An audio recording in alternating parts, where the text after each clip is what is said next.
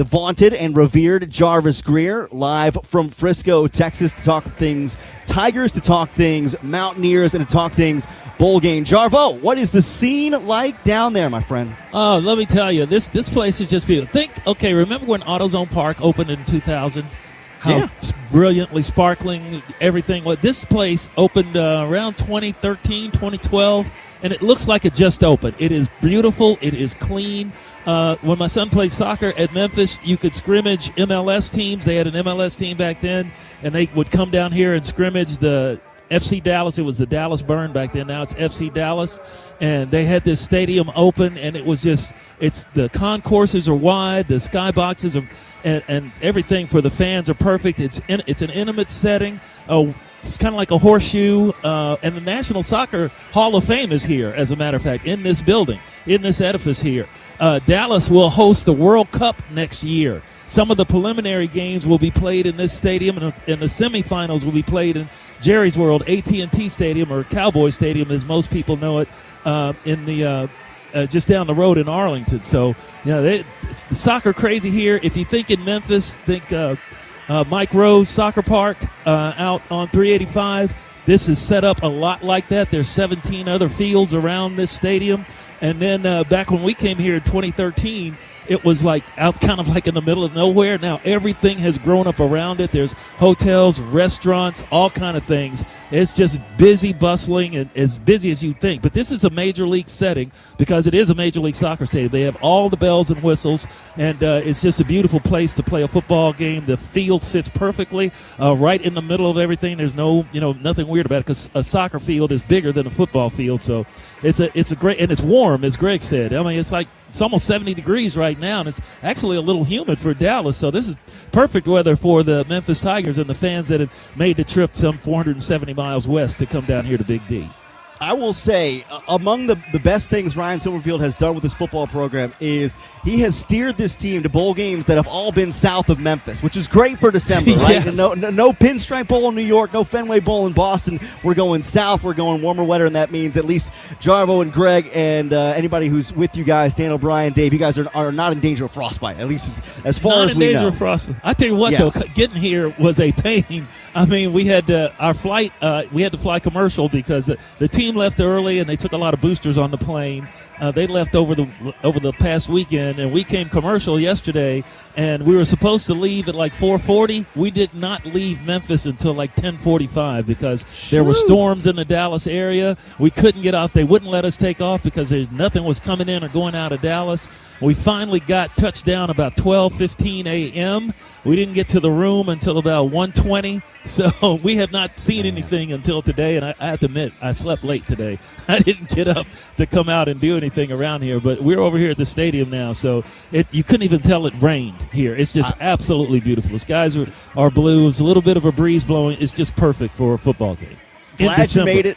Sometimes, if you got to go somewhere, this ain't a bad place to go in December. And let's be honest. When we've had an unseasonably warm couple of days in Memphis, and I imagine it's not that dissimilar in Dallas. And when you have that, the weather kind of wreaks havoc on travel schedules. I'm glad you guys made it in general, right? We're here. Sometimes those flights get canceled, right? So and shout out to all the good Tiger people who support the program that got to go on the plane down there because they're important too. But let's get into this game because this is going to be a big one for I think a team that is hungry again to face another power conference team, having seen Iowa State obviously last year in a bowl game, having seen Florida State during the regular season, and in hindsight, Jarvis, right? We couldn't have said this necessarily in September, but in hindsight, playing West Virginia might be a more competitive game, might be actually a better win in terms of if you get it than playing against Florida State, just because of the way the Florida State season went down. It wasn't as though that game wasn't competitive in Tallahassee. It was back and forth the whole way. But this West Virginia team, even though, yes, they lost their head coach, I think still interested in proving something, especially because they're a team that has a rushing attack that held up in the Big 12, and I think nationally has held up. So the Tigers come in. They think, look, we're kind of the kings of the ground game in the American Athletic Conference. This West Virginia team is no slouch running the football either, right? No, they got three guys that have rushed for more than 600 yards this year. That's amazing. 3 players, including their quarterback, Garrett Green. I think he's got 630 yards rushing. So they know how to run the football, but the Tigers are top 10 nationally in run defense. So that's a kind of a strength-on-strength deal. We'll see how that matches up today. Also, West Virginia can first down you to death. They're among the nation's leaders in that because they run the football so well. And people think West Virginia is 6-6. Well, how's Tigers at 10-2 playing at 6? Well, West Virginia finished 5-4 in the Big 12. They got a winning record in their league. It's not a bad football team. It's not really, it's not. They opened at Penn State, so Penn State's in the CFP. That's not a bad. They're not a bad program. The teams they've lost to have been really, really good, and then they've beaten the other teams on their schedule. And like I said, they're 5-4 in the Big 12. So this would be another feather. If the Tigers can pull off 2 straight wins in bowl games against Big 12 competition, that'll show the folks out there that this team belongs. Also, Memphis is ranked in every poll. Every end of season poll, the Tigers are ranked. They're 25th in the college football playoff poll. How about that? They're 25th in the AP Associated Press poll, and they're 23rd in the coaches poll. So everybody outside of Memphis thinks this team's pretty good. And let's hope that there's going to be – we've seen a lot of blue around the hotel, a lot of blue and gray. Let's hope that people in Memphis decide to make the trip down here. This is the first bowl trip since the first responder bowl a couple of years ago that Memphis played in and won against Utah State. And that game was played at SMU. But this is a whole different place. This is a beautiful facility. And like I said, if you got to go somewhere in December, this ain't a bad place to be against the Power 4 team. Jarvis. Oh, what's up, Russ? Hall of Famer. Yeah, no, man, that's you, dude. How's it going? No, seriously. Awesome. Seriously, Jarvis, when you look at the matchups and we're talking about it, I think this has to be a game where it's complementary football offensively and defensively, because I think it's going to be a game about physicality. When you talk about a Big 12 team and you're talking about them running the football, averaging 194 yards a game, when you look at Memphis, we've had a great season running the football, but right at 173. So when I say complementary football, I think this defense has to come out. I think they have to create a lot of turnovers, because when you look at this West Virginia football team, when they turn the football over multiple times, they're 1-5. When they don't, they're 5-1. So I think it's going to be about physicality and make this football team throw the football. When they throw the football when they want to, they've been very successful. Yeah, and the West Virginia, I think they've got they've thrown 13 picks this year. That's right up the Tigers' alley. Now, the Tigers did lose a couple of players to the portal, and Darius Coffee is out. DJ Bell decided to see what he could do at another program to get a little bit more money, I guess, and Tyron Taylor, who was a backup. But they've got several players, especially like Cortland Marsh, who just came off the injured list, I guess you could say, in time for the Tulane game. We saw what he did there, and he got Defensive Player of the Week in the American for his efforts in that game, forcing 2 fumbles and coming up with 1. And now you've got a West Virginia team that their quarterback is can run the ball. They have design runs for him, but when it gets in, if they have to throw, then you got them where you want them. If they start running the ball and taking time off the clock, they are one of the nation's leaders in time of possession. Tigers actually have more time of possession than they do, but I think they got like 31 minutes, 54 seconds time of possession. So, they'll try to hold the ball on you if they can, and it would behoove the Tiger defense to get after them. On the offense, Memphis they want to get after their linebackers and get after their secondary, because they said they're just an average tackling team. And we've seen guys like Rock Taylor, who's a big dude, Demir Blankenship with speed, and now you add Greg DeRosier back into that attack. And we saw what he did at Tulane last week as fully healthy. We hadn't seen him really since the work he did down at Florida State in that win down there. But that guy is shifty, and this is a fast track. This field is cut low. It's natural grass. It is a fast track field, and I think that would definitely go in the Tigers' favor in this game. Yeah, if we get 2 players like Cortland Marsh and Greg DeRosier to turn into Marshall Faulk and Peanut Tillman for the second game in a row, I think we're in pretty good shape. That would be something else. Jarbo, thank you so much. We'll get back to you a little bit later on. You're listening to the First Horizon Tiger Radio Network by Learfield. This is the Memphis Tiger pregame show ahead of the Scooters Coffee Frisco Bowl, as number 25 Memphis, ranked in every single poll, takes on the 6-6 West Virginia Mountaineers, looking to take down yet another Power 4 opponent. When we come back, we'll hear the history from Matt Dillon and more around the corner as well. Stay with us. You're listening to the First Horizon Tiger Radio Network from Learfield. This holiday at T-Mobile, I'm joined by a special co-anchor. What up, everybody? It's your boy, Big Snoop D-O-double-G. Snoop, let's talk about T-Mobile. Okay, cool. This holiday, get 4 lines for $25 a line. Plus, 4 iPhone 16s with Apple Intelligence and the all-new camera control on us. Let's get cracking, like a breakfast egg. You can use those eggs to make some eggnog, Snoop. Respect. And people do love T-Mobile, where you can save on every plan versus the other big guys when you switch. You know, y'all can take some of those savings and buy some Snoop merchandise. Always a great stocking stuffer, Snoop. We up out of here. Hold your horses, Snoop D-O-double-G. Let's remind people one more time. Head to T-Mobile.com and get 4 iPhone 16s with Apple Intelligence on us. Plus 4 lines for $25. Now drop that J. With 24 monthly bill credits, 4 eligible trade-ins, and 4 new lines with autopay. Well qualified customers plus taxes and fees and $35 per line connection charge. Cancel entire account before receiving 24 bill credits and credit stop and balance on required finance agreements due. $829.99 credits end if you pay off device early. See how you can save on wireless and streaming versus the other big guys at T-Mobile.com/switch. Apple Intelligence requires iOS 18.1 or later. A smooth, close Barbasol shave in the morning lifts your confidence. That rich, creamy lather will catapult you to greatness. Nothing can stop you today. Well, except that traffic jam. Barbasol. It's a can of can-do. Snakes, zombies, public speaking. The list of fears is endless. But the real danger is in your hand when you're behind the wheel. Distracted driving is what's really scary and even deadly. Eyes forward. Don't drive distracted. Brought to you by NHTSA and the Ad Council. Hey Tiger fans, looking for a simple way to enjoy some Chick-fil-A chicken? Download the Chick-fil-A app and order your favorites ahead of time. Not only will you save time, with every qualifying purchase, you'll receive points towards tasty rewards. Download the Chick-fil-A app today and spend less time ordering and more time enjoying. Go Tigers, go!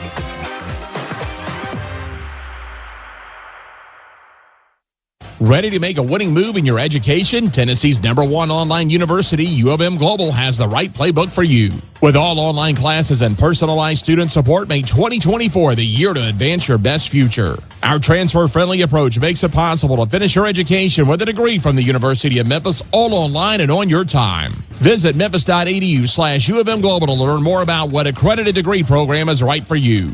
Don't wait till next year. Now is your time to ascend to the next level with U of M Global. Which schools will take home the prestigious Learfield Directors Cup as the top college athletic programs for the 2024-25 college athletics season? You can follow the standings of your favorite team or alma mater at L Directors Cup on Twitter and online at thedirectorscup.com. Trophies will be awarded in June 2025 to the winning institutions in all college sports divisions. Learfield Directors Cup, the crowning achievement in college athletics.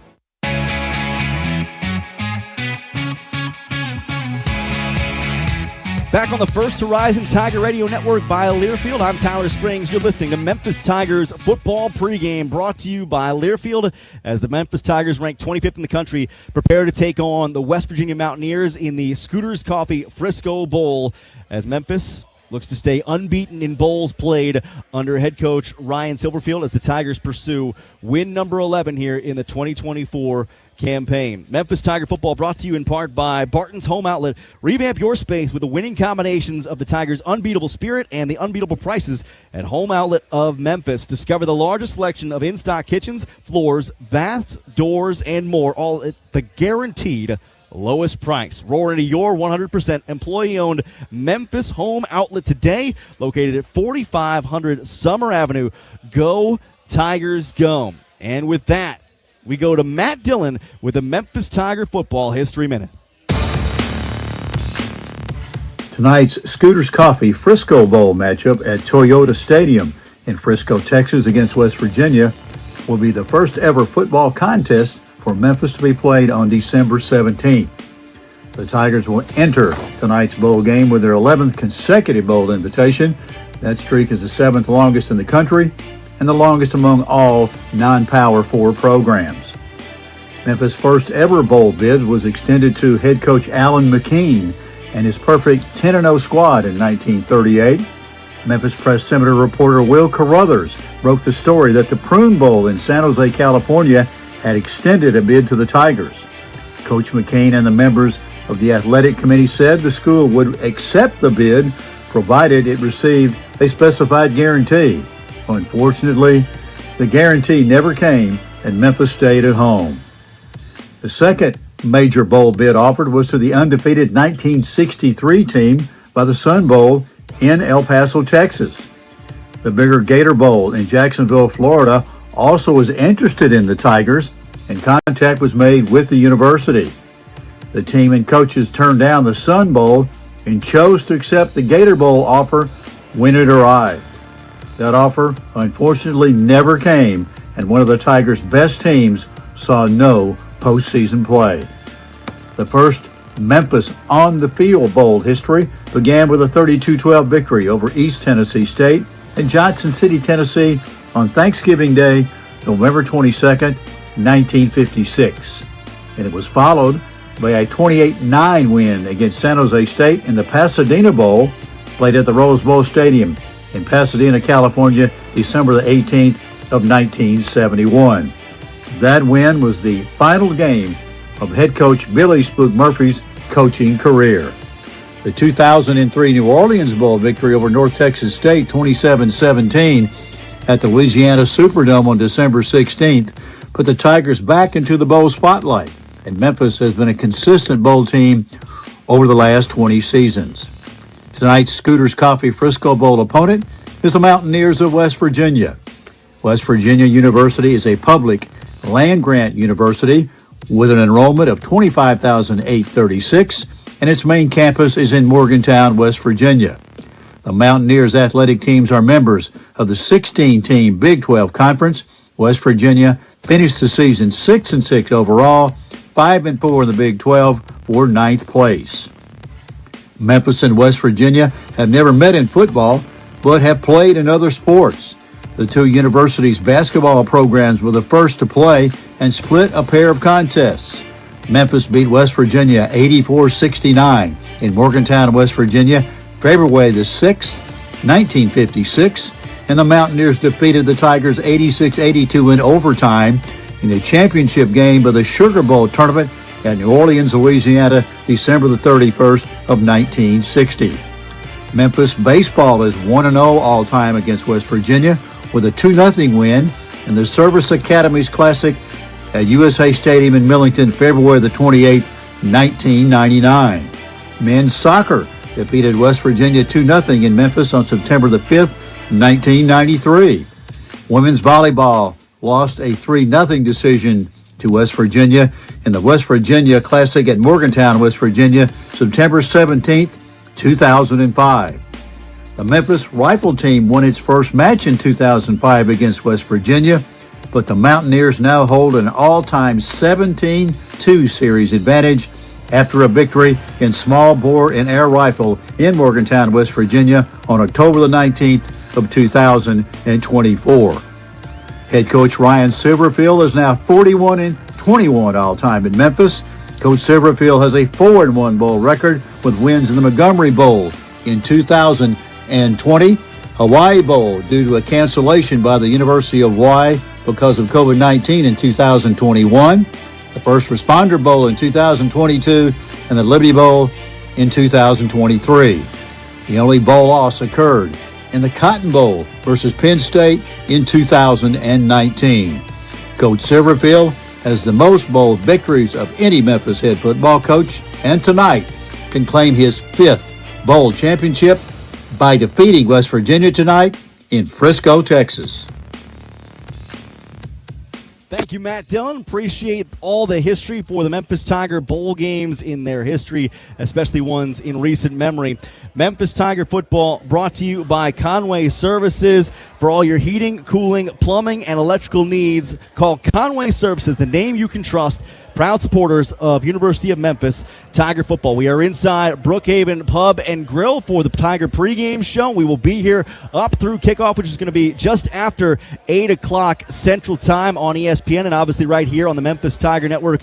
You can hear it on Learfield's Varsity Network app as well. It's brought to you on the First Horizon Tiger Radio Network by Learfield. And it's starting to fill up here inside Brookhaven Pub and Grill. We actually have at least one table here of a house divided where one side of the table is wearing West Virginia gear and the other side's wearing Memphis Tiger gear. So come on out, enjoy it with your blue and gray family or your blue and gold family if that is your particular persuasion. When we come back around the bend, we're going to do some keys to the game with Russell Copeland. You're listening to the Memphis Tiger pregame show on the First Horizon Tiger Radio Network by Learfield as Memphis, number 25 in the country, prepares for the Scooters Coffee Frisco Bowl against West Virginia.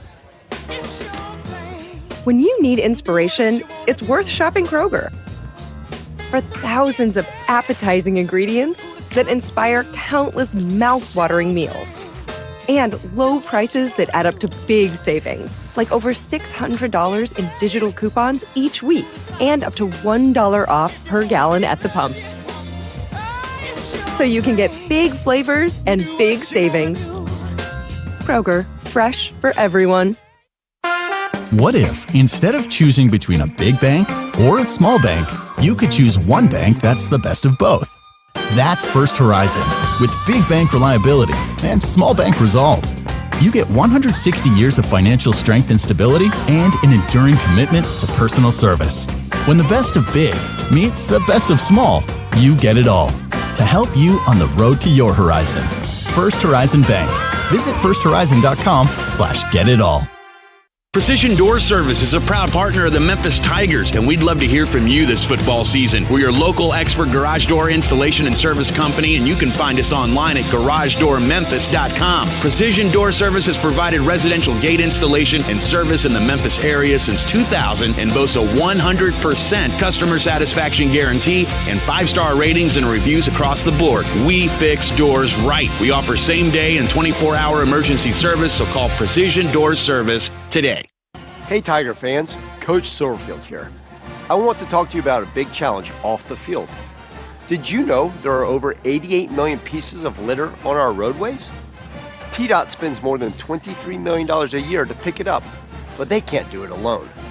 Join thousands of Tennesseans and be a part of the solution to end littering. Head to NobodyTrashesTennessee.com. Let's show our Memphis pride and prove we're champions at protecting our beautiful state. The Memphis Fire Department and the University of Memphis working together to help you find your fire. With an education from the University of Memphis and a career with the Memphis Fire Department, your future is red hot. Benefits include competitive pay, vacation, health insurance, and retirement security. Visit joinmemphisfire.com for your opportunity to join the brave men and women of the Memphis Fire Department and find your fire. Go Tigers!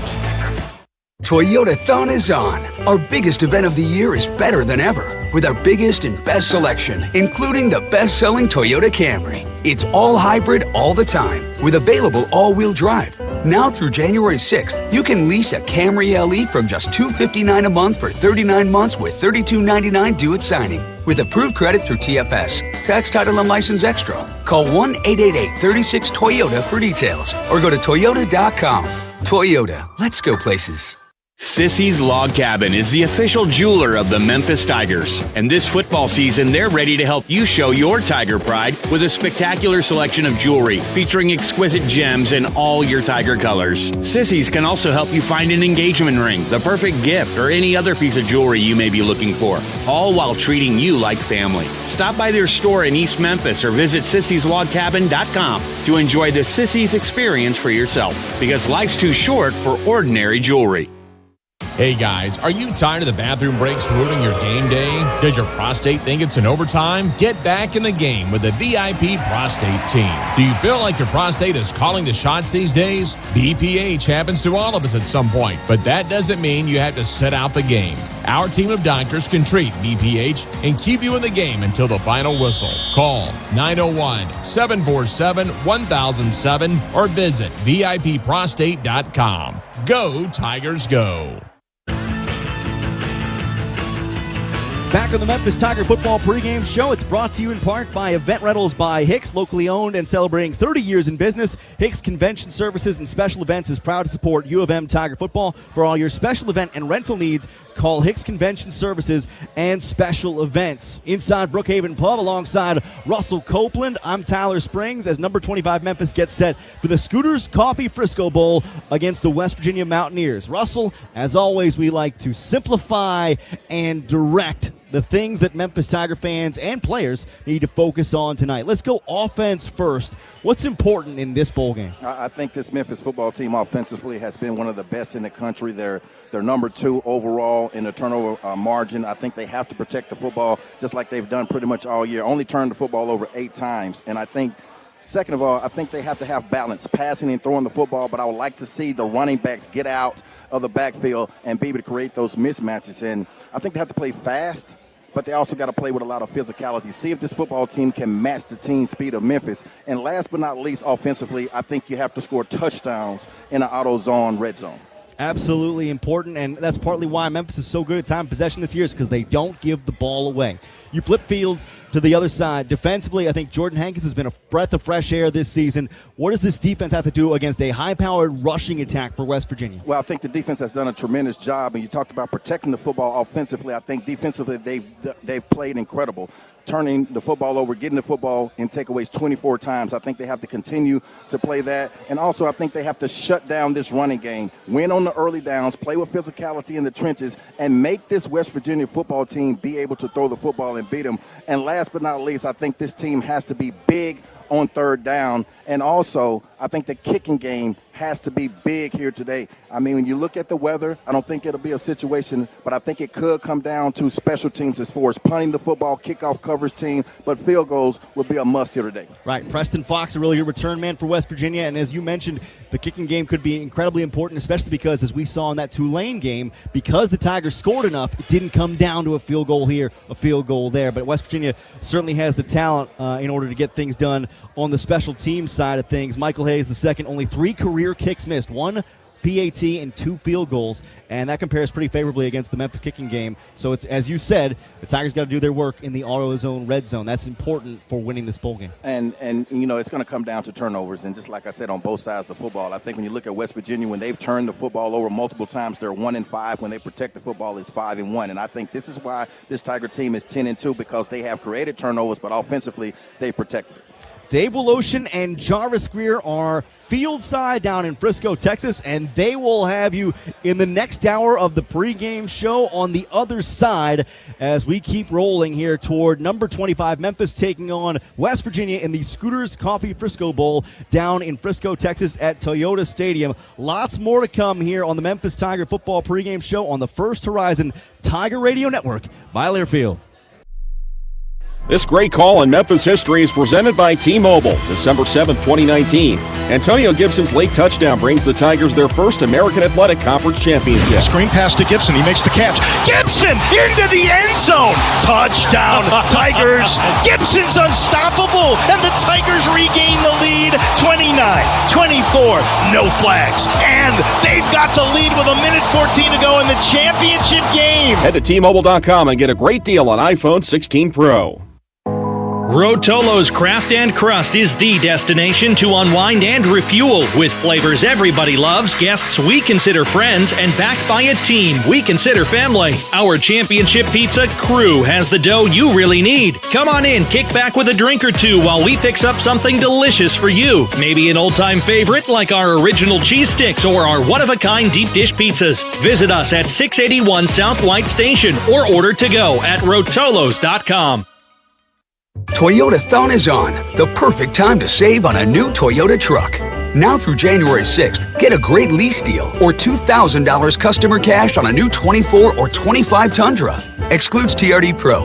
Or get 3.99 APR financing plus $1,000 APR cash on remaining new 24 Tacomas. With approved credit through TFS. Excludes TRD Pro and Trail Hunter models. For complete details, go to Toyota.com. Nobody builds trucks better than Toyota. Let's go places. Progressive presents Renter's MVP's Most Valuable Possessions. Today's MVP, Tom Kelly's carbon fiber mountain bike. Because more than riding his carbon fiber mountain bike, Tom loves telling people about his carbon fiber mountain bike. Friends, family, even a local barista knows about his carbon fiber mountain bike. And that's why Tom's carbon fiber mountain bike, if you haven't heard about it, is today's MVP. Keep your most valuable possessions protected by bundling your renters and auto insurance with Progressive. Progressive Casualty Insurance Company affiliates and other insurers not available in all states. I love watching my child grow through football, learning values and life skills that extend beyond the playing field. Now, there are more ways to play than ever before, from flag to tackle and beyond, with opportunities for boys and girls at any age. To find the right team, explore FutureForFootball.com's new League Locator tool and explore nearby leagues. It's never been easier to get your family involved in the game. Prescription opioid misuse, abuse, and addiction are a reality here in Shelby County. If you want to protect your loved ones from being a victim of opioid use disorder, remember these 3 easy steps. Count it, lock it, drop it. Count your pain pills weekly. Lock up and store pain pills in a secure place. Drop off unused and expired prescriptions at a Dropbox location near you. It's that simple. To learn more about Count It, Lock It, Drop It, visit ShelbyTNHealth.com. Welcome here in Frisco at the Scooters Coffee Frisco Bowl. The Tigers and West Virginia. Dave Woloshin, Jarvis Greer with you. So nice to have you aboard today as the U of M is involved in their 11th straight bowl. And there's some symmetry here, Jarvis Greer. Yes, there is. Because yes, there is. the beginning of this string began in Miami Beach, one of our all-time favorite bowls, the Tigers and BYU. And in that game, it was at the baseball stadium in Miami Beach. Marlins Park. Where the Marlins play. And it was this bowl game. Believe it or not, this game was there for a couple of years. It was owned by the American. They sold it to ESPN. ESPN moved the bowl game here to the MLS Stadium in Frisco, which is just outside of Dallas, about really 25 minutes away from DFW Airport. Right. It's gorgeous. 20,000, very intimate, great sight lines.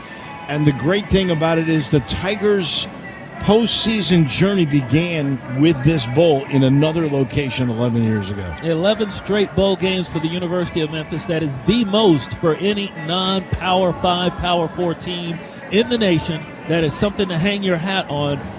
Memphis has been to 11 straight bowls now, and they're playing here. You know what, Dave? If you got to be anywhere in December, this ain't a bad place to be. This stadium is beautiful. Think AutoZone Park when it first opened, how gleaming it was, and the seats and everything, and the sight lines, and the concourses are wide. There's all kind of things here for the fans to do. The National Soccer Hall of Fame is located in this edifice. Of course, Dallas and Texas area is a big soccer country. They're going to host the World Cup next year. So not in this stadium. They'll have some preliminary games, but the semifinal will be in the Jerry's World down the road in Arlington. But this stadium is just beautiful. It is warm here. And I just looked this up, 69 degrees. You know, Memphis, there was a lot of thought they were going to end up going to Tampa. They would take on Florida. That Tulane is in that game. Yeah, they wanted Tulane. I will tell you, it's 69 degrees, no rain in sight. Yeah, it's perfect. Very little wind. It is absolutely gorgeous. You couldn't ask for anything better. I just talked to longtime sports information guy, Bo Carter. Oh, Bo, yes. You know Bo. He was State. Mississippi State for years, all over the place. He's been in and Dallas one of the great for guys 40 ever. years. Yeah. He's a terrific guy. And he said it's normally 20 degrees colder than it is right now. Yeah, I know. So got a whole big break on that. The meteorological gods have shined down on all of us here for this football game. And we can talk about this year being a bit of a disappointment because you didn't win a title. I get it. And a lot of that has to do with the fact that the Tigers were picked by the coaches in the preseason poll. Some of that's political. It's who you like, who you don't like. But they were picked to win the AAC, and they did not. But if you win this game, it's 21 wins and 5 losses. in 2 years. 20-5 at the moment. This has been a great run. If the Tigers win against West Virginia tonight, Jarvis Greer, they would have beaten 3 Power 4 teams in the last 14 games. Iowa State in the AutoZone Liberty Bowl, Florida State earlier this year, and a West Virginia team from the Big 12 in the very next bowl game. Yeah, you can have two things being true at the same time. Disappointment, yeah, you didn't make the title game and you wanted to make it, didn't make it, but you didn't let that stop you from playing out the rest of the season, which the Tigers have done. UTSA was picked second in the league behind Memphis, right, in the preseason poll. Well, they ended up 6-6. They caught the Tigers on a flat day and won down there in San Antonio, in a place where they don't lose. They just don't lose at the Alamo Dome. And they ended up, they resurrected themselves, and they made a bowl game. So you lose to a Navy team that at the time, they were picked, last or second to the last in the league? Navy in the preseason. They end up playing and winning the American Athletic. They beat the team that won the American Athletic Conference. They beat Army, and they crushed them. And when you got a Navy team with Blake Horvath, who I think will be back next year when they play the Tigers in Simmons Bank at Liberty Stadium, when they're healthy and they don't turn the ball over, they're as good as anybody. And you lose to them, and you lose to a team that doesn't lose at home, and that's it. And then, doggone it, but you win 10 games in the regular season. You didn't need an extra game to win it. You won it in the regular season. That has not happened. You got a chance to win 11 games. It'll only be the second time in history that a team has had at least 11 wins for the U of M. And look, they've already made the final college football playoff ranking, 25th, and that can never go away. You win this game tonight, forever shall remain, because you're already 25 in one poll, 24 in another, 25 in the college football playoff poll. You win tonight, you are going to forever be, for this year, ranked in the top 25. You're taking on a team in West Virginia that lost badly in their final game of the year to Texas Tech, 52-15. Former assistant athletic director for the Tigers, Ren Baker, now the AD at West Virginia, said that's enough. We're going to go in a different direction. And went old school direction, brought back former unbelievable coach when he was there before, Rich Rodriguez. Had gone to Michigan, didn't work out so well there, resurrected himself at Jacksonville State, just won the CUSA title. They are bringing him back into the fold. They are a team that was over 500 in the Big 12, 5-4, 6-6 on the year. And they are a team that can run the football. 192 yards a game in Jarvo. 3 different players. Their quarterback, Garrett Green. Their 2 running backs, Jaheim White and C.J. Donaldson. Each of them has at least 630 yards rushing the ball. They got a left tackle named Wyatt Millam. And Millam he's a first-rounder for sure. A first-round draft choice in the NFL at left tackle. So you're going to have to match some physicality in this game this evening. Well, you talk about strength on strength. West Virginia rushes the ball as well just about as anybody in the country. The Tigers' run defense is ranked 10th in the nation. And that's one thing. If the Tigers can come up with some way to be physical enough against this big West Virginia offensive front and their three-headed monster in their rushing attack, then give advantage to the Tigers. But it's going to be difficult because this team not only runs the ball very well, they can play keep away on you. They average 31 minutes time of possession, a little bit more than that, which is among the best in the country. The Tigers are better than that, but they can play keep away on you if they can run the ball. Plus, they're one of the least penalized teams in the country. There are even fewer penalties than the Tigers, who are one of the best in the country. They are top 20 in time of possession. Memphis is number 6 in the country there. To make your point, they've had at least 140 yards rushing in 26 of their last 28 games. Yeah, the amazing. Tigers, by the way, one of the top in the country at defending the rush. They will only give up 103 yards per game. So that will be one of the barometers. In fact, we got all the keys, the Toyota dealer keys to the game, coming your way next. This is the First Horizon Tiger Radio Network by Learfield. I love spreading joy with gifts this time of year, but I try not to spread my budget too thin. Luckily, Kohl's has come through for me once again. I just went and used a 25% off coupon to score so many great gifts under $20, like cozy pajamas and fleece, amazing gift sets, and beauty must-haves. So if you're looking to give more for less this season, get to Kohl's. Select styles. Offers end December 24th. Some exclusions apply. See store or Kohl's.com for details.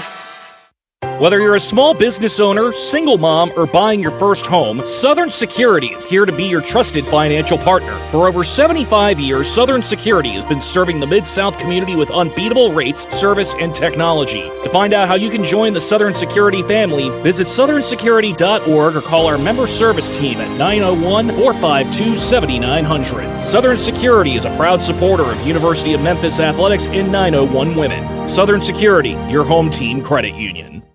When the arena lights dim for a concert, or when the crowd becomes one at a big game, you can almost feel like you're the biggest fan. But who's your biggest fan? It's the person that will get you home safely after a night of drinking. It's the person who looks out for your life to make sure you leave the stadium with someone sober. This could be a designated driver or someone who offers to get you a ride share. Because in Tennessee, fans don't let fans drive drunk. Brought to you by the Tennessee Highway Safety Office, a division of the Tennessee Department of Safety and Homeland Security. For over 50 years, there's been one place to go to get all your Tiger gear, Tiger Bookstore. With the largest selection of University of Memphis apparel and gifts, we make shopping easy for any occasion. Come pick from some of the top collegiate brands like Nike, Antigua, and Pro Standard. So stop by our location at 3533 Walker Avenue, just off Highland, or shop online anytime at tigerbookstore.com. Root the Tigers on to victory and show your true blue this season from Tiger Bookstore. Go Tigers! Whata Wings from Whataburger are tossed in honey butter, honey barbecue, sweet and spicy buffalo, and now for a limited time, try our new Nashville hot sauce. Now, we know some people are going to say these premium chicken tender bites are not real wings. And to that we say, so what? It's okay to be deliciously incorrect. Butterflies aren't made of butter, French fries are not from France, and your daddy's famous pork butt, not actually butt. Boneless Whata Wings from Whataburger. Get them Nashville hot for a limited time, no matter what you call them. Whata Wings. Whataburger, Whata Wings.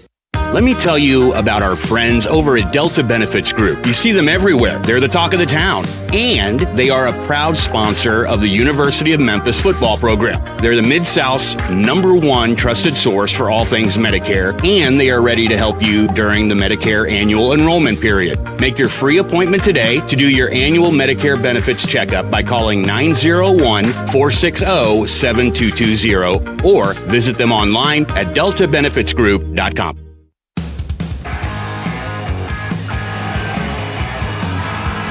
Welcome back here in Frisco at the Toyota Stadium for the MLS. Tigers in white, blue numbers, white helmets, everything very readable. Oh, you can read the numbers, Dave? I can. How about West Virginia? Can you read their I numbers? can read those beautifully because they are all dark navy blue with gold lettering, gold numbers, very big numbers, by the way, kind of the way you have set your phone. When you get a text, it's the biggest print I've ever seen. Well, you know, when you get a little bit older, your arms are too short to box with God. You know, you got to hold it at arm's length to be able to see that kind of stuff. How you like they're wearing their gold helmets instead of the blue helmets? To me, I think if they I don't look mind tougher, it. I like they would kinda look tougher in the blue. I if like they had the blue. contrast. Well, if you're a quarterback looking down there, you're not mistaken.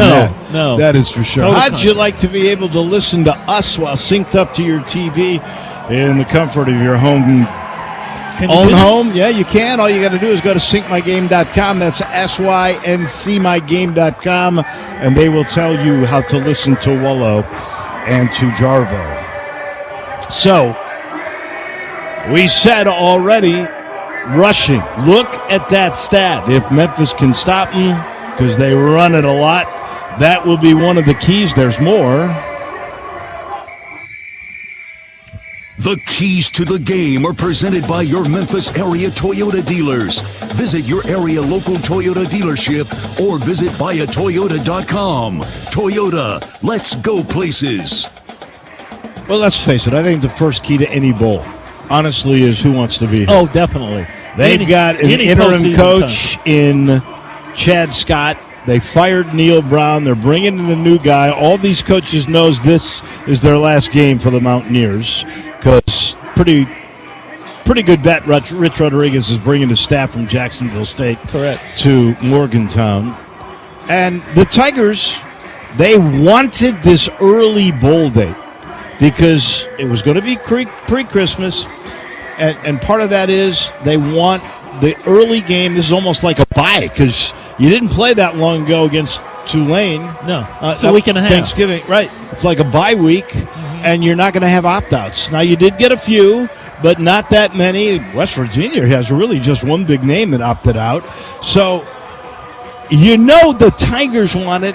Just in talking to the West Virginia people, they're not sure if the Mountaineers are all in. It's tough because, they had a 6-6 year. It's a downer because they did lose their last game in a big way to Texas Tech, but they did finish 5-4 in the conference, in the Big 12. So they had a winning record in their league against Power 4 competition.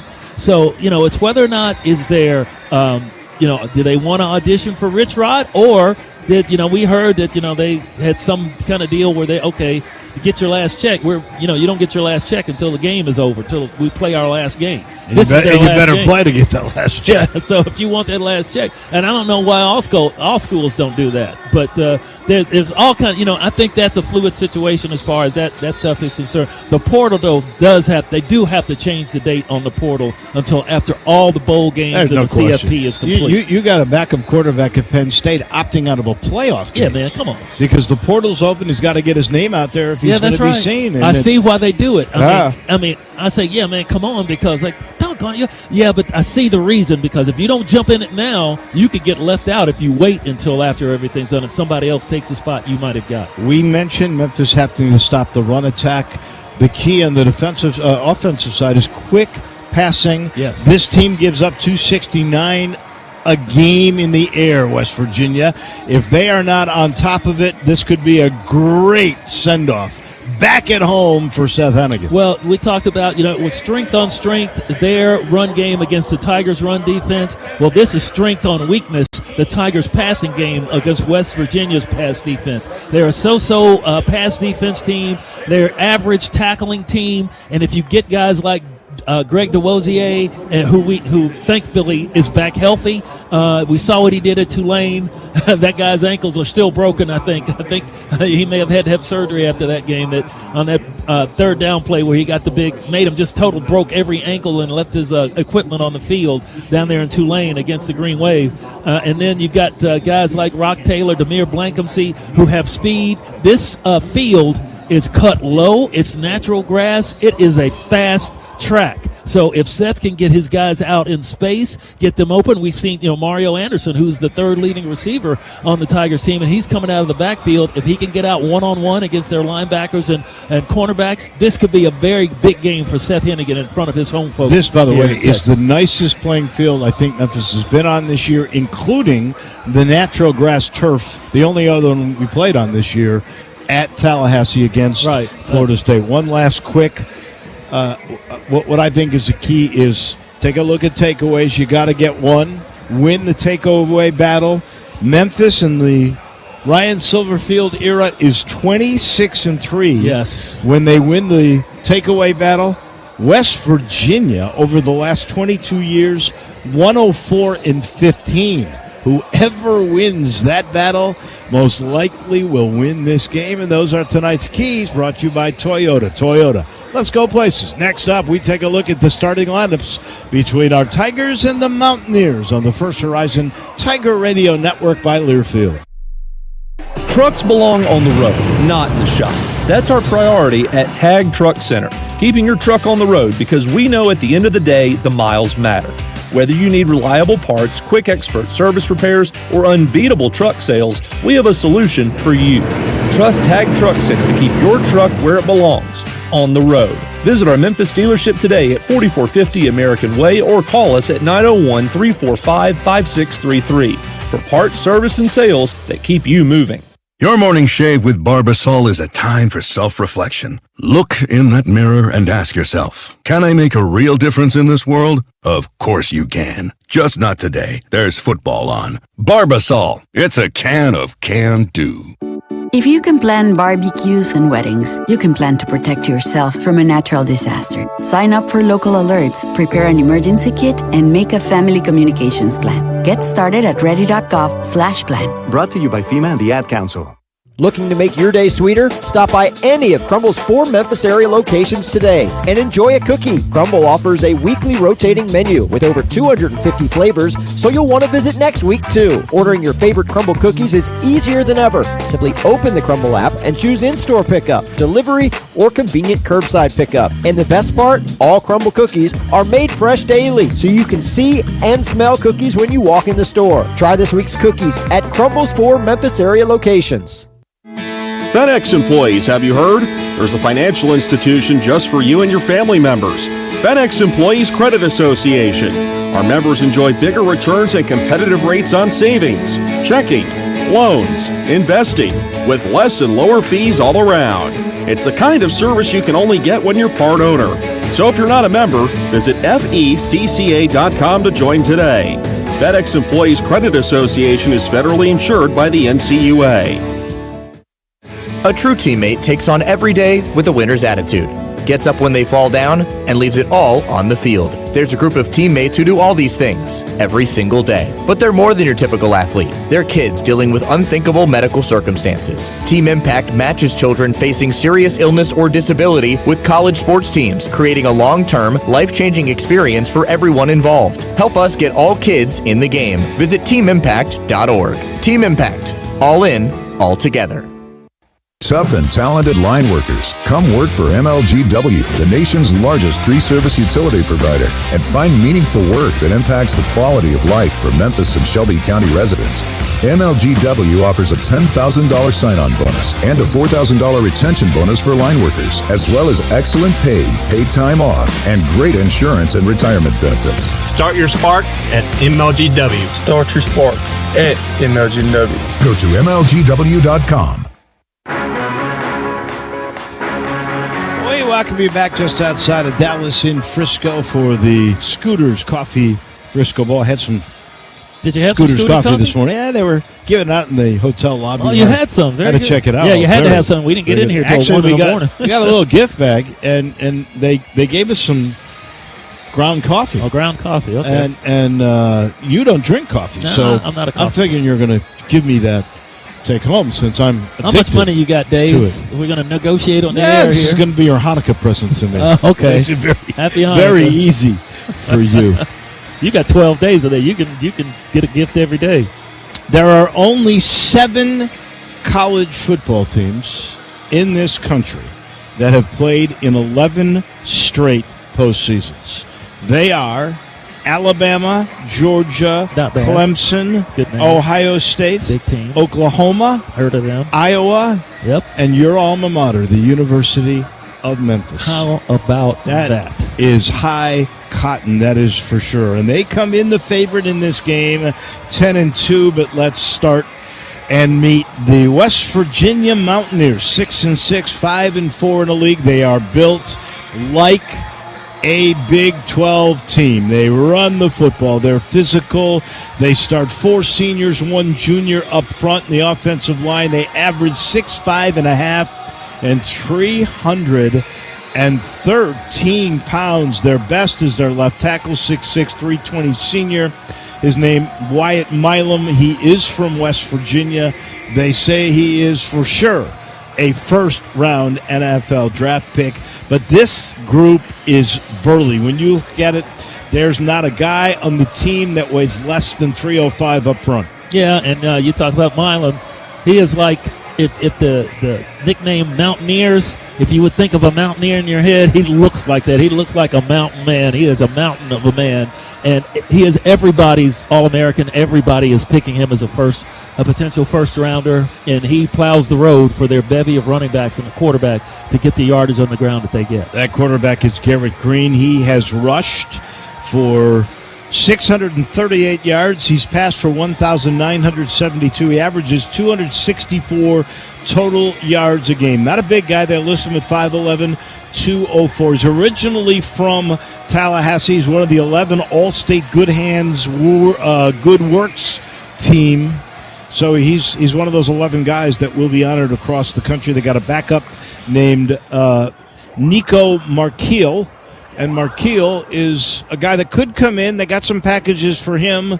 He can run the football a little bit as well. Their two running backs are dynamic. Jaheim White, a sophomore, is a guy that has picked up 817 yards, almost 6 yards every time he touches the ball. But there's C.J. Donaldson. He's got 141 carries, 651 yards. He's got 9 touchdowns. That's the most. They had another guy named Jalen Anderson who was a decent running back. He's entered the portal. Those are the guys, though, that just chug away. And the thing about the quarterback or West Virginia's attack is that they do run the quarterback. They have called runs for him. And if any team that the Tigers have had problems against, he is like that 11th guy. You know, you can scheme on a running back or so, but when you got the quarterback that can also run the football, that makes it very difficult for your linebackers. You almost have to have a spy on him because he could take off at any moment. He's not the fastest in the world, but like you said, he may not be all that big at 5'11", but at 205 pounds, he is well put together, and he can shed tackles. He is not afraid to stick his head in there and get that first down if need be. They'll throw to the tight end, Cole Taylor. He's big, 6'7", 253. Then they've got the speedster, the big play guy. He is the ex-wide receiver on the outside. His name is Hudson Clement. He's had 40 catches this year, averages about 52 yards a game. And then up front on defense, that's their strength. They are good. They only blitz 18% of the time, and yet they've had 20 sacks on the year. They drop 8. They like to play like USF did. They'll play a little bit of zone, dropping 8, make you try to run the football just a little bit, take away the pass. Their best man up front is T.J. Jackson, all Big 12, the senior, 6'1", 285, transferred from Troy. Yeah, he's got 6.5 sacks on the year. He lives in the opponent's backfield. He is a guy that can shed blocks, shed blocks, and really get to the quarterback. That's why the Tigers are going to go with a quick passing game, I believe, tonight. Don't give him a chance to tee off on. Tigers are going to try to get the linebackers in space. That may be their weakness, but they got a good middle linebacker in Trey Lathan, 6'1", 228, only a sophomore from Florida.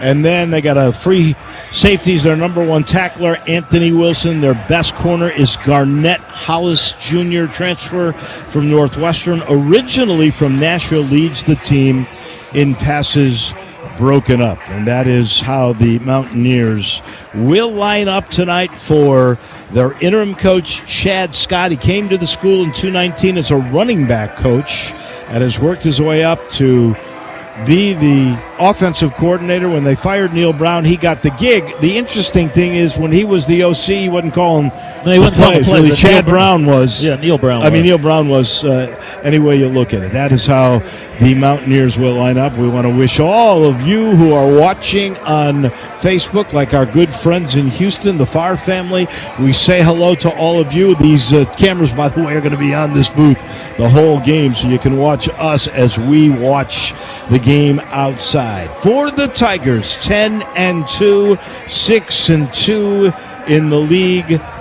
They are the 6th Tiger team all told, just the 6th, to win 10 games in a single season. Ryan Silverfield now has won 41 games and lost 21. So he's 20 games over 500 up front. They're going to try to match it. You know, they're not the smallest either. They are now 6'3", 307. They're going to start 2 seniors, 2 juniors, and a redshirt freshman. It all starts, though, with the skilled players, and making a start for the 50th time in a Tiger uniform, just 10 minutes from his hometown, is this young man. Seth Finnegan, quarterback, Denton, Texas. Mario Anderson, running back, Somerville, South Carolina. Rock Taylor, receiver, Oxford, Alabama. Demir Blankley, wide receiver, Cincinnati, Ohio. Kobe Drake, wide receiver, Whitehall, Arkansas. Anthony Lanphier, tight end, Bay Area, California.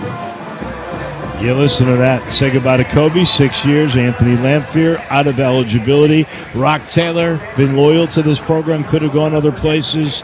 And then you heard about Seth, and of course, what a great year out of Mario Anderson. Tremendous You look year. at it, he's got 1,600 total yards, 133 yards a game.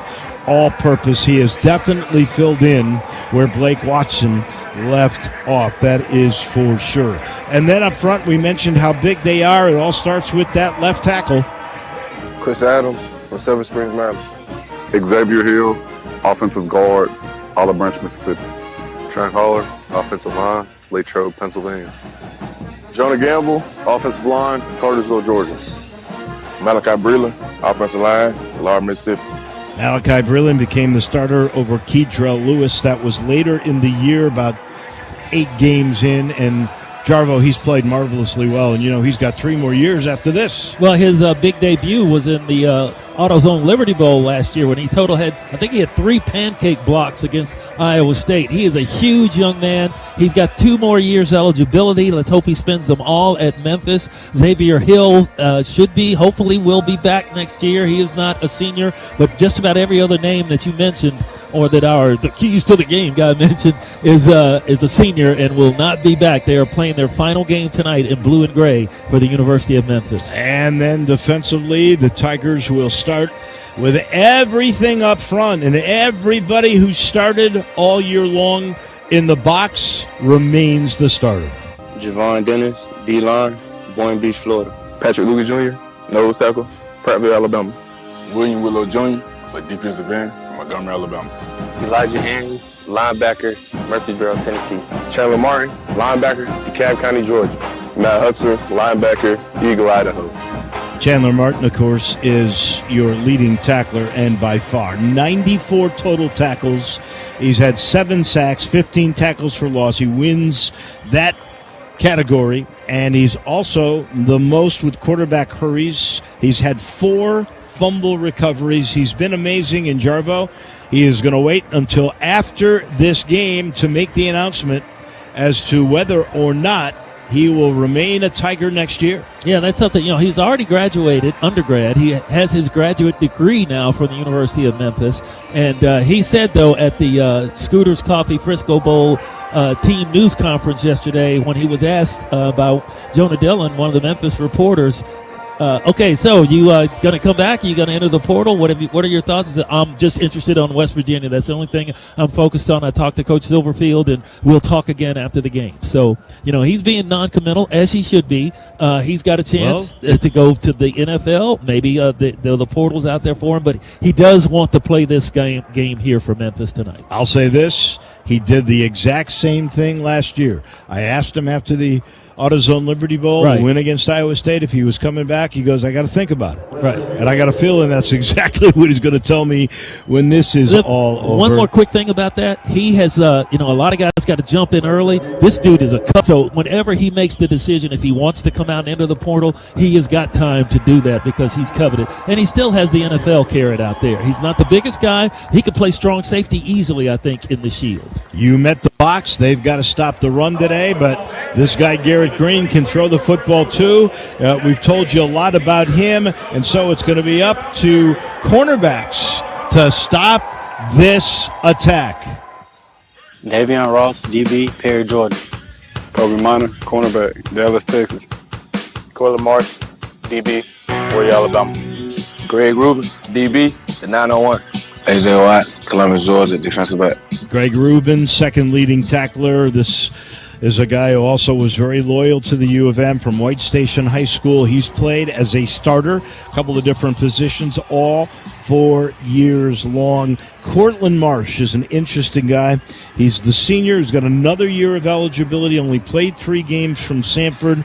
He's already made a real mark for himself. In just the 3 games that he's played, he's had 14 tackles. He's had an interception, a fumble recovery, 2 forced fumbles. He's been brilliant. Oh, and, just think of what the Tigers could have been if he had been healthy during that time. Just like we talked about, Greg DeWosier missed 5 games there with basically a broken collarbone on offense. Cortland Marsh went out with an injury early, and they thought maybe he would be lost for the season, but he came back in the previous game, at home, the final home game against UAB, had a big outing, and then just totally shows out in that Tulane game where the Tigers absolutely demolished the Green Wave on their own home stadium, knocked them out of the top 25, and left them real struggling for the AAC title game. So having Cortland Marsh back and with a chance for him to come back as well, that's a real boost for Memphis. And that is how both teams will line up. West Virginia 6-6. They were 5-4 in the Big 12. The Tigers 10-2 again, 6-2 in the league. Can't wait to see this one as both these teams get ready for the Frisco Bowl. One more time, can you read the numbers on these teams here? Can you read them both? I don't even need the big font that is on your phone for this. You got That's how good these numbers are. We'll hear from Ryan Silverfield. Jeff's going to take a look at scores from around the Tyler will take a look at scores from around the country. Right now we're watching Florida and North Carolina in a very close game in basketball. Also, we'll let you know the Chick-fil-A kickoff. It's only 30 minutes away on the Tigers' First Horizon Radio Network by Learfield. At Kroger, an annual Boost membership just got even better. Now you can choose from Disney Plus with ads, Hulu with ads, or ESPN Plus on us when you sign up. Plus, enjoy unlimited free delivery, double fuel points, exclusive offers, and free items. Sign up for a Boost membership today. It's an easier way to save, including new streaming options to relax with while we deliver your groceries. Kroger, fresh for everyone. Restrictions apply. See site for details. What if, instead of choosing between a big bank or a small bank, you could choose one bank that's the best of both? That's First Horizon, with big bank reliability and small bank resolve. You get 160 years of financial strength and stability and an enduring commitment to personal service. When the best of big meets the best of small, you get it all. To help you on the road to your horizon. First Horizon Bank. Visit firsthorizon.com/getitall. Gear up for game day with a hearty win from Jack's. Score big with our hand-breaded chicken fingers and mouth-watering fried chicken, served with scratch-made biscuits and a spread of tasty sides. Jack's Catering is perfect for feeding the whole crew while you cheer on your team. Whether it's a game watch or a gathering with your family, we've got the flavors that everyone loves. Visit us at eatatjacks.com or download the Jack's app to start your catering order today. Jack's, all about the South. You are the co-pilot. You go by many names, and Marathon knows how important you are to your team. You are the carpool driver, the assistant coach, keeper of the shoulder pads, the knee pads, and the helmets. The back of your car looks like a sporting goods store. You are the top dog at the tailgate. The ride there, the ride home, and in between, you are the biggest fan. This season and every season, Marathon is proud to fuel you and your team because we're driven together. The guaranteed best fans in football deserve the guaranteed best prices on kitchens, baths, floors, doors, and more. Tiger fans, visit your 100% employee-owned home outlet today for the largest selection of in-stock kitchens, waterproof vinyl plank, and bath vanities, plus accurate and timely free kitchen planning and project estimates. Unleash big savings with the team at Home Outlet of Memphis today, located at 4500 Summer Avenue. Shop online for in-store pickup at homeoutlet.com. Go Tigers, go! Toyotathon is on, and it's the perfect time to wrap up the year with a new, stylishly affordable Corolla. Now through January 6th, you can get low-rate financing or a great lease on a new Corolla or Corolla Hybrid. Lease a gas-powered 25 Corolla LE now for $219 a month for 39 months with $32.99 due at signing. With approved credit through TFS, tax, title, and license extra. Call 1-888-36-TOYOTA for details or go to Toyota.com. Toyota, let's go places. Time for the pregame coaches interview presented by Camel's Clinic. Camel's Clinic, the official sports medicine provider of the Memphis Tigers. Welcome back to Frisco. Time for the Ryan Silverfield pregame show, and let's just start with the way this bowl game came about. You got what you wanted pre-Christmas. You got what you wanted. You got a P4 team, but it really came about so quickly. How did the whole thing, from the beginning, really formulate? Yeah, look, the conference asks, and our administration kind of says, okay, what are you looking for in this day and age in college football, right? I think unless you're playing in the playoffs, every coach in the country would tell you, hey, let's get the game done before Christmas, before the holidays, because guys will go in the transfer portal if not, and they certainly don't want to play anywhere north of what you call home in Memphis. So I said anything that we can get that's south of Memphis, before Christmas versus a P4 team, sign us up for. I don't care if it's Texas, Florida, wherever the heck they at, New Mexico, get us somewhere south. And they were, it obliged. Obviously ESPN has a major say in that. And then all of a sudden, we were waiting. We thought it was going to be on Selection Sunday, Sunday afternoon. We found out. So I had set up the schedule for it. And then all of a sudden, hey, oh, by the way, late one night, this is what's going down.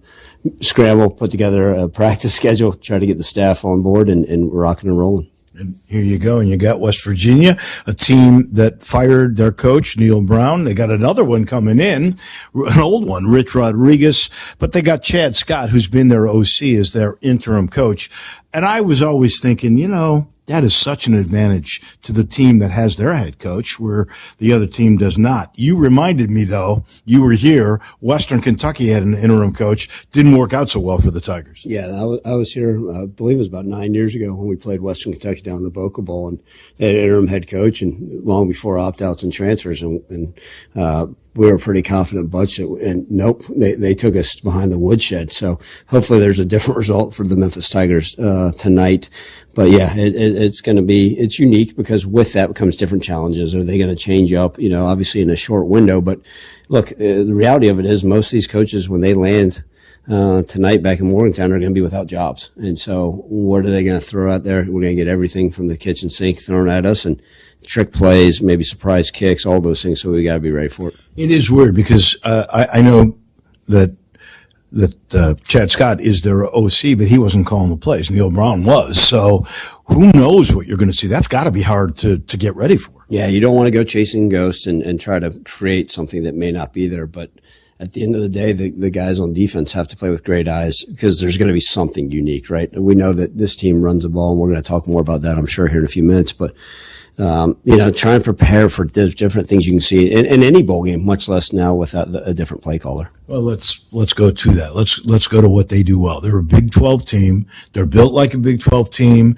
They run the football. They were better in their league than even. They were 5-4, 6-6 overall. You got to respect this team. They got 3 guys who have rushed the ball for over 630 yards, and they got a massive experienced O-line. Yeah, that it starts with them up front, who they are. Their offensive line is mostly senior lad, and they got one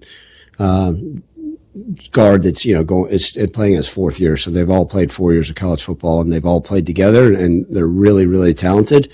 They've got the left tackle. Anytime you have a starting left tackle that's from West Virginia, he's going to play in this game, and he's a first-round draft pick, and man, and they're just really loaded up front on the offensive line. And then it starts exactly right with C.J. Donaldson, right? They're big, thick running back. And then they got number 1, Jaheim White, who's electric. So they got a thunder and lightning type of deal in the backfield. And then their quarterback, Garrett Green, he's a senior from Tallahassee, man, and he can roll. He can run too. So we've got to be able to handle the run game. Yeah, they are definitely physical in that regard. Defensively, though, they've given up almost 270 yards in every football game. Is this a team you can pass on? No, look, we've got to be able to take advantage of what they're doing in the back end. I think up front is their strength. Their defensive line's their strength. And now, look, they've got talent. They've got a lot of experience in the back end as well. So, how do we find mismatches with their linebackers, whether it's the quick passing game, some play action shots. But, I also expect them to try to figure that they're a Big 12 team. They think they're probably more athletic than us. They probably think they can shut down their wide receivers by playing some one high safety stuff. So we're going to have to see what they're doing and see what we can take advantage of. And this may be because it's pre-Christmas, as you had pushed for, but you've got just about everybody playing in this game. The opt-outs were not as big as I thought for both sides that they might be. Yeah, last year going into the Liberty Bowl, we had 3 starters, right? 2 on the offensive line and 1 in the secondary that opted out and decided to go in the transfer portal before the bowl game. And looking at this, right now, as all of our guys I know that are in the locker room will be ready to rock and roll and play this game. And West Virginia has not lost many guys at all. In fact, that we have had more guys in the portal than they have, unfortunately. But that's the nature of it. And whoever ends up going out there for both teams, I'm sure will be excited to play this game. This also is a true great way to send a kid who grew up basically 10 minutes away in Denton, a great way for Seth Hennigan to end his collegiate career here in Frisco. Yeah, absolutely. Look, we know, we've talked about it quite often, what Seth has meant to this program. And he's had another bowl game down in this region before, a few years back versus Utah State, but it would be a fantastic way to send him off the right way, and be able to have some of his family here to be able to watch. And we got a lot of guys from the great state of Texas. But yeah, you're exactly right. Everything that Seth's meant to this program and being able to kind of get back to his hometown to play this football game is tremendous. Speaking of another real positive, I don't know if you guys talked about this at all, but the last college football playoff poll for this year, you're in it. You're number 25. That can't ever get taken away. That's got to be a source of pride. Well, I think more than anything, we don't ever share with our players about rankings or any of that stuff. I always say, let's just play the full season, and then we'll look up at the end and talk about it, and be used in recruiting, and it's something they can hang their hats on, especially those that are seniors and go in their separate ways. But look, I always say with those rankings, anytime that you get to see the Leaping Tiger logo across the screen, right? When people open up the newspaper, they still do that anymore, or go on the internet, right? You get to see the University of Memphis football team. And to me, that's in good light and good form or fashion. So everybody gets to talk about it and see it. And I think that's great for the university. Last thing, what's it take to beat this Mountaineer team? What are the keys? Yeah, I think anytime you play a bowl game, obviously this one versus a Power 4 opponent, you've got to be great fundamentally, right? Fundamentally sound. We talk about it all the time, but I'm talking about from basic footwork, to make sure we're tackling well. That's always one of those things. It's been a while since we played a live game, especially playing on Thanksgiving, even though this is a quicker turnaround for a bowl than most, but tackling is always one of those concerns. And then ultimately, right, can you own the football and win the turnover margin, right? Like, we can't have any turnovers ourselves. And if we can go get a couple takeaways, then we should be just fine. And then ultimately, when it's all said and done, right, be able to control the line of scrimmage. We talked about how talented they are on the O-line and D-line, but we're going to go out there and have to match and then top their physicality up front, both sides of the line of scrimmage. And then ultimately, when it's all said and done, who wants this thing more? Our guys are prepared. They're hungry to win this game and bring home a trophy back to Memphis again. But it's going to take a 60-minute battle and everything we got, and we're excited for the challenge. All right, Coach, best of luck. We'll talk to you on the postgame show. Thanks so much. Go Tigers. That is Ryan Silverfield. We'll take a quick break. When we come back, it'll be Tyler Springs back in Memphis on the First Horizon Tiger Radio Network by Learfield. Attention Tiger Nation. When the anticipation builds this season and the Tigers emerge from the tunnel to a more intense atmosphere than ever before, thank Dillard Door. Our friends at Dillard help make the team entry onto the field electric. Did you know they provided and installed the custom one-way view door to the locker room? They help release the Tigers and get the team ready for kickoff. For over 75 years, Dillard is your complete door and security solutions team. So when you need help this football season, call Dillard Companies, proud partner of the Memphis Tigers. This holiday at T-Mobile, I'm joined by a special co-anchor. What up, everybody? It's your boy, Big Snoop Double G. Snoop, let's talk about T-Mobile. Okay, cool. This holiday, get 4 lines for $25 a line. Plus, 4 iPhone 16s with Apple Intelligence and the all-new camera control on us. Let's get cracking, like a breakfast egg. You can use those eggs to make some eggnog, Snoop. Respect. And people do love T-Mobile, where you can save on every plan versus the other big guys when you switch. You know, y'all can take some of those savings and buy some Snoop merchandise. Always a great stocking stuffer, Snoop. We up out of here. Hold your horses, Snoop D-O-double-G. Let's remind people one more time. Head to T-Mobile.com and get 4 iPhone 16s with Apple Intelligence on us. Plus 4 lines for $25. Now drop that jingle. With 24 monthly bill credits, 4 eligible trade-ins, and 4 new lines with autopay. Well-qualified customers plus taxes and fees and $35 per line connection charge. Cancel entire account before receiving 24 bill credits, and credit stop and balance on required finance agreements due. $829.99 credits end if you pay off device early. See how you can save on wireless and streaming versus the other big guys at T-Mobile.com/switch. Apple Intelligence requires iOS 18.1 or later. Progressive presents Renters MVP's Most Valuable Possessions. Today's MVP, Emily Neal's 70-inch TV. Because after watching her second-grade students yell at each other for hours, there's nothing Emily enjoys more than watching super-rich housewives also yell at each other. Why? Because those women are not her responsibility. And that's why her TV is today's MVP. Keep your most valuable possessions protected by bundling your renters and auto insurance with Progressive. Progressive Casualty Insurance Company affiliates and other insurers not available in all states. College sports fans now have access to hundreds of weekly podcasts that zero in on the college sports world. Now available in the Varsity Podcast Network and part of the new Varsity app. The app is free and available from wherever you get your favorite apps. Download the Varsity app today to have access to hundreds of national podcasts as well as your favorite team-focused podcasts. The Varsity Podcast Network, now available for free on the Varsity app. Download from the App Store and listen today. Rotolo's Craft and Crust is the destination to unwind and refuel with flavors everybody loves, guests we consider friends, and backed by a team we consider family. Our championship pizza crew has the dough you really need. Come on in, kick back with a drink or two while we fix up something delicious for you. Maybe an old-time favorite like our original cheese sticks or our one-of-a-kind deep dish pizzas. Visit us at 681 South White Station or order to go at rotolos.com.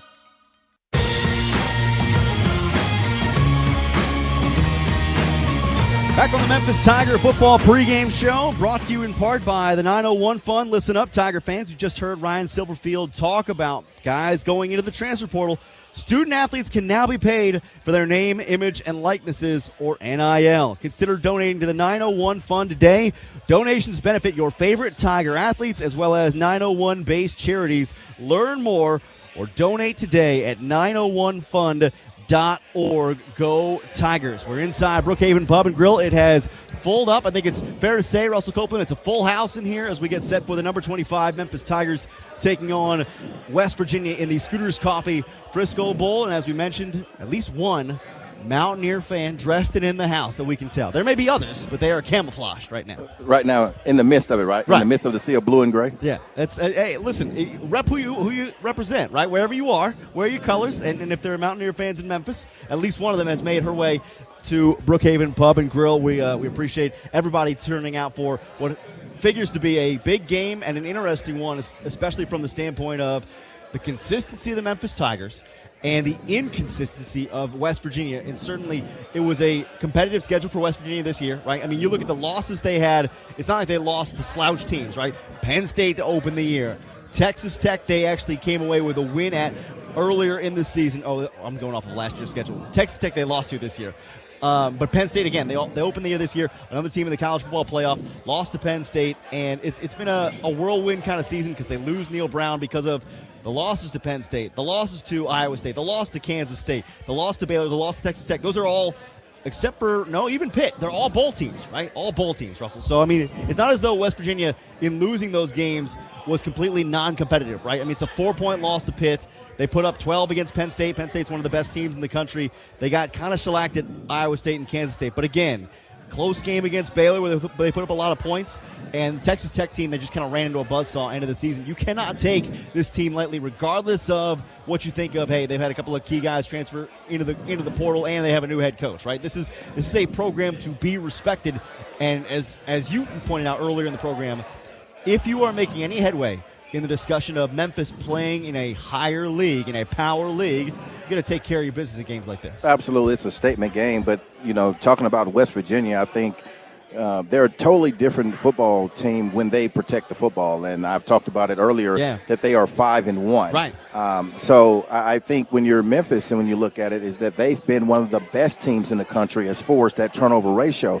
But when I look at West Virginia, I think they want to pound and ground, and I think they're going to try to play bully ball. One, because I think they feel like they can be more physical because they come from the Big 12. Yep. And I think, second of all, they want to keep this high-powered offense that's scoring 35 points a game off, utilize the clock, and play to their strengths. I think when you look at it with Memphis, though, I think you have to play fast.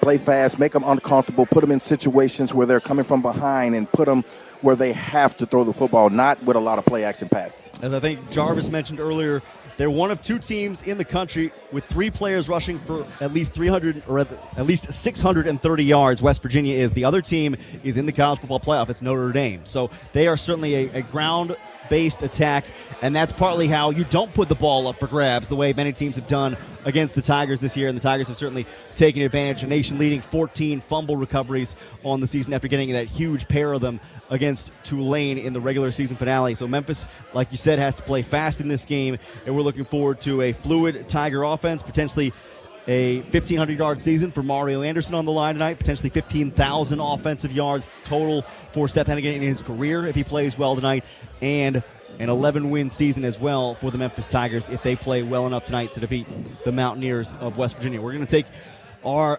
penultimate pregame timeout here on the Memphis Tiger pregame show as we get set on the First Horizon Tiger Radio Network by Learfield for kickoff coming your way around 8:10 Central Time. And we're going to have one more break after this. But Russell and I are coming back in just a moment to tee up any final thoughts on the Scooters Coffee Frisco Bowl being played down at Toyota Stadium in Frisco, Texas. Number 25, Memphis and West Virginia set to do battle at 8:10 tonight. Back with more on the First Horizon Tiger Radio Network by Learfield. I love spreading joy with gifts this time of year, but I try not to spread my budget too thin.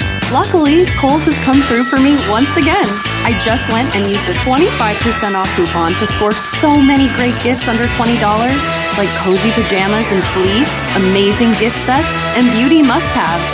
So if you're looking to give more for less this season, get to Kohl's. Select styles, offers end December 24th. Some exclusions apply. See store or Kohl's.com for details.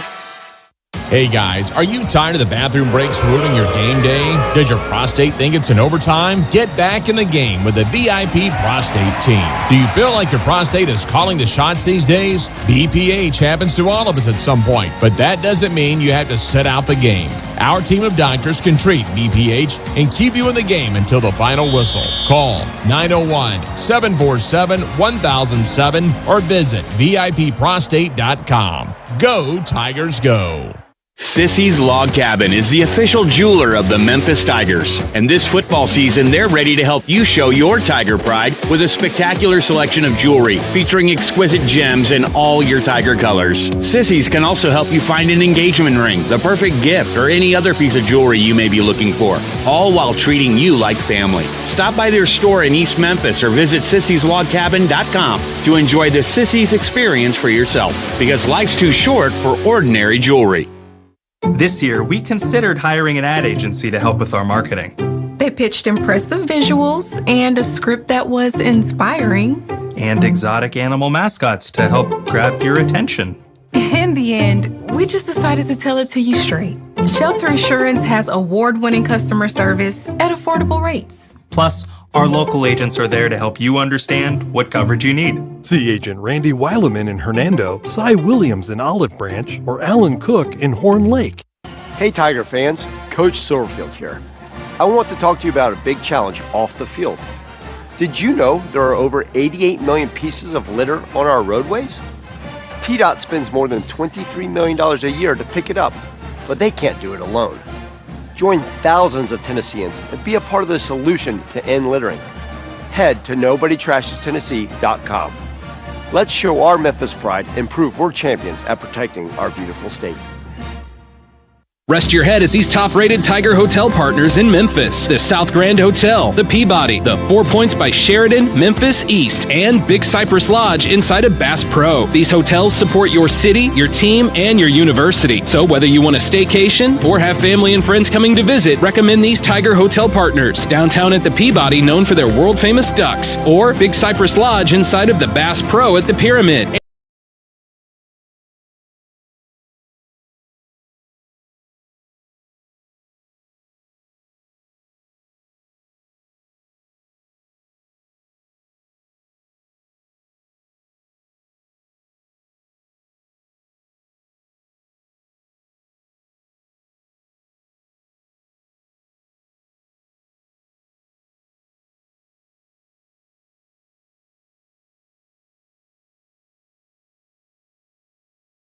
Priority number one for them. Visit their website at papajohns.com or download the Papa John's app to see their menu, specials, and to learn more about Papa Rewards. That's Papa John's, a proud supporter of Memphis Tigers football. Tiger football also brought to you by Umansky Auto Group. Memphis Tiger football brought to you by Umansky Auto Group. No matter what kind of car you're looking for, you're sure to find something you love at one of the Memphis area Umansky dealerships. That's Wolf Chase Hyundai, Genesis of Wolf Chase, Lincoln of Memphis, or Acura of Memphis. One of those four will have the car of your dreams. Umansky Auto Group's mission is to deliver world-class customer service, offer a luxury experience to our clients, and to provide support and leadership in the Memphis community. Go Tigers. It's the Tiger pregame show here ahead of an 8-10 kickoff between Memphis, the number 25 team in the country, and West Virginia in the Scooters Coffee Frisco Bowl. We're here on the Memphis Tiger pregame show on the First Horizon Tiger Radio Network by Learfield alongside Russell Copeland. I'm Tyler Springs. Looking forward to this one in a big way, and so is the crowd here inside, which hopefully you can hear a little bit of murmuring from, ordering up inside Brookhaven Pub and Grill, a great place to come and see the Tiger game. The garage doors are down right now, but it's not that cold outside. You know, it's just a little bit right now, but it's nice in here. They had some space heaters going in here, Russell. I think they even had to open the windows because it got so toasty. Absolutely. It's comfy in here, but, you know, it's really good to see this crowd come out and support the Tigers. And from what I hear from the guys that are in Frisco, got a really good crowd that's there on the road. So, you know, I'm just excited. I'm just looking forward to this kickoff, man. And listen, let's tell the people, okay? You hit some tasty morsels here a minute ago, did you not? That was you get a little plate of something. So what now? You had what, 6 or 10? Yeah, the wings were good, man. Food is awesome.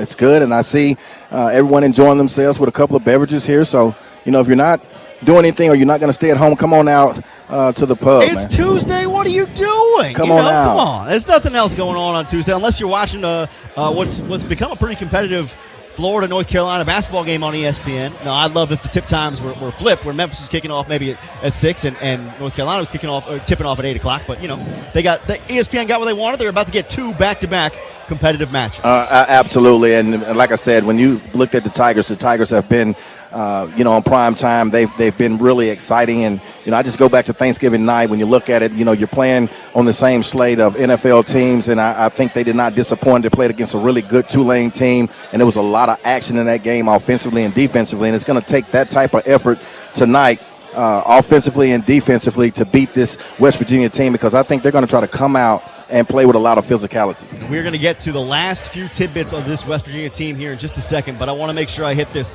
giant week in Tiger sports programming, okay?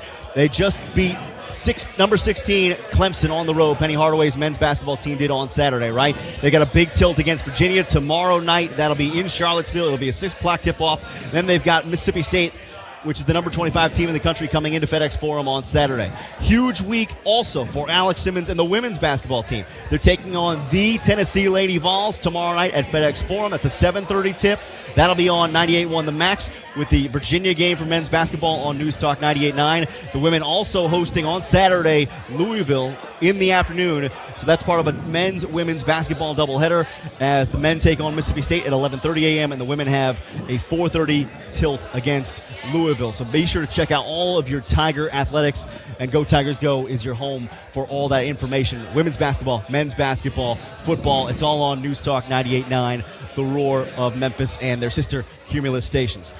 Let's pause 10 seconds for station identification here on the Memphis Tiger Radio Network, brought to you by First Horizon through Learfield, as we get set for an action between Memphis and West Virginia in the Scooters Coffee Frisco Bowl.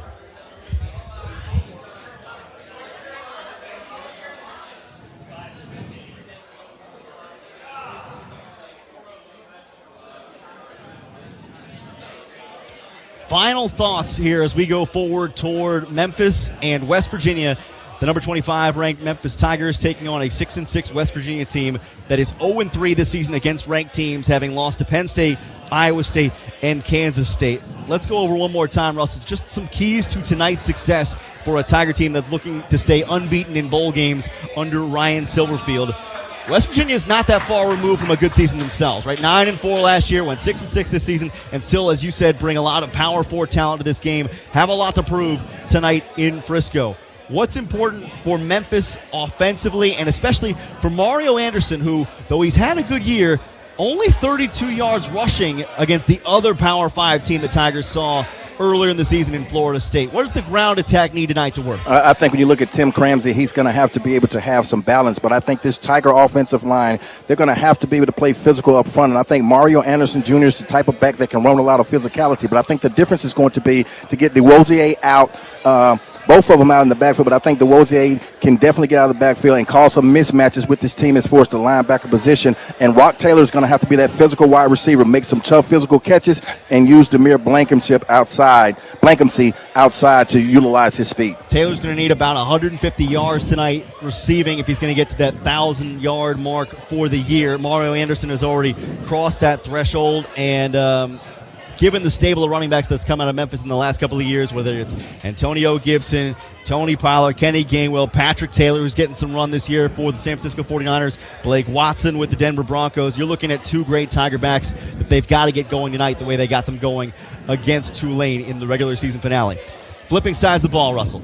Defensively, obviously you look at guys like Davion Ross and Will Whitlow and Chandler Martin, all of whom all American Athletic Conference players honored in the postseason awards. What's key to their success this evening against a West Virginia attack that, as we described, is multiple and on the ground predominantly, but if they mess around with turnovers, they can be beaten? Absolutely, playing with physicality, and this defense has to be able to tackle. But what this defense has done well throughout the year is create turnovers. They've, caused 24 turnovers, which has been one of the top in the country. Get this football team, West Virginia, to turn the football over. They're 1-5 with multiple turnovers, but you cannot let them win on first downs, on the early downs. Therefore, the play action pass could hurt the Tigers. So they're going to have to tackle, but they've got to win on the early downs to make this West Virginia football team throw the football. You look at the interceptions, from the quarterback position, it's been really high. I think they had 11, interceptions. I think that's going to be critical. And also on third downs, they have to win on third downs. Memphis this year, to Russell's point, 9-0 in winning the turnover battle and 26-3 under Coach Ryan Silverfield when they win the turnover margin on a game-by-game basis. That'll do it for our coverage from Brookhaven Pub and Grill in East Memphis for the Memphis Tiger Football pregame show on the First Horizon Tiger Radio Network by Learfield. Next, we send you to Frisco and the Scooters Coffee Frisco Bowl contested between the number 25 Memphis Tigers and West Virginia around the corner on News Talk 98.9. Hey Tiger fans, looking for a simple way to enjoy some Chick-fil-A chicken? Download the Chick-fil-A app and order your favorites ahead of time. Not only will you save time, with every qualifying purchase, you'll receive points towards tasty rewards. Download the Chick-fil-A app today and spend less time ordering and more time enjoying. Go Tigers, go!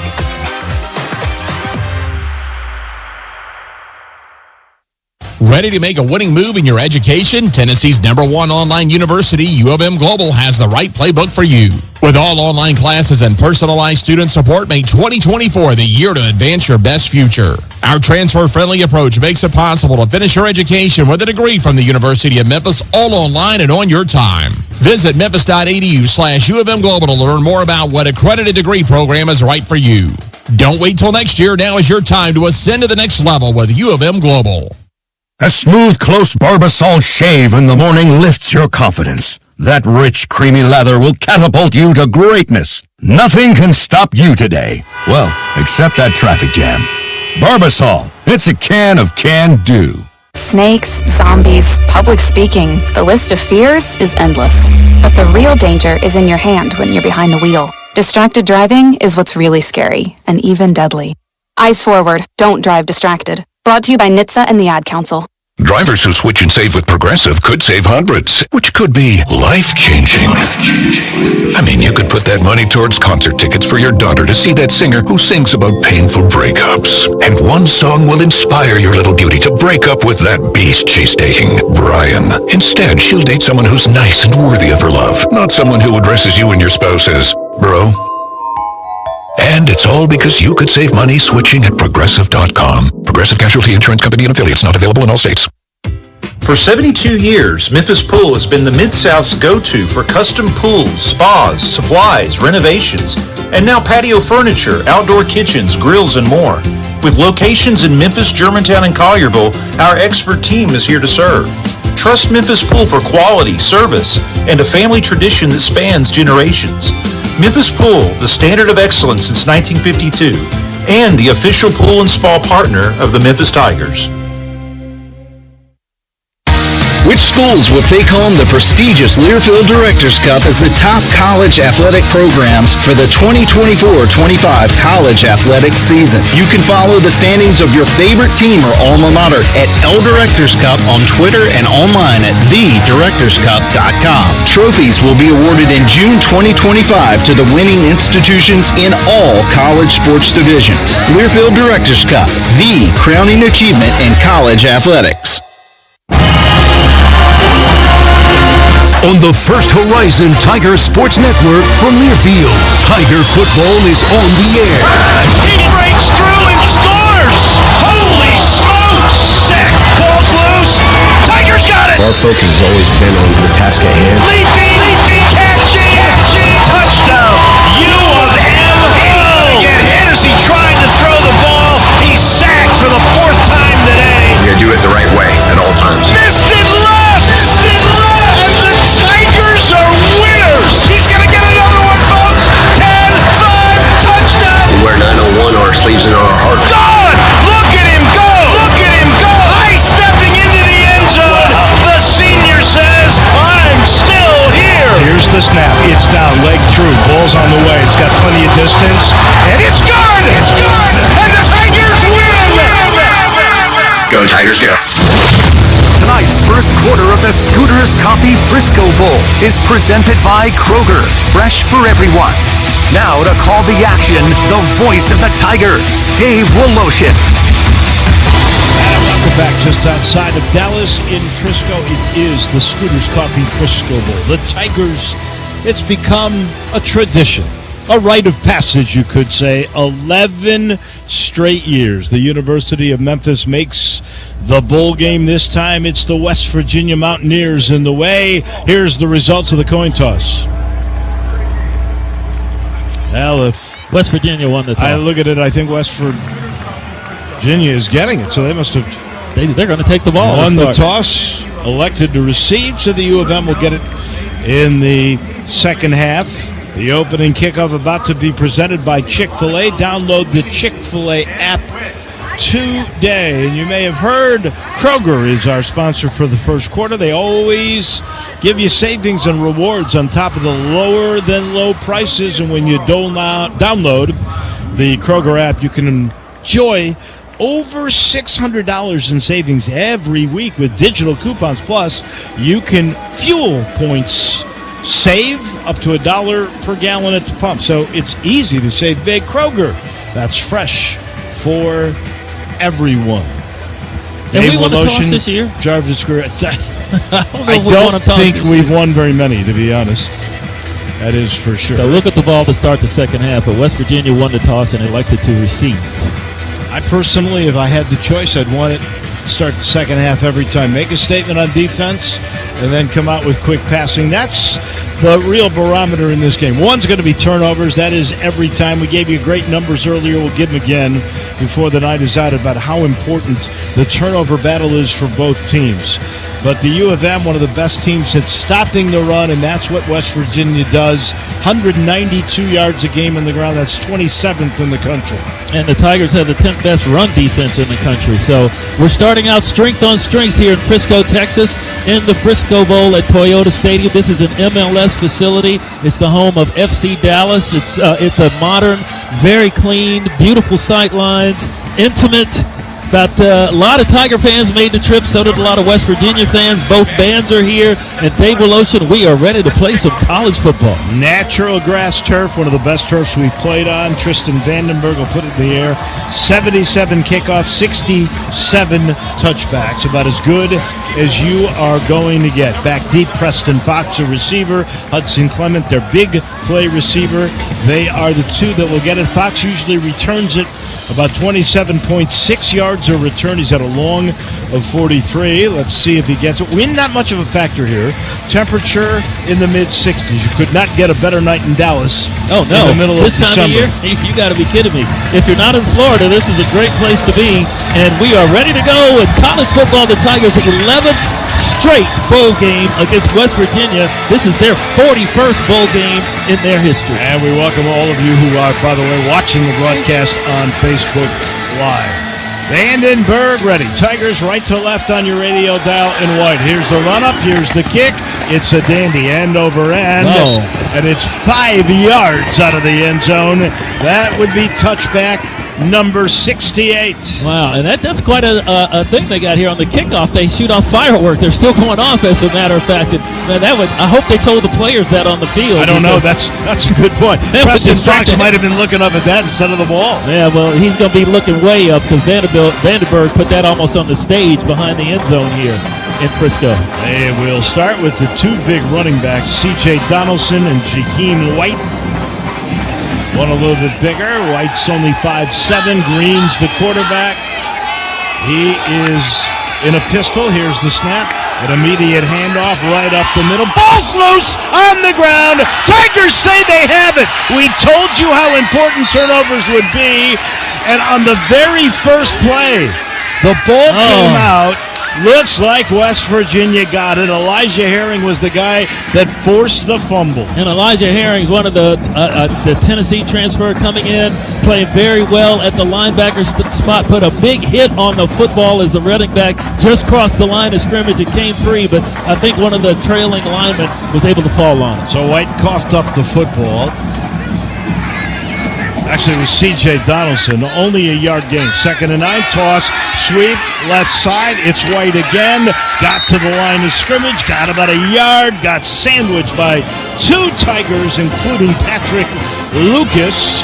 It's a pickup of 3. It'll be 3rd down and 6. Chandler Martin in on that one, too. Wow, that was so close on the very first play. On the first play, that would have been getting the turnover. A huge momentum changer there, but Memphis has West Virginia behind the sticks a little bit. They're going to have to put the ball in the air. Tigers are greedy when it comes to getting the football. Garrett Green, empty backfield, gets the snap. Throwing left sideline. It's knocked away. Incomplete. That was Kobe Minor. Got his right hand up. Knocked the ball away from the intended receiver, the tight end Kobe Taylor. And the U of M forces a 3 and out. Tigers had over and under coverage over on that right sideline just in front of the Tiger bench. The safety coming over the top. The cornerback, Kobe Minor, playing just short, but he dropped deep enough to get a big leap and get a hand on the football to keep it from being completed. Oliver Straw's their punter. He averages about 44. Kobe Drake at his own 25 doing jumping jacks, getting ready. Here's the snap. Straw runs to his right. Rugby's it high. And a fair catch is called for by Kobe right at the 26-yard line. I think we got a flag on the play. This looks like it could be against West Virginia. There is a flag right at the 47-yard line. One of the judges now going over to the crew. They're going to talk to each other. It's never good when the referees have a conference, especially when it takes a little while. But one of the Tigers was running back in punt on the punt return team and got hit, I think, from behind by one of the West Virginia players. It took him all the way to the ground. The referee is Jeremy Parker, and he is still in consultation with the side judge. They may be trying to say it's incidental contact. I don't know. He took him all the way to the ground, though. We're going to get the word here momentarily. It is against, it's going to be a double foul. On offsetting penalties here. He's personal foul against West Virginia, and then they had an offside against Memphis on the punt. I'm not sure which it was. I think he's going to give us the word right here. Or, yeah, it may have been a holding against West Virginia.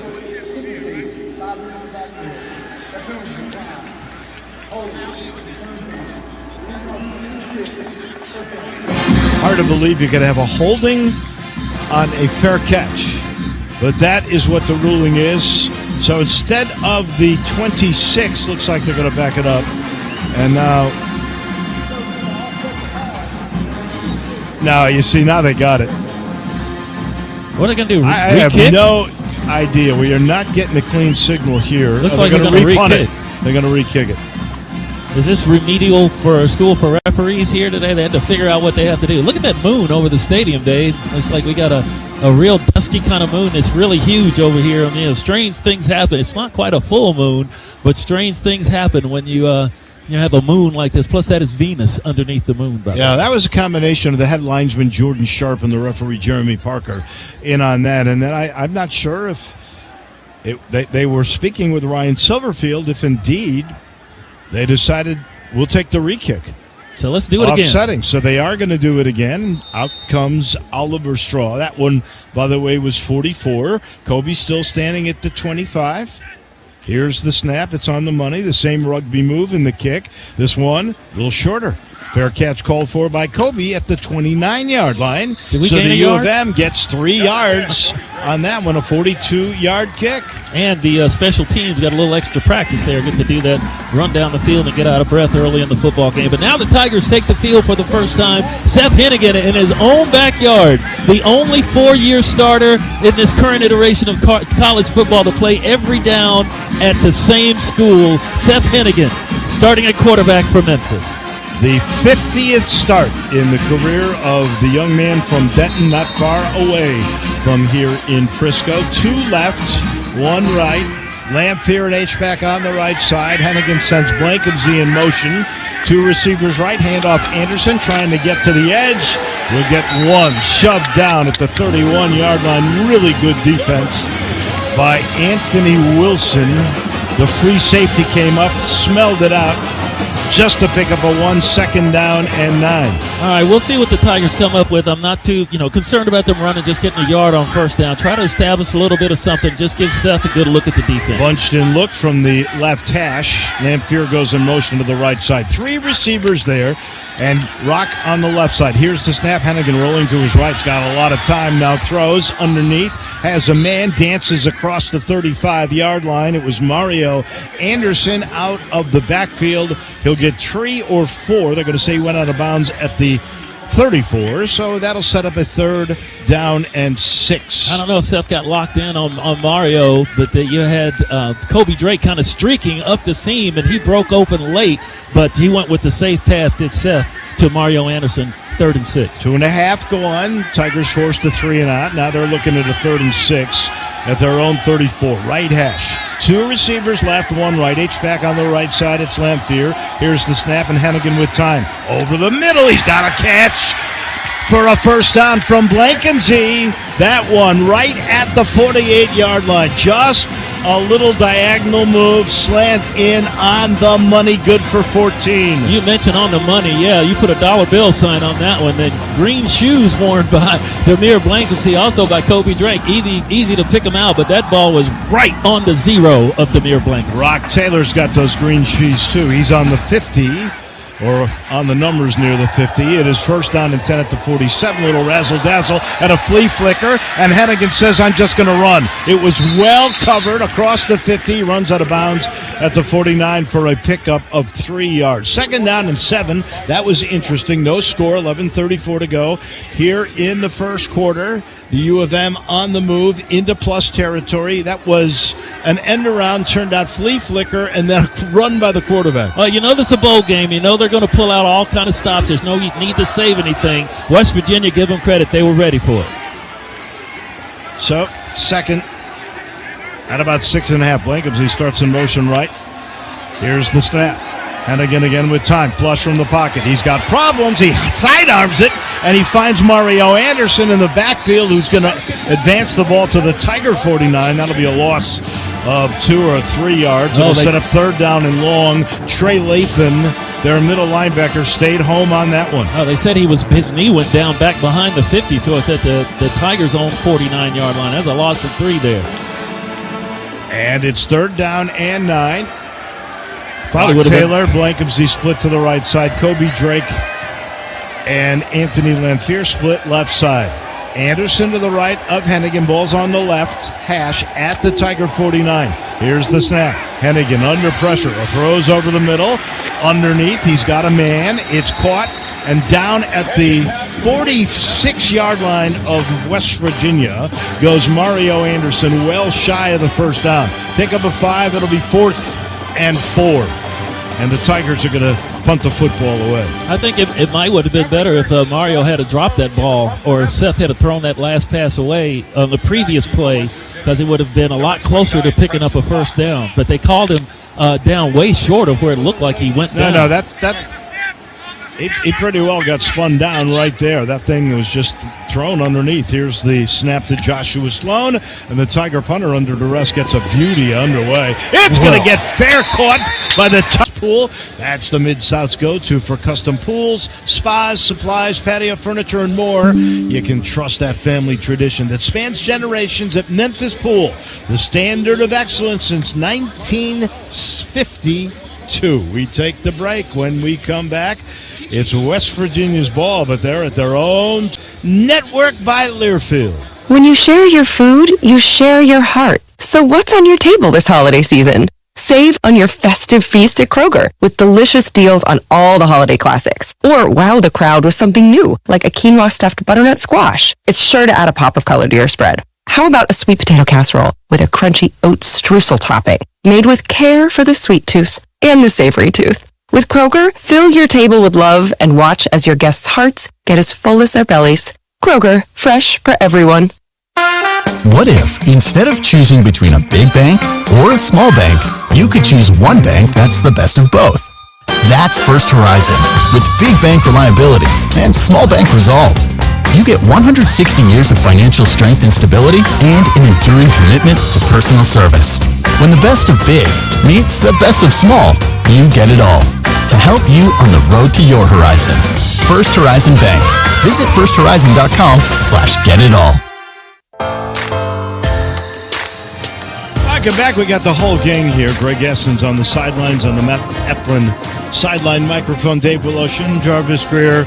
All the numbers being added up and given to me by Scott Foreman. And then there's Danny O'Brien, our producer and engineer, and everything brought to you by Toyota. Made in America, that means something to Toyota. That's why they've invested over $30 billion and built over 30 million vehicles right here in the USA. Toyota. Let's go places. Let's go downstairs on the Eflin Insurance microphone. Greg Gaston, well, you've seen some physicality by the U of M up front, but we are told now that West Virginia has lost a stud up front. You know, Waldo, every team playing in bowl games, unfortunately, is going to have the opt-outs. They're going to be missing players. Jeremiah Trotter, a star linebacker for West Virginia, opted out. But a guy that was expected to play, the Big 12 offensive lineman of the year, Wyatt Milam, their big left tackle, was not in on the first series. I'm told you may not see him. His backup is Johnny Williams IV. He recovered that fumble on the first series to keep West Virginia's drive going. But again, Milam does not look like he'll be playing tonight, and that's a big loss if he doesn't get in there. Yeah, that's huge loss for West Virginia because their ground game is a lot built on running off of his buttocks, as we used to say on the playground. And he's a senior. This is a redshirt freshman from Macon, Georgia, who's taking his place.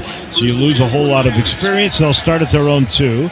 Garrett Green under center, one running back. They hand it off to him, a little bit of a hole, and he's going to fight to the 5, and then he's finally tripped up and knocked backwards there. They'll give him progression maybe to the 6-yard line. Nice tackle that time by Matt Hudson, the third leading tackler for the U of M. Another guy we'll be watching for the last time. They give him 4, 2nd and 6. Yeah, you want to keep these guys back here in the shadow of their own goalpost. Don't let them get off on any kind of a drive and give them a chance to get some confidence going in the group that they have left on their offensive front. They are big up front. They are huge. And the Tiger defense, the run game, will be tested here. 2nd down and 6, middle of the field, right at the 6-yard line. Green, handoff. It's to, again, C.J. Donaldson tries to make a little juke move and gets near the 10-yard line. Pretty nice progression there, but not a whole lot, just 4. It'll set up a 3rd down and about 2, right near the 10-yard line on the right hash. A.J. Watts with the tackle there from his cornerback spot. Now, here's a big down for Memphis. You can keep them down close to their own goal line if you can force a 3-and-out here, but 2 yards, not that far to go with a powerful run game and a powerful offensive line. They got Donaldson in the backfield. They're bringing H-back in, Rodney Gallagher, who they will give the ball to on these occasions. They did not pick up a 1st down on their very first 3rd down attempt. Green in a shotgun. Here's the snap, and a throw over the middle is incomplete, a little high. They were looking for Hudson Clement, and that one was a little over his head, a little behind him. He got a hand up in the air. Decent coverage by Davion Ross.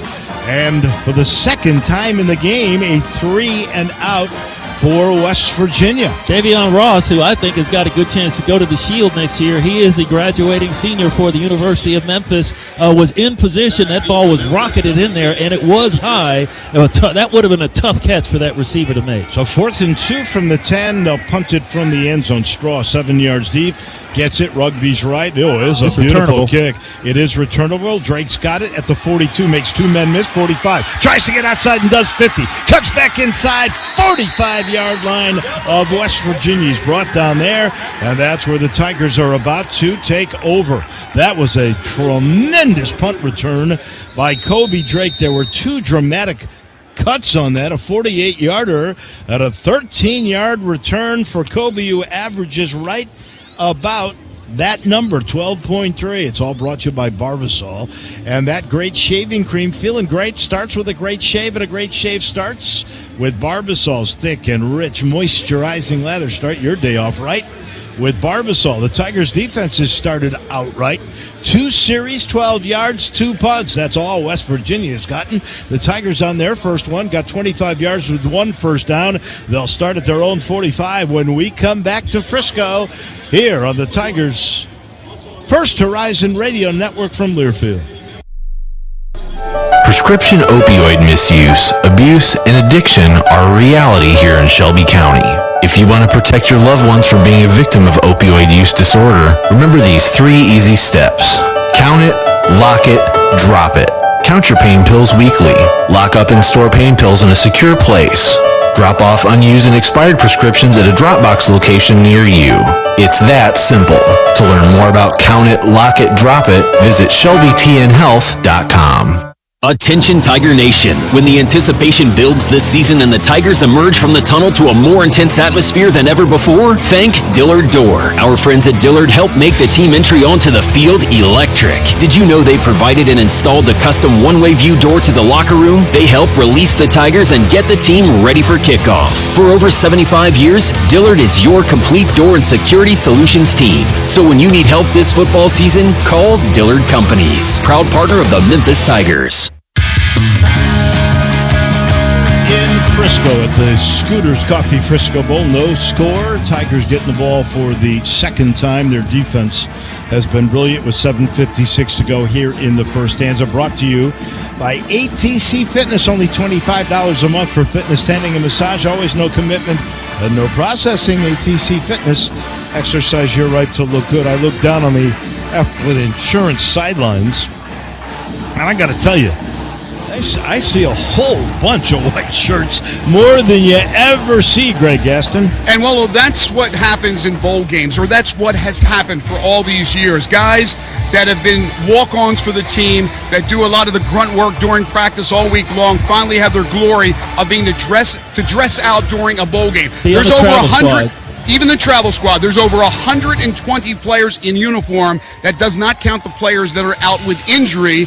They're in regular street clothes. But this is a site that's going to be going away. There's going to be roster restrictions. It's going to be limited as far as scholarship players and no walk-ons. The whole landscape of college football is going to change. And you have parents and grandparents and aunts and uncles and sisters and brothers. They're all in the audience here supporting the players. Not only the Seth Hennigans and the Chandler Martins of the world, but all the guys, again, that you don't know the names because they haven't played. As a former walk-on myself, it is an honor to have a chance to put that blue and gray on.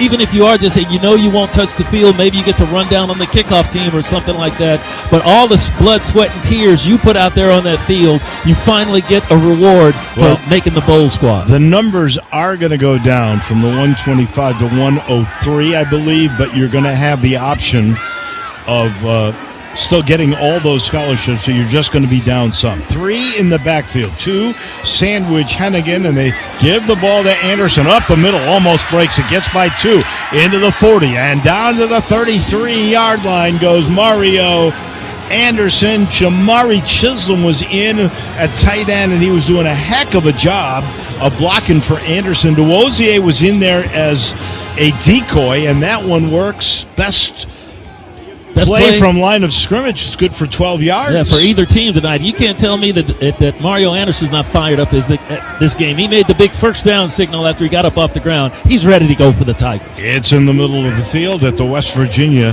33. Here's the snap and a quick handoff again up the middle. It's Mario again. Penetration to the 31. Pickup of only a couple. He ran right in to the big defensive end, Tyron Bradley. He's a big dude. 6'2", 255. They've got that spur. They can go big. They can go smaller. The guy named Ty French is more like a linebacker, weighs 230. DeWozier comes back into the game. Anderson gets a breather. By the way, Hennigan is 4 out of 4, 21 yards. He's 7 away from breaking 14,000 career yards. He's in a shotgun. DeWozier to his right. Here's the snap. And he's got time to throw. A lot of time. Now finds a man underneath. He's 5 of 5. It's DeWozier. Makes 2 men miss and then gets hit hard from behind at about the 27-yard line. He was doing a dance, and then Asani Redwood caught up with him. He's going to get 4. It'll be 3rd down and about 4 at the West Virginia 27-yard line. 6:16 to go. Here in the first, no score. Credit the Tigers' offensive line for allowing Seth to go through all of his progressions. DeWozier was open early, but Seth was still looking downfield. And when time started to run out, he did make the dump off and get 4 yards out of the play. Toby Drake splits left.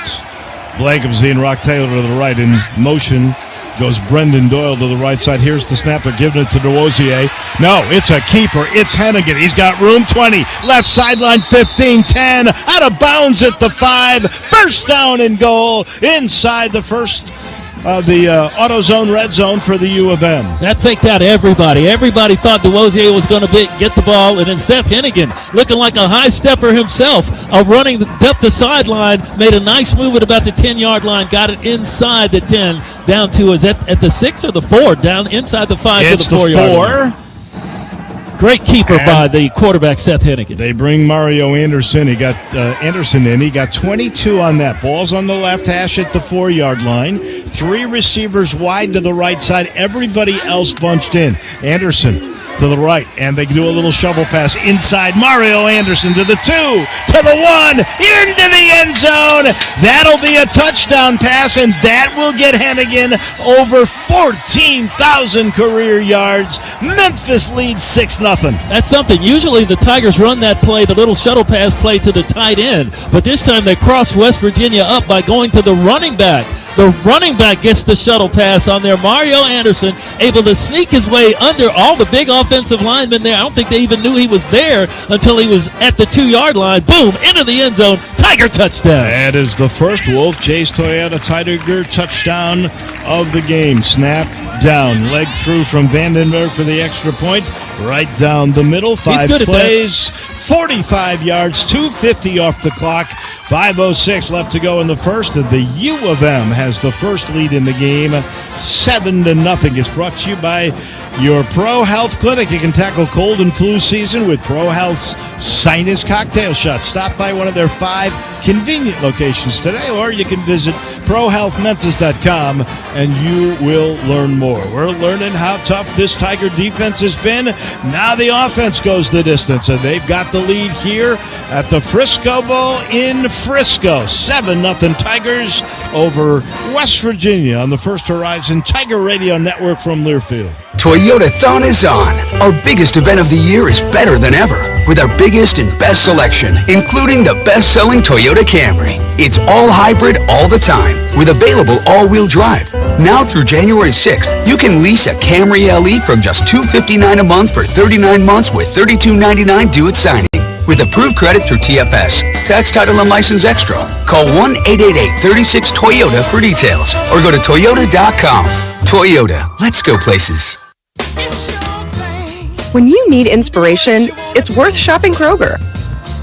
For thousands of appetizing ingredients that inspire countless mouth-watering meals. And low prices that add up to big savings, like over $600 in digital coupons each week, and up to $1 off per gallon at the pump. So you can get big flavors and big savings. Kroger, fresh for everyone. 5:06 to go. First quarter here in Dallas, or outside of it, in Frisco at the Scooters Coffee Frisco Bowl. Tigers lead 7-0. Their second series, they took the distance. Looking for a simple way to enjoy some Chick-fil-A chicken? Download the Chick-fil-A app and order your favorites ahead of time. You'll spend less time ordering and more time enjoying your Chick-fil-A. Down on the Eflin Insurance microphone, we just watched Seth Hennigan go over 14,000 yards. They ran the ball, and then they had the big shuttle pass that counts as a touchdown pass. Greg Gaston. He is a tactician, and that was workmanlike, that drive. It was a lot of runs. It was short passes. West Virginia's going to continue to drop 7, sometimes 8. They're going to try to prevent Memphis from getting the big play, have the big game passing. So Memphis is going to nickel and dime them all the way down the field. That's exactly what we saw. And Willow, as you mentioned, that counts as a touchdown pass for Seth. That pulls them to within 1 of tying and 2 of breaking the all-time American Conference record for touchdowns. We already know that he has the record for yardage. So it's a banner night in front of a lot of friends and family here. Denton, where he's from, is just up the road from Frisco.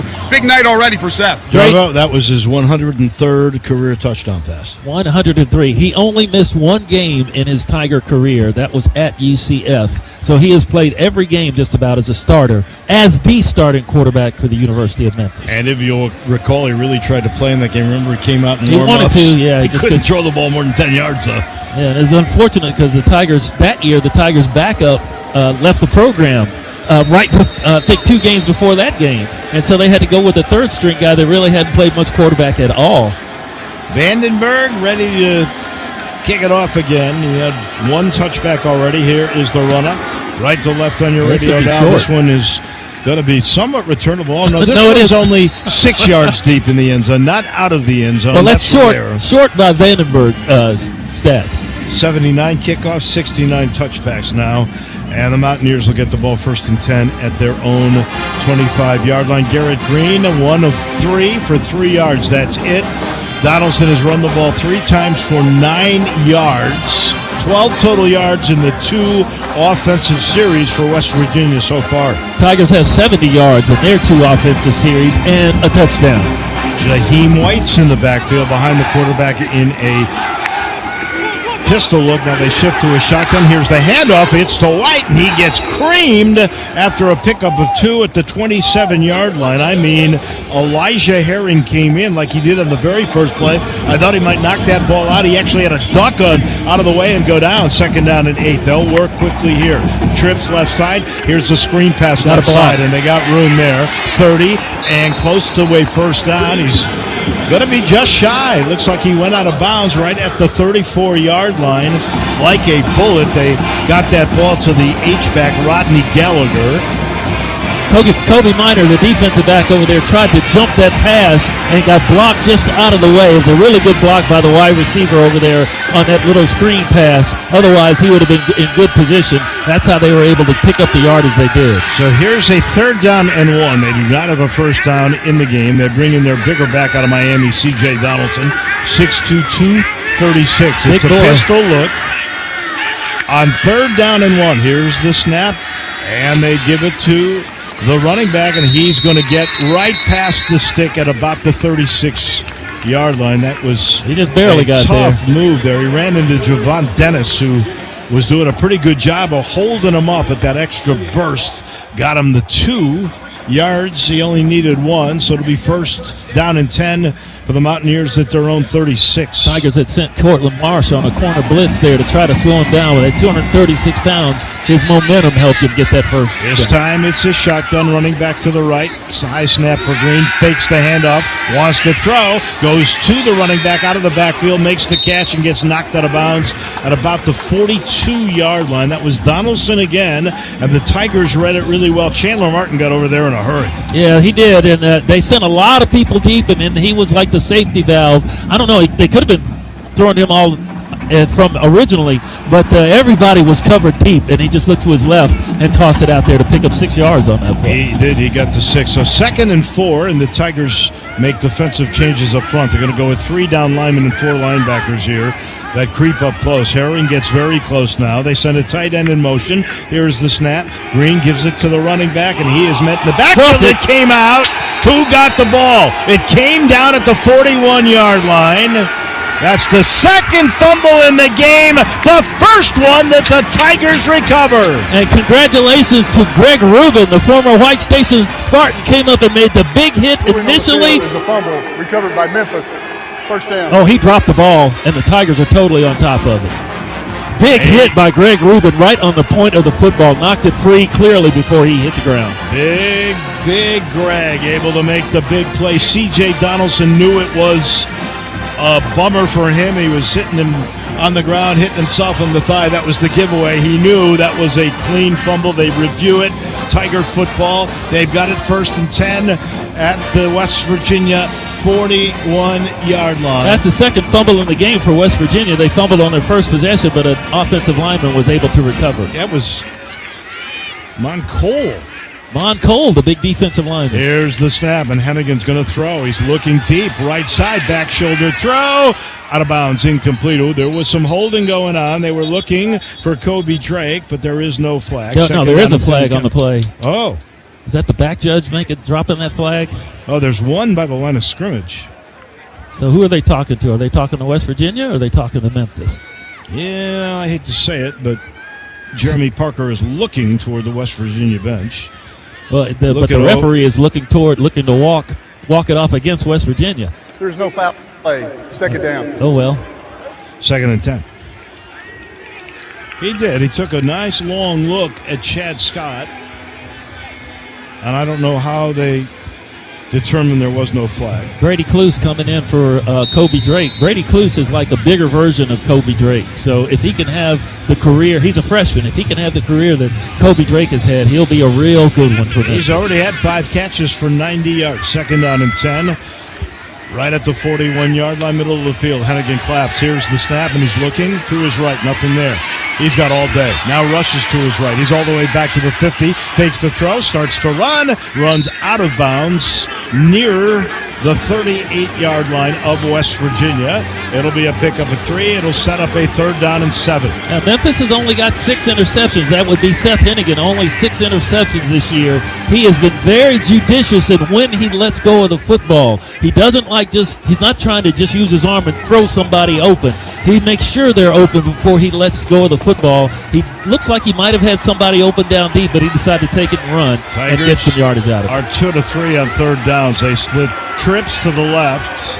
They got Cluse and Kobe in there. 1 to the right. Here's the snap. Hennigan steps up in the pocket, throws underneath. He's got the Wossier. He gets the 1st down 30. Down the right sideline 20. And out of bounds at the 18-yard line. I'm going to tell you, Dave, Greg DeRosier is a weapon. He gets that ball, and he plants that foot, and he is gone. He is one of the fastest players on the team, and that's one thing that has hurt the Tigers this year is that team speed. Without a DeRosier and without a Sutton Smith, that really handicapped Memphis in getting over the top on some of these plays. 20 yards at a First Horizon 1st down. That gets you inside the AutoZone red zone. 2 right, 1 left. Here's the snap, screen pass. Right side, it's for Rock, and he got rocked down as soon as he touched the football. That's going to be no gain. Garnett Hollis, transfer from Northwestern, 6'1" senior corner, read that play. No gain, 2nd and 10. Yeah, that's just a stand up and throw it, quick screen. Well, it's not even a screen because there's nobody out there to block for him. And West Virginia read the play very well. Do not get discouraged, Rock Taylor. The ball will be coming number 3's way several more times in this ball. 1 minute to go in the quarter. 7-0 Tigers. 2nd down and 10. Trips left. And a tight end, Lamphere, is to the left side as well. Hennigan has DeRosier to his left. Delay. They give it to him. He's got a lot of room. Might have penetrated down to the 16. A pickup of 2.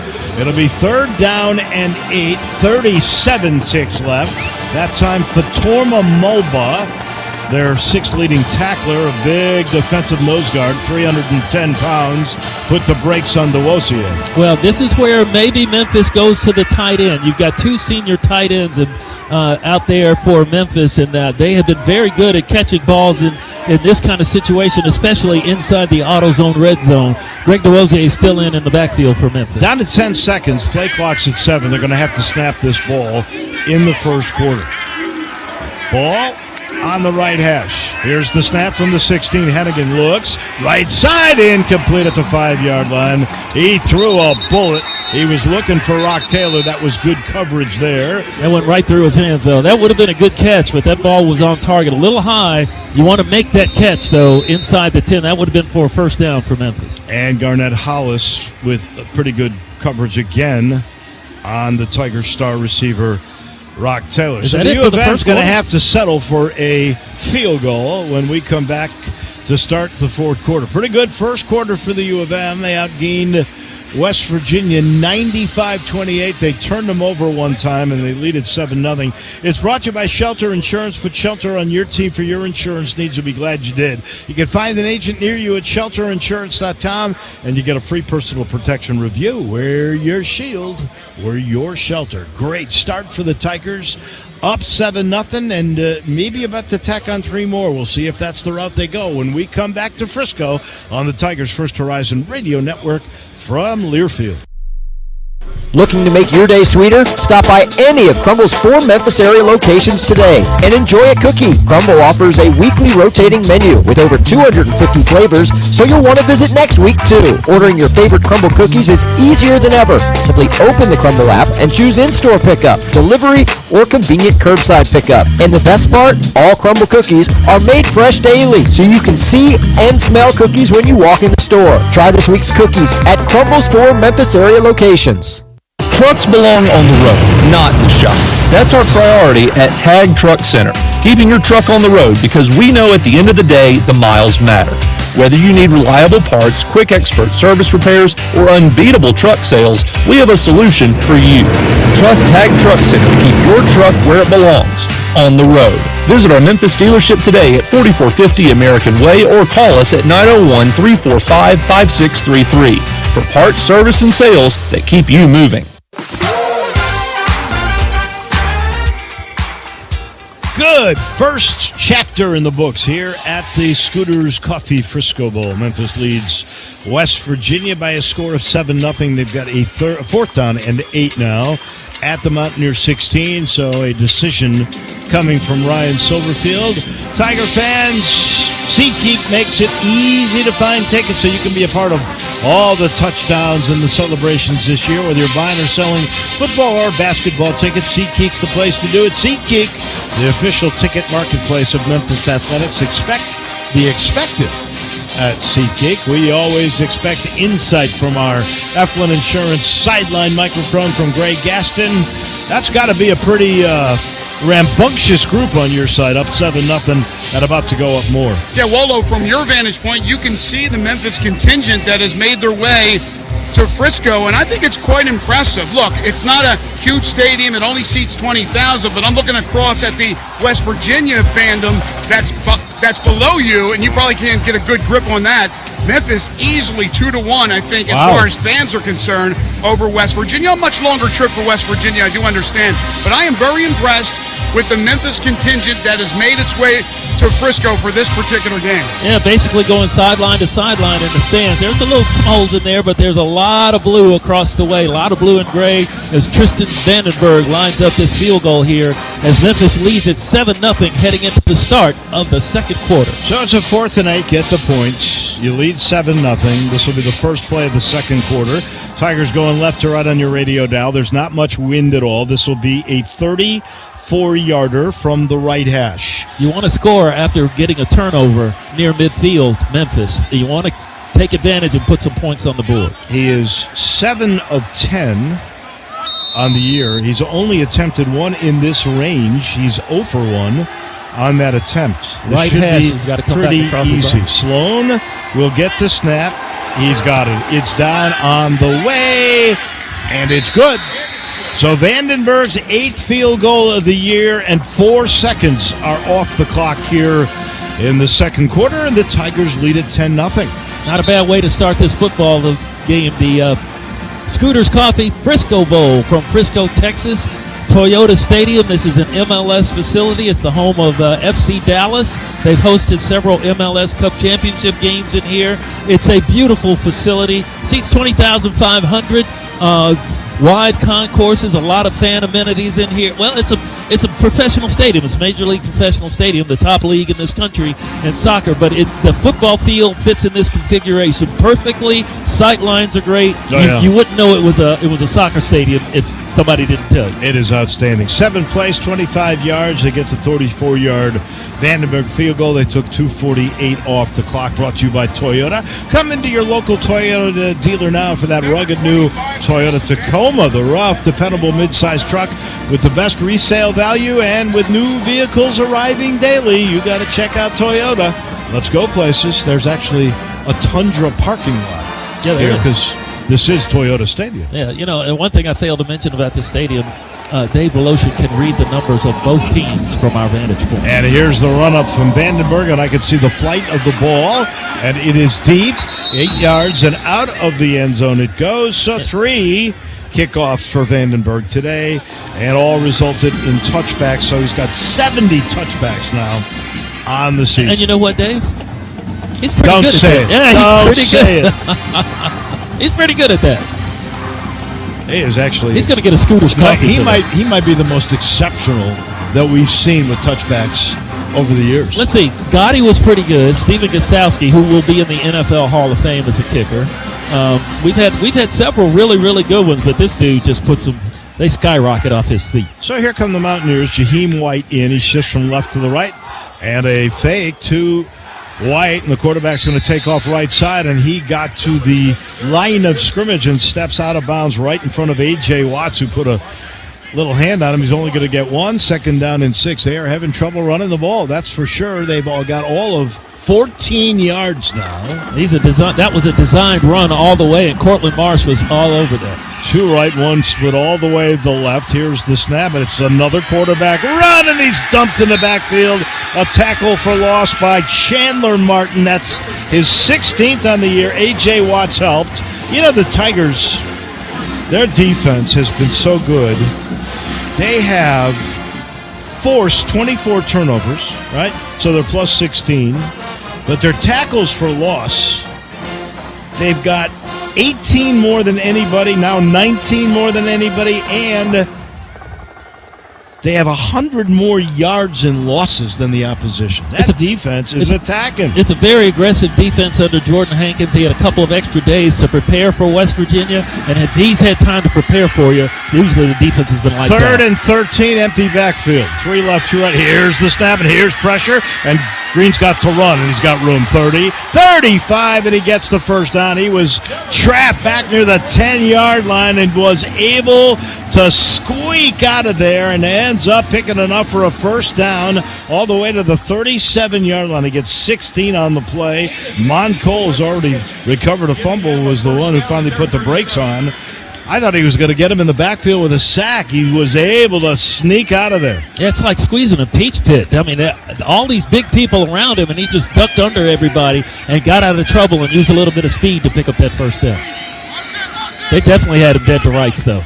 Here's Green in his shotgun, gives the ball to White, trying to pick his way right by the line of scrimmage, works his way to the right, got to the 39-yard line, got knocked down right there. 2-yard pickup, that was all. It is tough going for the Mountaineers. That time, Cortland Marsh, the young guy that was hurt most of this year. He's come in. This is his 4th game. He gets another year next year, and he's been really good. He's been excellent. Coming off a back of the week honor, defensive back of the week in the American Athletic Conference after that great game against Tulane. And now the Tiger defense is really putting some leather out there on these West Virginia Mountaineers. 2nd and 8. Here's the snap. Here's pressure on Green. Throws underneath. He's got a man. It's Clement.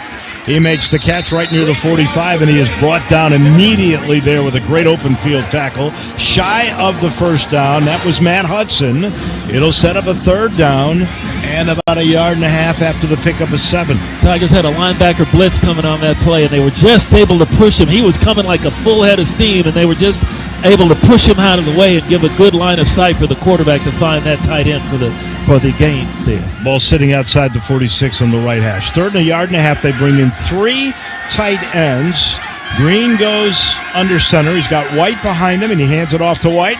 White skips around. No way! Did not get it. He's going to be knocked short right at the 46. It'll be 4th down and 1. You talk about game tackling. All those boys in the white shirts over there, they're coming up strong. Cortland Marsh was the cleanup man on that play, and he was the one that definitely made sure that they didn't pick up the first down. It looks like West Virginia is going to go for it here on their side of the 50. Davion Ross made the big play. Don't jump. They may try to draw Memphis offside, but this is a bowl game. You try stuff, and they got an interim head coach. You try stuff and see if it'll work. Let's see if the Tigers are equal to the task. Trip tight ends again. They are 62% on fourth downs on the year. This time in a shotgun, Green fakes the handoff. He's going to try to throw for it. Left sideline, tight end. Incomplete. Great play, well covered. Cortland Marsh again on Cole Taylor. That's the big 6'7" tight end, and Cortland Marsh went up right with him. The Tigers were all over that play. They were not fooled on it. The ball thrown high for the tight end to get it. He could not get it off the big hit. Tiger ball. 4 minutes gone in the second quarter. The Tigers lead 10-0, and they're going to get the football at the 46-yard line of the Mountaineers, looking for the premier gaming destination. Don't end up on the wrong side of the river. You want to be on the right side of the river in Tunica, Mississippi, where you'll find world-class restaurants, complimentary drinks while gambling, sports books, golf, live entertainment at way better odds. For more info, visit tunicatravel.com. We'll travel away for just a second. When we come back, the Tigers have the ball, plus side of the field, and a 10-0 lead with 10:56 to go first half in Frisco on the Tigers' First Horizon Radio Network from Learfield. The Memphis Fire Department and the University of Memphis working together to help you find your fire. With an education from the University of Memphis and a career with the Memphis Fire Department, your future is red hot.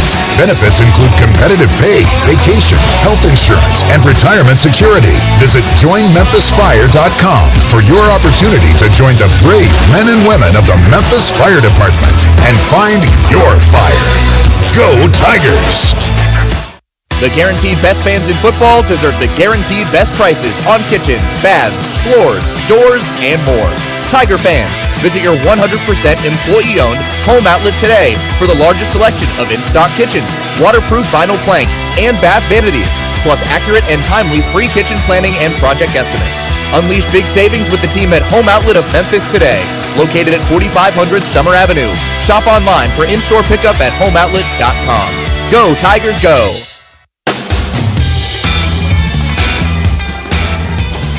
10:56 left to go, second quarter. 10-0 Tigers over West Virginia. They got the football. They've caused a fumble. They've gotten the football. Now they got them over on downs on a 4th down and 1. The Tigers are doing the job. Just like Precision Door Service for all your garage door service and installation needs, call the pros. At Precision Door Service, when it's time to repair your broken garage door, remember, they fix doors right at Precision Door Service. Down on the F1 Insurance microphone, you're watching some kind of D, huh? You know, Dave, the constant in the Memphis wins over Iowa State last year in the AutoZone Liberty Bowl, the win against Florida State this year, and so far in this West Virginia game, 3 Power 4 schools, 2 wins, hopefully a 3rd win tonight, is the defense sets the tone. The offense jumps on them, but the defense has set the tone. In the Florida State game, they gave up 3 points in the first half. In the Iowa State game last year, they gave up 3 points in the first half. Right now, a goose egg for West Virginia. And right now, the Tigers have the football right at the 46-yard line of West Virginia, middle of the field. DeWozie in the backfield starts to go in motion. Here's the snap. He comes back. He gets the ball, big hole, 40. Cuts to the right sideline, 30, 20. Tries to beat a man. He does. 10, 5, touchdown DeWozie! And that dude had the angle on him, and 13 just put the jets on and ran away from him. That dude is him. I said that down at Tulane, and he's doing it here in Frisco, Texas. Greg DeWozie, welcome back, buddy. We sure do miss you. And he can come back next year. 16-0 Tigers, the second Wolf Chase Toyota Tiger touchdown in the game. That one is 46 yards from DeWozie. It was really neat the way they set it up. Because they started him in motion like he was going to be a 3rd receiver on the left side. When the ball was snapped, he came, and instead of jet sweeping it, he saw a hole in the middle and then jetted to the right sideline, and 46 yards later, touchdown. Here's the extra point, snap down, leg through. Perfect. And it's 17-0. University of Memphis. After the turnover on defense and fourth down, one play, 46-yard, DeWozier. Got him woozy. He's got him woozy. Look at the Tiger fans over there, Dave. They are on their feet and loving it. Planning to drink when you celebrate? Don't plan to drive. The Tennessee Highway Safety Office reminds you fans, don't let fans drive drunk. 10:46 to go, first half, 17-0 Tigers over West Virginia on the First Horizon Radio Network from Learfield.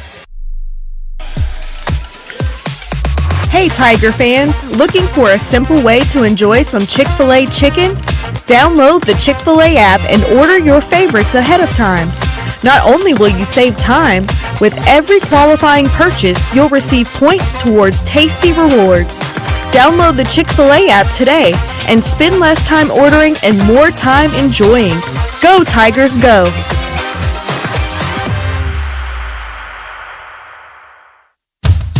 You are the co-pilot. You go by many names, and Marathon knows how important you are to your team. You are the carpool driver, the assistant coach, keeper of the shoulder pads, the knee pads, and the helmets. The back of your car looks like a sporting goods store. You are the top dog at the tailgate. The ride there, the ride home, and in between, you are the biggest fan. This season and every season, Marathon is proud to fuel you and your team because we're driven together. So far, all Tigers here at the Scooters Coffee Frisco Bowl in Frisco, Texas. Outside Dallas, 10:46 to go. Here in the first half, Memphis leads it 17-0. It's brought to you by the Shelby County Health Department's Memphis Area Rideshare Program. You can help the air quality team in their efforts to improve our community's air quality. Carpooling, vanpooling, taking the bus, walking, riding your bike to work. It all saves money. It improves air quality. You can find out more info at ShelbyThenHealth.com. I've seen this before. Interim coaches, Memphis has had them. It's usually a very tough position to be in. I know Greg Gaston down on the sideline microphone, the Eflin Insurance microphone. You've talked with Ren Baker today. Chad Scott's in a tough position. Once you fire a coach, it's hard to get a team ready. Yeah, you hit it right on the head, Waldo. It's extremely tough. Now, look, this is still a pretty good football team. They're 6-6, and the guys that came here, the guys that are bought in, they're trying their darndest. Right now, Memphis is whipping them pretty good. But Chad Scott put in a very tough situation as the interim head coach, knowing that he will not be retaining the job because Rich Rodriguez is already coming here. back. Yep, Rich is here at the game tonight, evaluating what he has, what he doesn't have, looking at coaches as well. So this is very important for a lot of people out there to perform well, and so far they haven't heeded that advice. But Ren Baker, you mentioned, formerly in the Memphis administration. I did talk to him before the game. By the way, he looks fabulous, but he said, hey, look, lightning can strike twice. Why not? Let's give Rich Rodriguez a shot to do it again and bring the glory back to West Virginia. Well, you better hope Rich Rod's not looking across the sideline at those boys in blue and gray over there. Ryan Silverfield better cast the net over and say, no, look, you don't be looking at our guys. You check out your own men. I know the transfer portal just opened, but we don't want to see anything like that here. West Virginia's got a lot of money, but they don't have the lead in this game. The Tigers are up 17-0. But by the way, 10:46 left in the I second. wouldn't be able to see Ren Baker from here. He's lost that much weight. Oh, man. He's lost 100 pounds. 100 pounds? Yeah, he looks something great. like that. Here's the run-up from Vandenberg. He's 3 of 3 on kickoffs and touchbacks. This one high, end over end. It's out of here. 8 yards deep and out of the end zone again. 4 for 4. And that's into the wind. There's not much of a breeze blowing here. The flags are fluttering a little bit across the field, and once you get it up over the lip of the stadium, you can hit that breeze, but it doesn't matter to Tristan Vandenberg. I still won't forget, Dave. Remember, I think it was at USF. It was a gale force wind down there after the Tigers got that safety, and he still kicked it down to like the 10-yard line. Oh, yeah. He kicked it 80 yards into a wind. It was unbelievable. Here come the Mountaineers, down 17-0. Don't forget, the Tigers will get the ball to start the second half, too. Tigers got to feel blood in the water here. 10:46 remaining. Green comes out again. He's got Jaheim White in the backfield. Lines up to his right. They got 3 receivers left. Now Clement goes in motion right side. Here's the snap. And they throw to Clement, and he makes the catch right at the 30. And he is spun out of bounds at the 31. That'll be a pickup of 6. A.J. Watts came over in a hurry. So they went to the motion man, quick pass. That is the 5th completion in the game for Garrett Green. the quick passing is about the only way they've been able to make some yards. That and scrambles, a couple of scrambles from the quarterback himself for West Virginia. White stays in it, running back to the left of the quarterback. Here's the snap. It's a straight handoff up the middle. He finds room. Bounces outside 40. Pretty good speed there. And forced out of bounds with an angle right at the 47-yard line. Really good blocking that time by Jaquay Hubbard, kid that transferred from Virginia. They get their best run of the day, 16 yards and a first down. 17-0 Tigers, 10 minutes to go first half, as West Virginia gets to their 47-yard line. They've been here before, but they fumbled the ball or they got stopped on downs. Both positions. Here's a quick handoff. Green gave it right that time to Donaldson. Dances around, gets two. Knocked down right near the 49-yard line by Colton Marsh. A lot of big licks being thrown down there by the Tiger defense. That previous play, they were able to get a nice block at the line of scrimmage and allow the running back to bounce outside. But, this game still has a long way to go, even though Memphis is up 17-0. You can't start dancing on your laurels right now and think, oh, yeah, they're going to quit. No, they're not. It's a proud program. This is their 41st bowl game. They didn't come all this way to just lay down, especially not to Memphis. Empty backfield, trips left, including the running back White. He's the wide man. Tigers are going to blitz. There's some movement, and it looks like that's going to be a false start, I think. We haven't had any penalties in this game. Totally clean. Offense, number 58.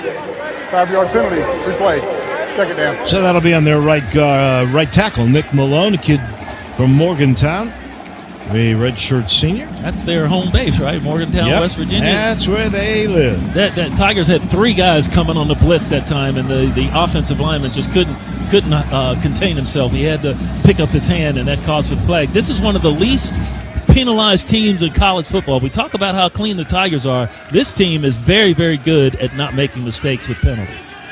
So it'll be second down and 13 right at the 44-yard line. Again, White in motion. Here's the snap. Green to throw. Time over the middle, and it's caught for a first down by Clement in Tiger territory. Knocked down right at the U of M 37-yard line. That was a really good-looking pass. This guy is thrown for now 2,000 yards on the year, so he can throw the ball. That's a pick of a 19. He found the hole in the zone. The Tiger safety overran it looking for the ball and didn't see the man and allowed that catch to be made just in front of him. Two right. But he zipped that thing in there. You're right. White, the running back. Here's the snap to Green. Handoff to White. Dances around up the middle. Gets a little penetration. Gets across the 35. Knocked down near the 33. That's just good, patient running that time for 5. Yeah, he just allowed that offensive line to try to hold up the Tigers and then figure out where the hole was. He found it and was able to sneak in there for a couple of yards. Reggie Grimes, third-string defensive end, makes the stop. Tigers playing a lot of people. 17-0 Memphis. 7:49 to go first half. West Virginia on the move. 2nd and 6 at the 33. They only gave him 4 on that. White stays in. He's to the right of the quarterback. They send Clement and a tight end, Traylon Davis, in motion right side. Here's the snap. Green to throw. Looking right side. Looking Clement. And it is caught in bounds. Yes! Wow. Touchdown, West Virginia. That's against great coverage. Cortland, who is that? Kobe Minor was all over that pass. Looked back when the receiver looked back.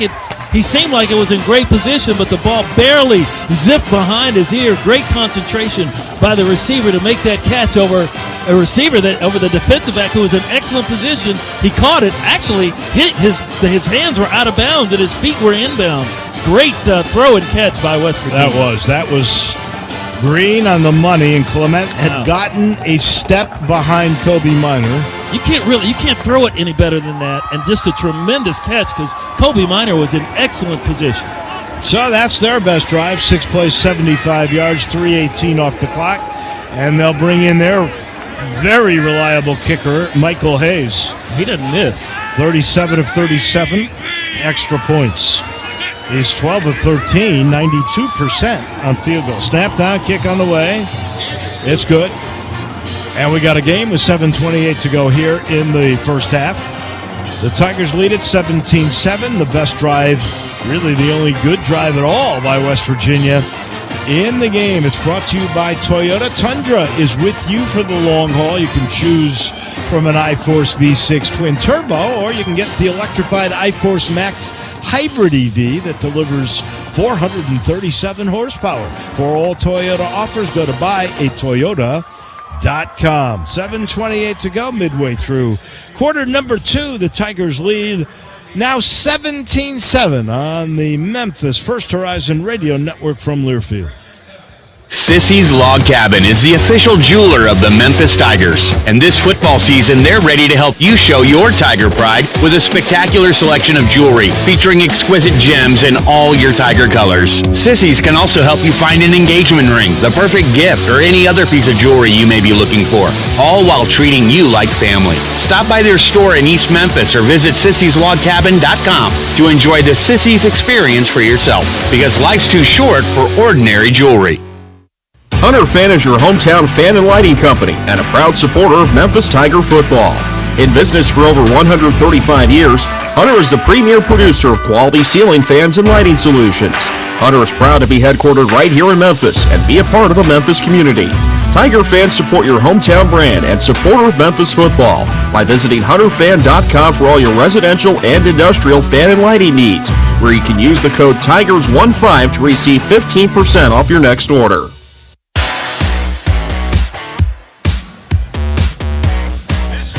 And welcome back here at Frisco. Well, West Virginia did not want to just die easily. They were down 17-0. Memphis's defense just seemed to own them, and they came up with a nice 75-yard drive to get back into the game. It's brought to you by U of M Global. Ready to learn what it takes to move up in your career? U of M Global has that degree for you.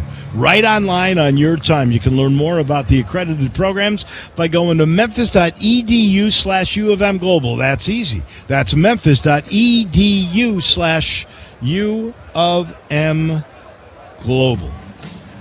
Just outstanding play by a quarterback to a very good receiver who's got 600 yards of catches this year, Jarvo. Yeah, excellent play, and it was a tremendous catch because his body was out of bounds. It was similar to the catch that Kobe Drake for Memphis made at UTSA late in that game to give the Tigers a chance to try to come back and win it. When he was out of bounds, he caught the ball and somehow got both feet in bounds and hit the pylon to make the touchdown. Kobe Minor in position to make the play, got his head turned around, reached up for the football, but the receiver diving out of bounds grabs it, and his feet were in bounds when he made the catch. He held onto the ball when he hit the ground. That's just a perfect throw and catch. Sometimes a great offense is better than really great defense. Well, let's see how that Memphis offense responds in that combination. There's another 3 because that's what Clement wears, named Rock Taylor. Let's see if he can hook up. Here's the run up and the kick from Kelly. Or I should say Michael Hayes. And it goes near the corner of the end zone and out. DeWozier was back there taking a good hard look. And the U of M will get it first down and 10 after the touchback right at their own 25-yard line. So how about a 7-minute drive here? That'd be awesome. Go up 24-7, and then you get the ball to start the second half. And remember, in that last drive by West Virginia, they had a big 30-yard scramble by the quarterback, Green. It looked like they might have him sacked, but he squirted out of there like a peach pit up the middle and then had the speed to barely pick up the first down near midfield and keep that drive alive. Anderson in at running back, middle of the field at the 25. Here's the snap. It's a handoff to Anderson, makes one man miss, dives forward near the 29-yard line. A pickup of 4 for Super Mario. The middle linebacker, Trey Lathan, makes the stop. So Anderson now 4 carries, 15 yards on that. Of course, the big one was DeWozier. He's got 48 yards, a 46-yard touchdown last time the Tigers had the ball. Yeah, and he's also got a catch for a few yards, too. Great cut at the line of scrimmage for Super Mario to pick up yardage on that play. And a gain of 10, 49 yards and a touchdown. Looks at 2nd down and 6. Here's the snap. He wants to throw. He's got a man wide open, left side, caught first down. Rock Taylor at the 38. Just an easy pitch and catch. running a quick 7-yard out, ball right on target at the sidelines, toe tap inside the boundary. Good catch for Rock Taylor. Get him heated up a little bit. Let's get the big kid ready to go from Alabama because he is a really big cog of this offense. If he gets a big catch, Memphis is rolling. That one's good for 9, and yet another first down for the Tigers in the game. That's their 6th. So from the left hash at the 37, they send a man in motion, Blankenship. They give the ball to the running back, Mario, and this time he's caught in the backfield, back near the 35-yard line by T.J. Jackson, the transfer from Troy. He's going to end up losing a couple on the play. And that drops the Tigers back behind the chains now with a 2nd and 11 here. A great defensive surge by that West Virginia defensive line. It was a good-looking play, a lot of hard running by Mario, but, man, he ran into a brick wall and went down. Left hash at the 36, 2 left, 1 right. That's Kobe Drake. Here's the clap, and Hannigan's going to throw the football. He's got time in the pocket, dumps it off underneath to Anderson. He gets back to the line of scrimmage, maybe a yard. It'll be 3rd down and 9. They're just trying these dump quick passes, and they're connecting, but not getting much that time. Tyron Bradley, the defensive end, makes that stop. I'm hoping Seth doesn't get locked in on the running backs on the dump passes because the last couple of times the tight ends have been open up the seam. That was Anthony Lamphere, the senior out of Bay Area, California, was open 8 yards down the field, but Seth had already thrown to the left side. So they bring DeWosier in. They move Lamphere in motion. He's on the right side. 1 receiver right, 3rd down and long. Here's the snap. Here's the throw. Looking for Rock. Right side, over shoulder. Catch at the 38 of West Virginia. He beat Dantes Fagan. That pass was so perfect. Dropped in over the right shoulder. What a catch by Rock. 26 yards. Move the chains. The Tigers going tempo here. Rock made 2 adjustments on that play. Looked over his inside shoulder, then spun around to his outside. Made the catch over the shoulder for the first down. 4 left, 1 right. Here's the snap. Hannigan goes to the left side, and the catch is made by Rock. He's out of bounds. They'll say no. And now they're going to confer. And they're saying it's incomplete, out of bounds. Wow, Rock made a great effort there. That was weird. You had 4 guys on one side. You thought you might see a rub play, and they go to the one-on-one battle on the right with Rock. I think Seth kind of threw that one off his back foot, and it was a little bit high, and it sailed wide, and Rock just couldn't keep. Made the catch good enough, but he couldn't keep his feet in bounds on that. So 2nd down and 10 for the Tigers at the West Virginia 37 on the right hash. Tight ends have been open. They have been open in this game. Hadn't thrown it to him yet. Kobe Drake splits right, 2 left. Here's the snap, and it's a handoff right to Anderson. He hurdles a man, 30, keeps the feet going, gets the first down at the 27. Yeah, 2nd effort by Super Mario. Super Mario is compact. He's like a bowling ball to try to tackle. Great blocking down there by Big Breland. Also, you've got Trent Holler throwing a good back, but Mario got 6 yards and then got that last 3 on his own, just keeping those feet churning to pick up the first down. He gets a breather. DeWosier comes in. He's got 6 carries, 28 yards now for Super Mario. 2 left, 1 right. It's the tight end Lamphere. Here is DeWosier in motion to the right side. They come right back. They fake the same play, and this time Hennigan's going to throw. Now he's going to run. Tucks it under. Gets knocked out of bounds inside the 25 at about the 23. It'll be a pickup of 4. Run out of bounds by the outside linebacker, Ben Cutter, a sophomore. And with 3:51 and the clock ticking, 17-7 Tigers. They'll have a 2nd down and 6 after that 4-yard scamper by Seth. You know, I just thought of one thing. This is the last time we're going to see Seth Hennigan in the Tiger uniform. 4-year starter from his freshman year to now. Only missed 1 game because of injury. And Seth Hennigan. How blessed the Tigers fans have been to see the quarterbacks from Lynch to Ferguson to White to this guy. Pistol look this time with Anderson behind him, and they go to Blankenship and a jet sweep. Looking for room. Somebody missed a block there. He gets across the 25 to the 24, maybe a yard. It'll set up a 3rd down and medium. Now they're trying to get him going left to right here, sideline to sideline with some speed there. Blankenship just could not. He tried to string it out and let the block form, but they couldn't get the blocking up front, and West Virginia did a good job of keeping him from gaining anything. Tigers on the year on 3rd down have been pretty darn good. 46%. They are 4 of 6 so far in this game. They stack 3 on the right side. Super Mario back in the backfield for Memphis. He is to the left of Hennigan, and one receiver, Rock Taylor, left side, one-on-one coverage there with Fagan. Here's the snap, and Hennigan's going to throw, and he's looking for Rock near the end zone, back shoulder, this time incomplete. Good coverage that time. Yeah, that was tough. I thought they had it over there. Good coverage on the inside. He had his inside shoulder taken away, so that means you look back shoulder, but the ball was just a little bit too far out of bounds for Rock to make that catch. So for the second time in the game, they're going to settle for a field goal. They have not kicked a punt so far in the game. Every time they've touched it. 2:35 remaining, 17-7 Tigers here in the first half. This one will be from 42. It's long. In a Tiger uni has been 43. Comes from the left hash. He's already kicked a short one here. Snap down, kick on the way, line drive, and it's good inside. It doesn't matter. That right upright just made it.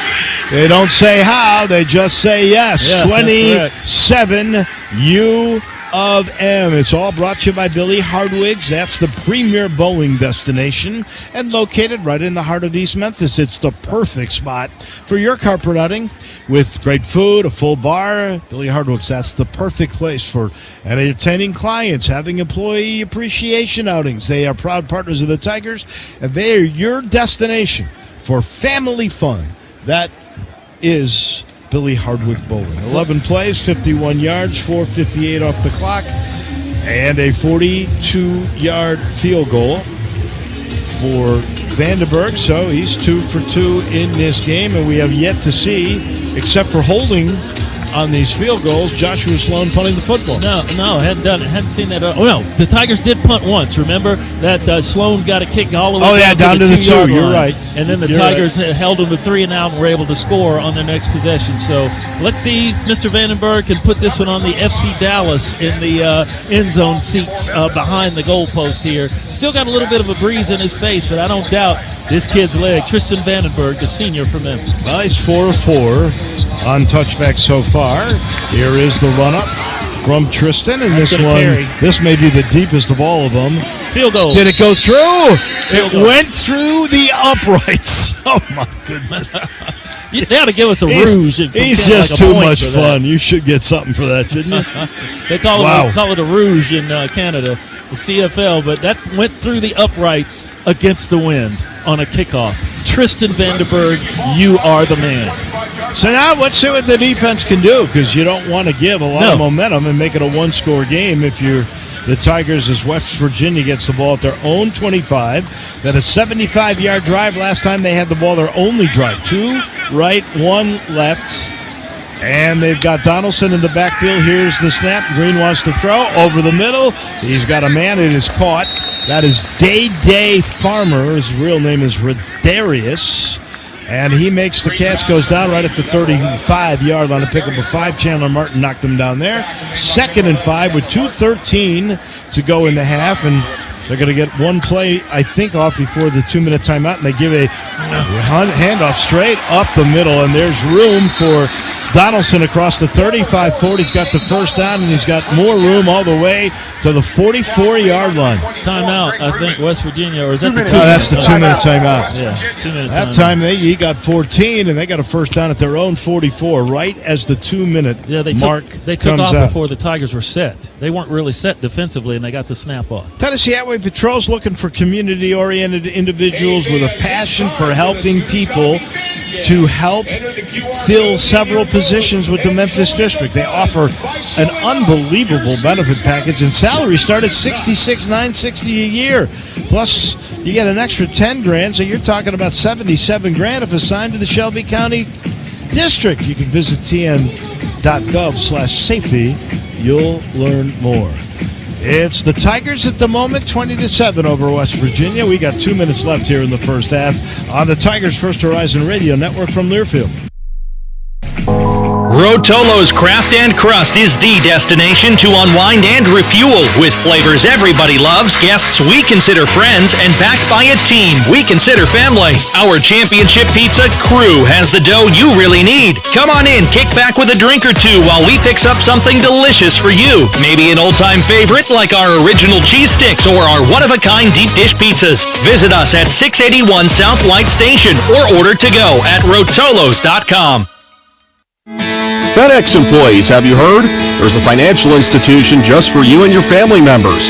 FedEx Employees Credit Association. Our members enjoy bigger returns and competitive rates on savings, checking, loans, investing, with less and lower fees all around. It's the kind of service you can only get when you're part owner. So if you're not a member, visit FECCA.com to join today. FedEx Employees Credit Association is federally insured by the NCUA. Minutes left here in the first half. Tigers lead it 20-7. Their biggest lead was 17-0. It's brought to you by Chick-fil-A, and all their Mid-South area restaurants are proud to partner with the Tigers today. They're here really to help you get ready on game day, whether it's football or basketball. You can order your favorites through the Chick-fil-A app and then cheer on the Tigers to victory. This is an important possession. The Mountaineers scored the last time they had the football. They went the distance, and they're trying to make this a football game. They score here. Greg Gaston down on the Eflin Insurance microphone. It's a one-score game. Yeah, I think you're right on, Waldo. Obviously, Memphis gets the ball to start the second half after West Virginia won the toss and elected to take the ball to start the game. Look, Green is a crafty little quarterback, and I say little, they list him at 5'11". He's probably 5'9". He gets behind those big linemen, and sometimes you can't find him. Yeah, it's hide and seek. And that's what he's doing. Plus, he's finding some gaps right now in the Memphis defense. He's been able to get the ball out of his hands very quickly. So I think it is a pivotal drive. If they can get points on the board, they'll feel better about themselves going into the locker room. But if Memphis can stymie them and prevent that from happening, and Memphis has got to feel pretty good going into the halftime intermission. Well, here's where you have to rely on your fundamentals now. You don't want to play hero ball. Ooh, I got a free shot or something like that, and give them a chance to, make a missed tackle somewhere or get a late hit on the quarterback. Keep your fundamentals. Keep them in front of you. Get them on the ground. Make them go the long way and run out of time with 2 minutes left in the first half. They bring back C.J. Donaldson, who just had that 14-yard run. He's to the right of Green. Here's the snap. Green wants to throw. Under pressure. Incomplete. He found the tight end, Taylor, and Cole Taylor had the ball. He was trying to shield the ball with his body, and he got hit as the ball came. It came out incomplete. Elijah Herring with the physicality there. Big lick by Elijah Herring. That ball came out immediately. As soon as he got the ball, Elijah Herring got him. That's how you play defense. 2 receivers each side. Now they send Donaldson as a receiver to the right. Empty backfield. Memphis rushing only 3. Now they're going to come with a blitz. Here's the snap. Here's the pressure. He runs up and he's got room. 45, 50 into Tiger territory. 40. Angles 30 to the right side. 20, 10, 5. Dives into the end zone. Did he get it? Yes, he did. The Tigers blitzed, and he ends up going 56 yards for a touchdown. Wow, that was a great play by that quarterback. The Tigers blitzed. He stepped on the inside of it. Memphis was in man-to-man defense, and anytime you're in man and the quarterback goes quick like that, you don't see him until it's too late. They're chasing the receivers down the field, and then when they turn around, all of a sudden the quarterback's on top of him, and he had great speed to get inside that pylon and dive for the touchdown. Great play by their senior quarterback, Green, to get him on the board again. The Z receiver, Preston Fox, with a big block there, and he does have speed. 4 plays, 75 yards. We got a game. Here's Michael Hayes for the extra point. Snap down, leg through. It's good. It's 20-14. 1:42 to go in the half. Can the Tigers get some more points to try to make it a 2-score game?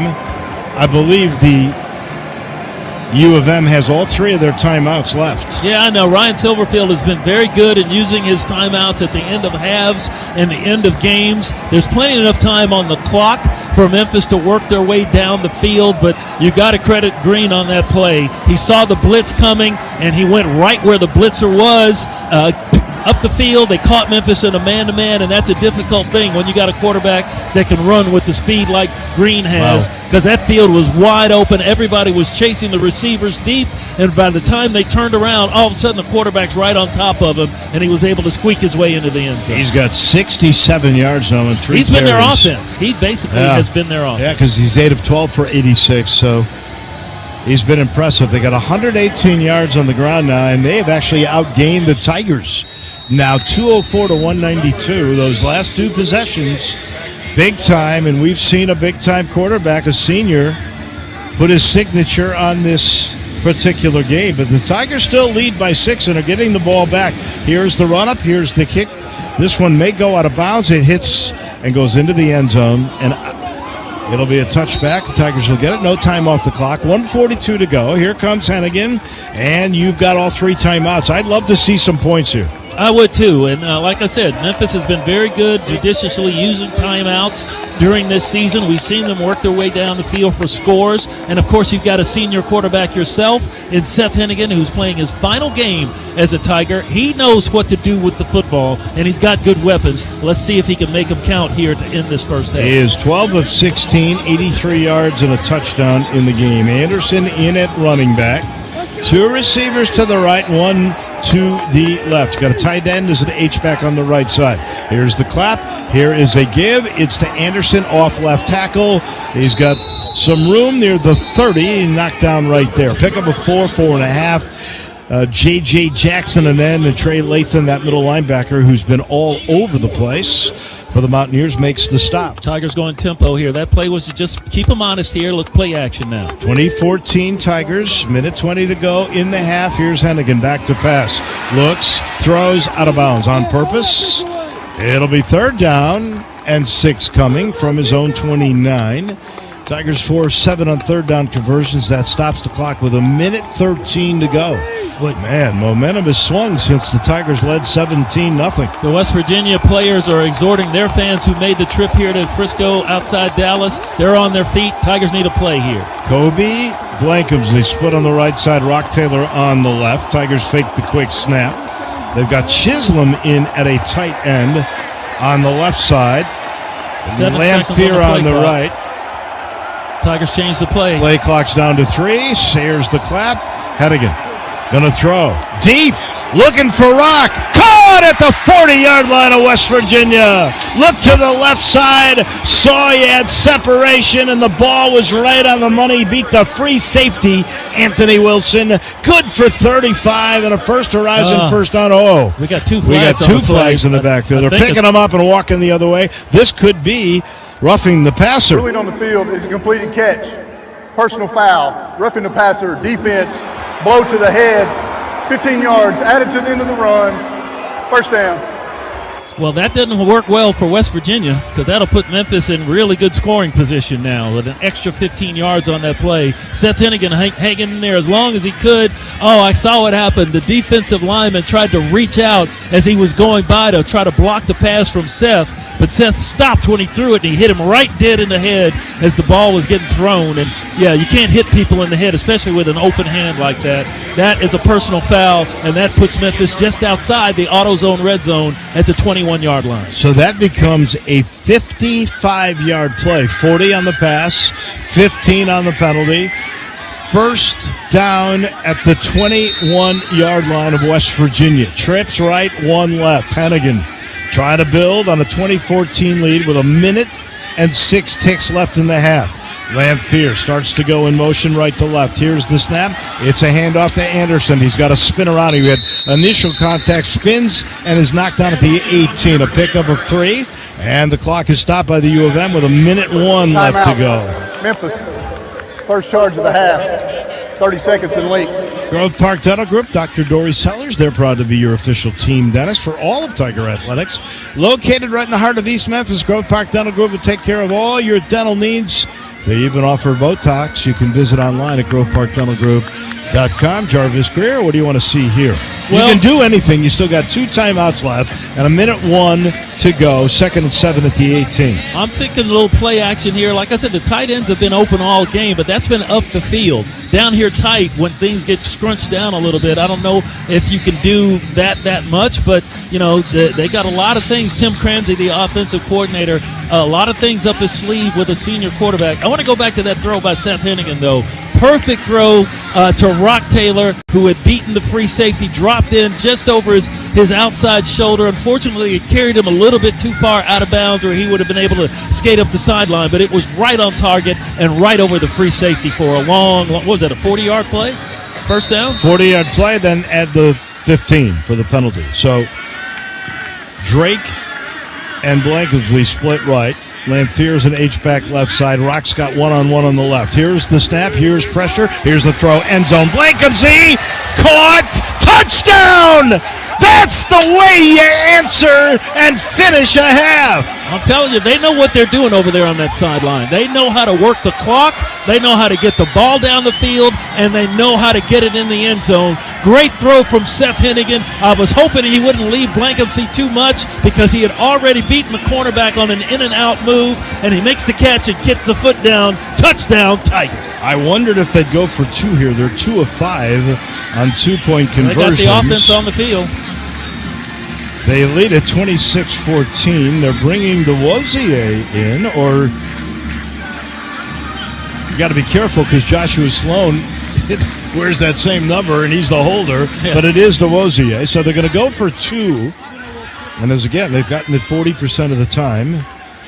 There's still 55 seconds left to go in this half. 26-14. They're going to try to make it a 14-point game. 2 left, 1 right. That's Drake. They send Blankenship in motion. Here's the snap. Hennigan looking, dumps it to Blankenship. Makes a man miss, gets into the end zone. He's got the 2-point conversion. He made the touchdown catch. He got to get a foot down. That was incredible. Then he made a man miss here, and he went right past Dantes Faken, and it's 28-14. It's not over yet. Well, that's one thing that the coaching staff told us. This is an okay tackling team, West Virginia. You get your guys out in space, let them do what they do, let them shake, let them bake, and just like Ricky Bobby we were talking about, they were in the end zone as a great play. It's like, now you see me, now you don't. Tigers get in the end zone again. That's the 2-point conversion, 28-14 Memphis with 55 seconds left in the first half. 5 plays, 75 yards, only 47 seconds to answer after that Green 56-yard run. Seth's second touchdown that ties the record with Clayton Tune at 104 touchdown passes. So he gets 1 more. He'll own the passing yardage and the passing touchdowns in the American. Yeah, and 2 guys. Holton Ahlers from East Carolina had the passing yardage. Clayton Tune from Houston had the touchdown, the most touchdowns. Now 1 man. Seth Hennigan could be the man in the AAC. And here's the run-up and the kick from Vandenberg. At that time, that's just 9 yards deep. Yeah, we give him 9 yards on that. It did bounce up and hit the goalpost. He is now 6 for 6. You know what? On touchbacks. He's pretty good at that. Yeah. 55 seconds remaining here in the first half. What is West Virginia going to do? Yeah, it's been some fireworks here lately because they have scored on their last 2 possessions largely, but almost solely on the play of their quarterback, Graham Green, who had a great scramble run and then a long touchdown pass with a great throw and a great catch from their receiver just inside the end line for their first score. And then on the last play, the last touchdown, a 70-yard scramble, and that was a scramble off a blitz and caught the Tigers in man-to-man, and he had a wide-open field to work with and matriculated into the end zone. West Virginia has all 3 of their timeouts left. Who knows if this is over? We've got a Donnybrook going now. White goes in motion left. Here's Green. It's a quarterback draw. Has a little bit of room. Gets to the 30. Spun down and staying inbounds at about the 36-yard line. Chandler Martin kept him in. It'll be a pickup of 6.5 or 7. See how they do. They put that ball to 32. Clock is still ticking. 35 seconds left here in the half. Here's the quick snap. Green wants to throw. Looking over the middle long. He's got the tight end in Tiger territory. Makes the catch at the Memphis 45. Yeah, that's just running the tight end up the seam, and that's the big 6'7" guy, Greg Rubin, coming over to make the tackle after he makes the catch. 23 yards. This game started off where they could do nothing against the Tiger D. All of a sudden, they are making plays right and left. Greg Gaston down on the Eflin Insurance sideline microphone. What do you see differently? The Tigers gambled on a blitz when they got burned on that long run by Green, but he's now got his numbers up to 9 for 13, 109 yards passing. Yeah, it's Green who sees things differently, right? It took him a little while to see what Memphis was doing, and now he's exploiting some of those areas. On that play, that particular play, Memphis dropped 8 back, and he found the seam over the middle to the tight end. He's finding open spots, open real estate on the field, and then he's also figuring out times that he can tuck and run. That's what a veteran quarterback can do for you. And he's not wasting a lot of time when he does it either. That time, just a quick drop back. As soon as he planted his foot, he's throwing the football. They don't give the Tigers time to adjust. And then on those scrambles, he just gets lost back there. You cannot see him. He's such a little guy. He reminds me of that North Texas quarterback who's very, very fast, but also very, very small. who I believe is in the portal. Here's the snap, and Green wants to throw. He's got time, comes to the left sideline, makes the catch. It is caught by Preston Fox, his 10th catch of the year, right at the Tiger 34. They move quickly. 20 seconds to go in the half. Here's the snap by Green. Throwing over the middle and almost picked off at the 5-yard line by the Tigers. That was beautiful defense by A.J. Watts. He almost came up with his second interception. They were looking for the H-back Gallagher. You know what? And it stops the clock with 13 seconds left to go. Great drop back by Matt, the linebacker back there. He had a deep drop and made him throw it over his head, outstretched arms, and that ball carried over the wide receiver and almost picked off by the defensive back. Good coverage by Memphis. So second down and 10. That would have had to been a perfect throw to get that over the Tiger defense. Jaheim White comes in. Here's the snap. Green to throw. Got time. Looking. Left sideline. Incomplete. Great coverage over there again by A.J. Watts. And he also had some help on Jaheim White, who'd come out of the backfield as a running back, as a receiver. 3rd and 10 with 6 seconds left. Now you got to pretty much throw it in the end zone. One of their receivers is down over there that was on that play that was covered by A.J. Watts. Injury timeout. That's Jaheim White. I think it's Jaheim White. So they put him in motion and made him a wide receiver. And it looked like he pulled up like a hammy. I'm really surprised they didn't use their second timeout when they had a chance. They let about 8 or 9 seconds off after they had made a first down on that one play. They could have used a timeout there. So now you're pretty much with 6 seconds left, up 28-14, the Tigers. They got one play left. They've got 2 timeouts, but they've only got really one play. Yeah, only one play. You got to throw it in the end zone. If it doesn't work, call timeout. Let's go down to Greg Gaston. Yeah, they tried a wheel route with White coming out of the backfield, and he had some real estate down the left side, but then he pulled up lame. I think you're right, Jarbo. Yeah. I think he pulled a hamstring. Yeah, he's having a little bit of help coming up the sideline back to the West Virginia. He's walking on his own steam. He does have. He's got a little bit of a limp working. He does, and those hammies. And it's getting a little cooler. It's in the lower 60s now. Very comfortable if you're a fan. It's comfortable, though. This is great weather to go out and play a game in. It's warm. You can get a good sweat. But, that's just tough. They rode him out of bounds. He couldn't make the catch. And then when he tried to get up, he just went right back down.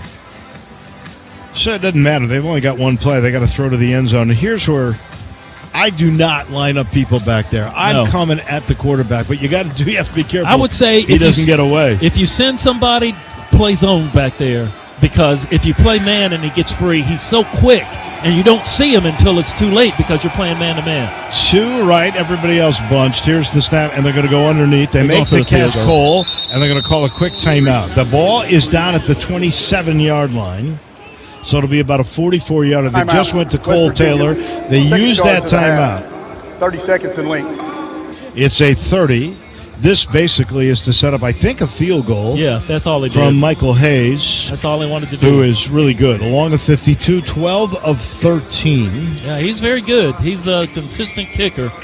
And the Tigers really don't rush field goals or extra points. So it's on him whether he makes it or misses it. That play used only 2 seconds. That was really heads up. It's kind of a slow start on the clock, but really, it only used 2 seconds. So, they're in field goal range right here. Yeah, we had a lot of fireworks late in this first half, huh? We did. Been an interesting game. 28-14 at the moment. 4 seconds left in the half. Tigers on top. Here comes a 46-yard field goal from Michael Hayes II. He's 5 of 5 on the year from this range. It's not easy, but it's within his range. 92% on the year, 12 of 13, 11th best in the NCAA. It's on the left hash. Tiger fans trying to distract him. Snap, down, leg through, on the way. And good, just inside the left upright. Man, that just squeaked in there. How the first half comes to an end. 28-17. Tigers, who will get the ball to start the second half. All right, so that's not a bad half for Memphis. You're up 11 points, 28-17. West Virginia, you thought that maybe you could knock them out. No, you got to kill them all the way dead. They're not just going to die whether you get a lead on them or not. So Memphis needs to put some more points on the board here in this football game to ensure another Tiger victory in a bowl game. But not a bad half. 252 yards for the Tigers. West Virginia ends up with 251. That's amazing. Believe it, I remember they were stymied their first 3 series. What does Green have, like 200 of them? Green has been outstanding, 126 yards passing, 74 yards, so he's got 200 of their 251. But the big number, that's the scoreboard. 28-17, Memphis on top at the break. We'll hear from Ryan Silverfield as they come back on the field from the locker room. So Tyler Springs and Russell Copeland will take away halftime. It comes your way back in Memphis in a minute. Great first half for the Tigers offense here in Frisco. They lead West Virginia at the break 28-17 on the Memphis First Horizon Radio Network from Learfield. Ready to make a winning move in your education? Tennessee's #1 online university, U of M Global, has the right playbook for you. With all online classes and personalized student support, make 2024 the year to advance your best future. Our transfer-friendly approach makes it possible to finish your education with a degree from the University of Memphis, all online and on your time. Visit memphis.edu/U of M Global to learn more about what accredited degree program is right for you. Don't wait till next year. Now is your time to ascend to the next level with U of M Global. What if, instead of choosing between a big bank or a small bank, you could choose one bank that's the best of both? That's First Horizon, with big bank reliability and small bank resolve. You get 160 years of financial strength and stability and an enduring commitment to personal service. When the best of big meets the best of small, you get it all. To help you on the road to your horizon. First Horizon Bank. Visit firsthorizon.com/getitall. Hunter Fan is your hometown fan and lighting company and a proud supporter of Memphis Tiger football. In business for over 135 years, Hunter is the premier producer of quality ceiling fans and lighting solutions. Hunter is proud to be headquartered right here in Memphis and be a part of the Memphis community. Tiger fans, support your hometown brand and supporter of Memphis football by visiting hunterfan.com for all your residential and industrial fan and lighting needs, where you can use the code TIGERS15 to receive 15% off your next order. Toyota-thon is on, and it's the perfect time to wrap up the year with a new RAV4, America's best-selling SUV. Now through January 6th, get 4.99 APR financing on a new 24 or 25 RAV4 or RAV4 Hybrid. Excludes RAV4 Prime. Or lease a gas-powered 25 RAV4 LE for $299 a month for 39 months with $32.99 due at signing. With approved credit through TFS, tax title and license extra. Call 1-888-36-TOYOTA for details or go to toyota.com. Toyota, let's go places. Tonight's halftime show of the Scooters Coffee Frisco Bowl is presented by U of M Global. Online, on your time. Visit memphis.edu/U of M Global. Here's your host, Jeff Brightwell.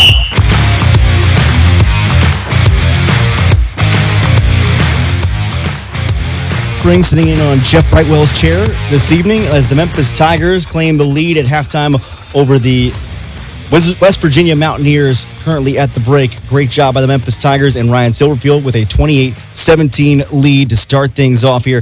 We're in studio alongside Russell Copeland. I am Tyler Spring, and it's great to be with you here on the Memphis Tiger Football Halftime Show on the First Horizon Tiger Radio Network by Learfield. Tiger football brought to you in part by Brookhaven Pub and Grill, where we were earlier tonight, and the action was great out there. It was a full house. A couple of West Virginia fans as well. They're the proud home of the Coach Ryan Silverfield radio show. The show airs on Mondays at 7 o'clock throughout the season. Come enjoy great food and drink specials and catch up on all the inside information on your Tiger football team live on 98.9 The Roar of Memphis. Brookhaven is the best place to watch Tiger football games when you can't be at Simmons Bank Liberty Stadium. Like them on Facebook or check them out at brookhavenpub.com. And it's also where you can find the Penny Hardaway radio show during men's basketball season. But that place was hopping tonight, and it should be, Russell Copeland, when your Tiger team comes out like that. They came out with a pretty strong start to the contest, but this game is 4 quarters, not 1, and West Virginia is showing you that. Absolutely. Just talking about it in the pregame, I thought this Tiger football team had to have balance running and throwing the football, and they've definitely done that, passing 136, rushing 116. I thought they had to play fast with physicality, and we saw that. I think offensively they have done everything, that they should have done in the first half. I think Tim Clansby has done a terrific job of, when throwing the football, getting his wide receiver matched up on the matchup that he wants, throwing some big plays to the outside to Rock Taylor and also Blankenship. But when you flip the side on defense, I think when you look at 17-0, I think what gave this defense trouble is being able to contain the quarterback. And we've seen throughout the year, and it's a tough job, Tyler, to contain a running quarterback. And I think that's what really opened up the football game. And we've seen that earlier from Navy. When you look at Horvath, he was able to run and throw the football. And also when you look at North Texas, you saw Chandler Morris able to do the same thing. This defense has to come back, continue to create some turnovers, but they've got to find a way to get some balance and stop the quarterback from getting outside and running the football. To Russell's point, Memphis, 8 big plays. That's runs of more than 10 and passes of more than 15. 8 in the first half for 189 yards. West Virginia close, 7 for 175 yards. The second quarter, West Virginia outgained Memphis 223 to 157. More stats and a couple of highlights on the way as the halftime show continues here on the First Horizon Tiger Radio Network by Learfield. Prescription opioid misuse, abuse, and addiction are a reality here in Shelby County. If you want to protect your loved ones from being a victim of opioid use disorder, remember these 3 easy steps. Count it, lock it, drop it. Count your pain pills weekly. Lock up and store pain pills in a secure place. Drop off unused and expired prescriptions at a Dropbox location near you. It's that simple. To learn more about Count It, Lock It, Drop It, visit ShelbyTNHealth.com. Hey Tiger fans, looking for a simple way to enjoy some Chick-fil-A chicken? Download the Chick-fil-A app and order your favorites ahead of time. Not only will you save time, with every qualifying purchase, you'll receive points towards tasty rewards. Download the Chick-fil-A app today and spend less time ordering and more time enjoying. Go Tigers, go!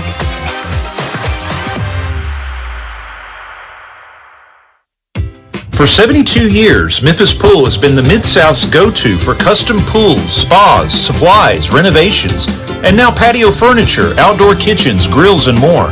With locations in Memphis, Germantown, and Collierville, our expert team is here to serve. Trust Memphis Pool for quality, service, and a family tradition that spans generations. Memphis Pool, the standard of excellence since 1952, and the official pool and spa partner of the Memphis Tigers. A true teammate takes on every day with a winner's attitude, gets up when they fall down, and leaves it all on the field. There's a group of teammates who do all these things every single day. But they're more than your typical athlete. They're kids dealing with unthinkable medical circumstances. Team Impact matches children facing serious illness or disability with college sports teams, creating a long-term, life-changing experience for everyone involved. Help us get all kids in the game. Visit teamimpact.org. Team Impact. All in, all together.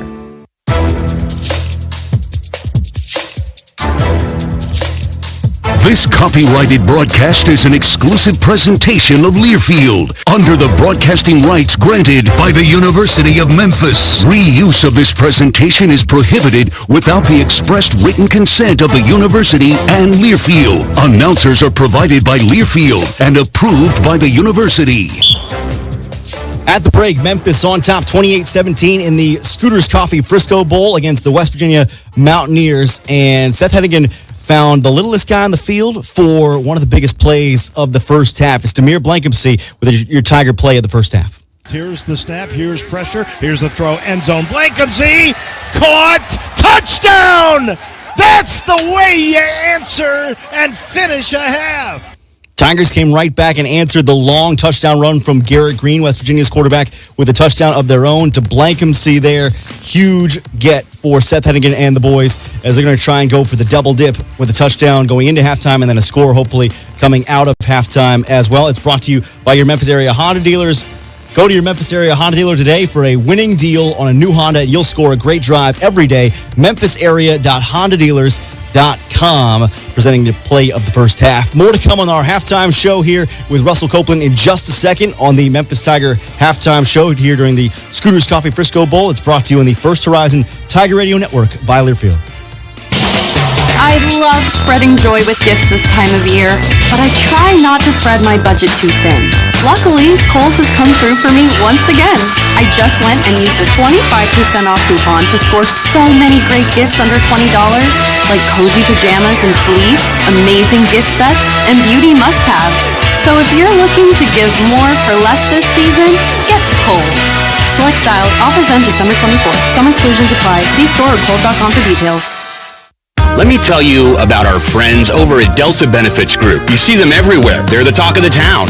And they are a proud sponsor of the University of Memphis football program. They're the Mid-South's #1 trusted source for all things Medicare, and they are ready to help you during the Medicare annual enrollment period. Make your free appointment today to do your annual Medicare benefits checkup by calling 901-460-7220 or visit them online at deltabenefitsgroup.com. The Tennessee Highway Patrol is looking for community-oriented individuals with a passion for helping people to help fill several positions within the Memphis district. We offer an excellent benefit package with salary starting at $66,960 a year, plus an extra $10,000 if assigned to Shelby County. Your patrol vehicle and equipment are furnished, tuition discount for employees, and much more. Apply now and learn more about our mission to serve, secure, and protect the people of Tennessee. Applications for our February 2025 class are now open, so don't wait. Follow us on social media or visit jointhp.com. You are the co-pilot. You go by many names, and Marathon knows how important you are to your team. You are the carpool driver, the assistant coach, keeper of the shoulder pads, the knee pads, and the helmets. The back of your car looks like a sporting goods store. You are the top dog at the tailgate. The ride there, the ride home, and in between, you are the biggest fan. This season and every season, Marathon is proud to fuel you and your team because we're driven together.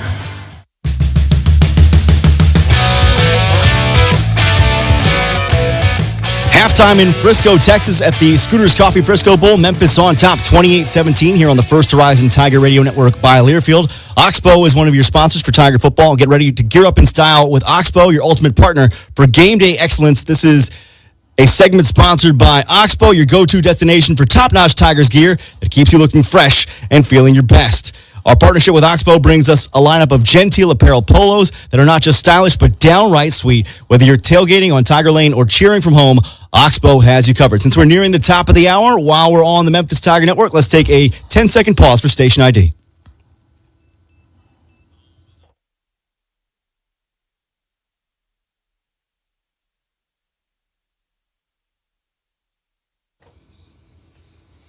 Tyler Springs with you here in studio alongside Russell Copeland. And the Tigers hit two things Russell prescribed for them in the first half. One, they were 5 of 8 on third downs. And two, they were 3 of 3 in the red zone. What else did you see, Russ? I think I like the way they were being able to exploit the defensive backfield on the outside, being able to match up Rock and Blankenship with safeties, taking advantage of it. I think they have to continue to do that, but still have the balance. They've been running the football efficiently. A lot of physicality up front. Looking forward to seeing what else Tim Cramsey, Seth Hennigan, and company have in store for the second half. We'll take our final break of the halftime here on the Memphis Tiger Halftime Show on the First Horizon Tiger Radio Network by Learfield and chat with Greg Gaston, and he might have Coach Ryan Silverfield when we return. This is Memphis Tiger football in the Scooters Coffee Frisco Bowl, up 28-17 at the half on West Virginia.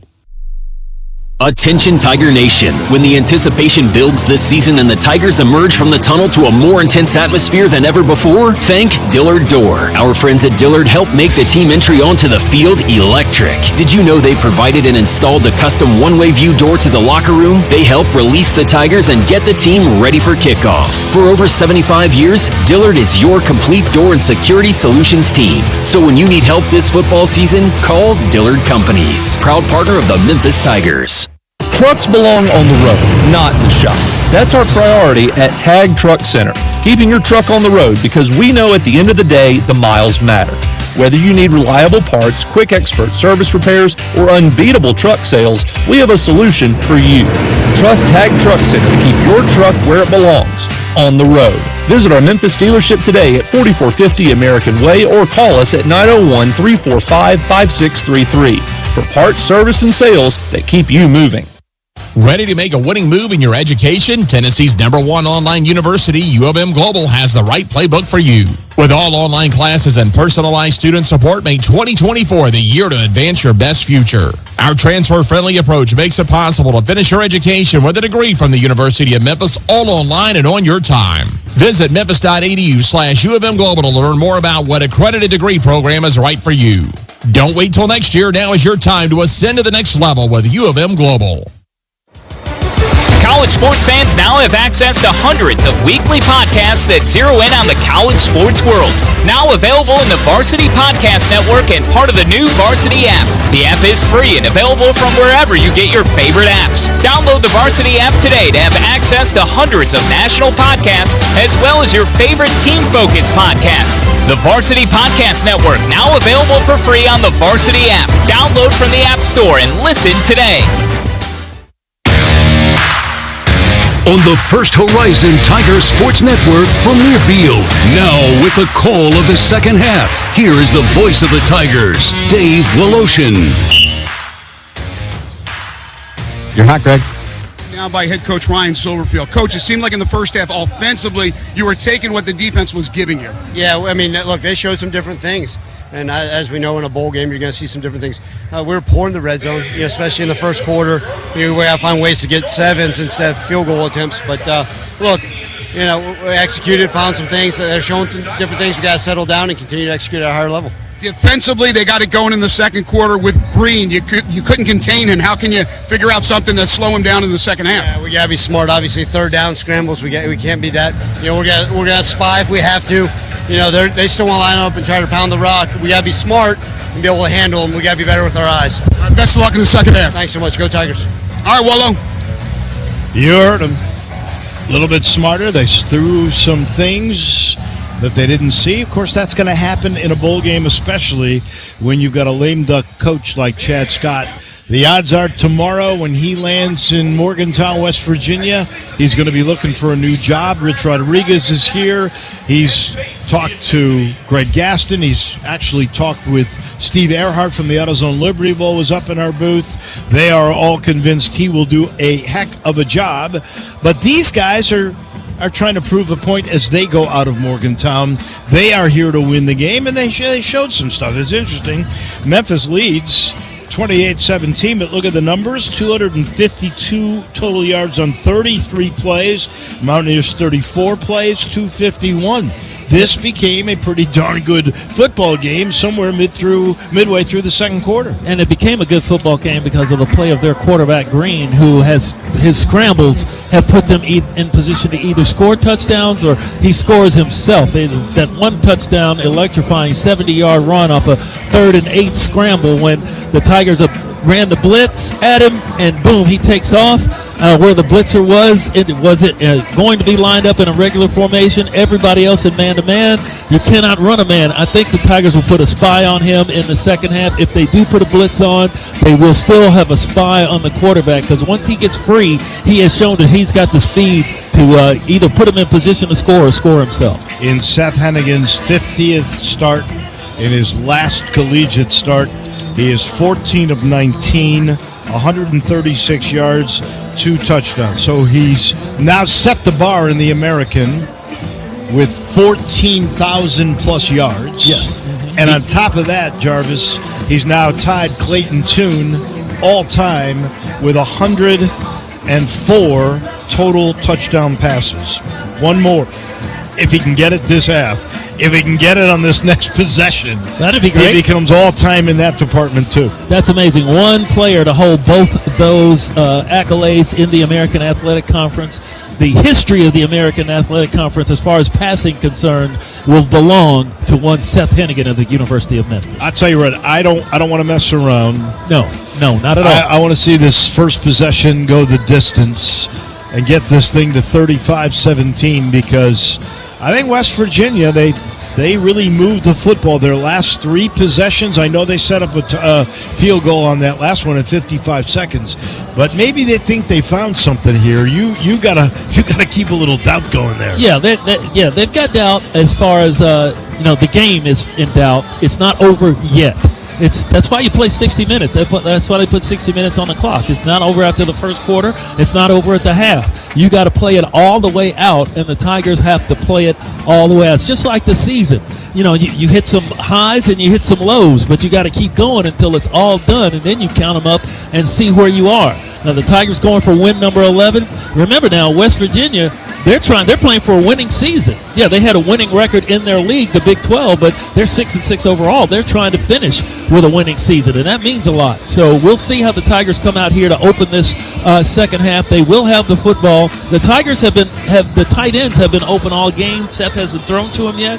He may go to him a little bit here this second half, but hey, the offense has been working whether they go to the tight ends or not. Let's hope they keep working it into the end zone. Defensively, Chandler Martin led the way with 6 tackles. He had 1 tackle for loss. Elijah Herring had 5 tackles in the game. Rubin had 3 tackles, 1 tackle for loss. So the Tigers had a couple tackles for loss, and that's something they've really been very productive with this year. I just want to see them slow them down a little bit, but again, they get the first possession to start this third quarter, and the way things have been going, set the tone. Set the tone. That is probably exactly what the coaches said in the halftime locker room speeches. Come out there, strike the first lick. Play it like it's 0-0. Don't look at the scoreboard and think that you have the lead. No, you have to play it. You have to dog it all the way out. And you can't depend on the other team just folding up and saying, oh, well, this is not our night. No, this is the end. This is the last night of the season. There is no more college football after this for either of these two teams, for either of these players, and for any of the seniors on the team. A lot of them, this will be the final time they strap it on ever. So, you got to play your hearts out here in the second half like this ball game 0-0. So here we go. It'll be Michael Hayes will put it into play. The Tigers have DeWosier back. I wouldn't mind seeing him return one. Well, let's see if they get the ball there, because this kicker is a really good kicker. He barely squeaked that field goal through, that 46-yarder there at the end. It barely squeaked in the upright, but it all counts. So let's see. We're about ready to start the final half of the season in the Scooters Coffee Frisco Bowl, Memphis, West Virginia. Tigers will go left to right on your radio dial in their white, navy blue and gold. And here's the Hayes kick. Fireworks go off. This one into the end zone. And out of the end zone, it'll be a touchback. So the Tigers will take over 1st and 10 at the 25. We have not had a kick return in the game. No, we haven't had a kick return in the game. And as far as a kickoff, the West Virginia has punted a couple times. Kobe Drake has done a really good job. He had a really good return on one that set up a Tiger touchdown. But let's see. Kobe Drake's out here on offense along with Demir Blankumsey. And is that Brendan Doyle, the tight end, or is that Anthony Lamphere out there? Lamphere is out. 3 receivers to the right. Rock Taylor to the left. One-on-one coverage. It's Anderson who will start. And now they send Brendan Doyle into motion. Here's the snap and a play fake, and Hennigan's throwing deep down the middle. First snap. Rock Taylor makes the catch at the West Virginia 25. And walks down the field and says, yeah, that's me. I did that.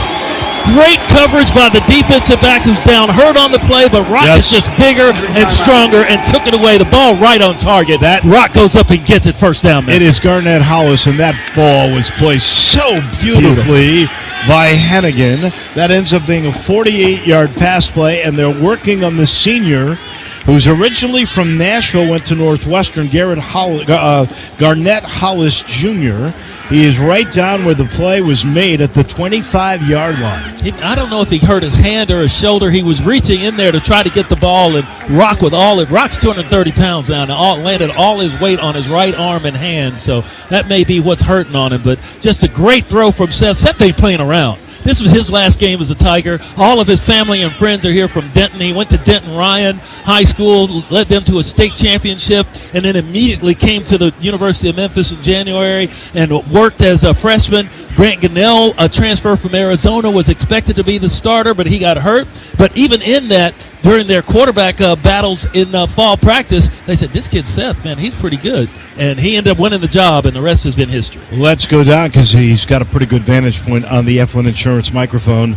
Greg Gaston, what do you see about the injury to Garnett Hollis? Yeah, he came down very hard on his back, but it wasn't completely on his back, a little bit on the side. And I know Jarbo had said maybe shoulder, maybe arm. He's walking off, and they're holding his right arm very delicately. So I'm not sure if this is shoulder, elbow, arm, but it seems to be his right arm, some sort of injury, and he's being taken off the field right now. Boy, the final seconds of the first half and these opening 15 seconds have been costly. They lost now Hollis, who is their best cornerback, according to our coaches, and they lost their best running back, Jaheim White, to what looked like to be a hamstring. We'll see what his status is like. And you're right, they are holding on to that right arm. Previous play is under video review. Wow. Now they're going to review the play. Looked like a catch from here, but of course they're going to review it, and they're taking him immediately to the tent. Rock Taylor, 232 pounds, big boy, and all of his weight landed and making that diving catch. Well, in all honesty, right on his arm. We have not seen a replay of that particular play yet. They had the ball put down at the 27-yard line if it holds up, and now the referee, Jeremy Parker, is underneath. He's talking to the replay official, Colin Backert, and they'll sort it out. It'll be a bit because television has just gone to a commercial. I'll let you know that the third quarter of this game is brought to you by Prairie Farms. Farmer-owned dairy products from Prairie Farm made with 100% real milk from local dairy farms. You can visit prairiefarms.com for recipes, coupons, and you can enter for a chance to win a dairy prize package. Drink local with Prairie Farms, a proud partner of the Tigers. We're taking a look now at the replay, and does Rock have it? Sure looks like he does. Well, did the ball come out before he hit the ground? That's what they're trying to check and see. The angle that I saw, I didn't see that ball move, but he's got one arm in front of the other. It's hard to tell. And the ruling on the field is pass complete now, so they'll have to be like irrefutable evidence to overturn that call on the field. But that was a perfect pass from Seth, and Rock with just strength went up and just grabbed the ball out of it. The ruling on the field stand. There we go. Catch, first down. All right, very good. Great effort by Rock Taylor. Great throw by Seth Hennigan. Tough break for the West Virginia defensive back who had all of Rock's weight fall on his arm as he was trying to reach in there and pull the ball out. But that's a first down Memphis, and they're at the 27-yard line of West Virginia. 15 of 20 for 184 yards now for Hennigan. 2 touchdowns in the game. 2 left, 1 right. That's Kobe Drake. They send Blankumsey in motion. Here's the snap. They give it to Anderson, and Anderson spins around. Looked like a face mask not called, and he ends up at the 22. A pickup of 5. I think they grabbed his arm, and it kind of looked like a face mask, but it spun him all the way around, but he still had momentum and good body balance to keep his feet going forward, and that forward momentum picks up 6 yards. That's a really good gain on first down. Tigers over 100 yards rushing the football now. Anderson 40 yards. Belozier 48 on 2 carries. Of course, one was 46. Second down and 5 right at the 22 on the left hash. 2 receivers, right, 1 left. Here's the snap, and Hennigan's going to run for the first down. Fake the pitch, look to throw, saw an opening, dives for a first down inside the AutoZone red zone at the 16-yard line. Another First Horizon first down. That's 6 yards on that one, and 13 first downs for Memphis. What I like on that play is Seth immediately made up his mind once he had the ball on the end, faked the pass, and immediately planted that foot and took off going forward with good body lean. Make sure he got that first down. 28-17 Tigers, a minute and a half gone in the third quarter. First and 10 at the 17. Handoff Anderson trying to find some room left side, not there. Got to the 15. That'll be it. It'll be only a pickup of 1. Second down and 9. And if you listen to Ryan Silverfield, he said to Greg Gaston he'd like to see a little bit more efficiency in the red zone. That time Sean Martin, the defensive end, made the stop. Tigers bringing in big Jamari Chisholm here in the jumbo package. Let's see if they give it off to Mario again, or will this be some sort of play action? You talked about getting a tight end in action here. They got Chisholm and Doyle, and Doyle's a tight end on the right side. Kobe Drake in motion to the left side. Here's the snap, and Hennigan to throw. Right side looks for Kluse, and it's too far. Incomplete at the 8-yard line. Tell you one thing, Brady White, if it's anywhere close to the defense having a chance to make a play on the ball this year, we've seen him just throw it away. But that's why he's kept his interceptions to a minimum. He's only got 6 interceptions on the year, but this is now a big third down inside the AutoZone red zone with Memphis leading 28-17 with 12:41 left in the third quarter. Tigers are 5 of 8 in third down conversions. They send 3 receivers right. They got single coverage on Rock on the left side.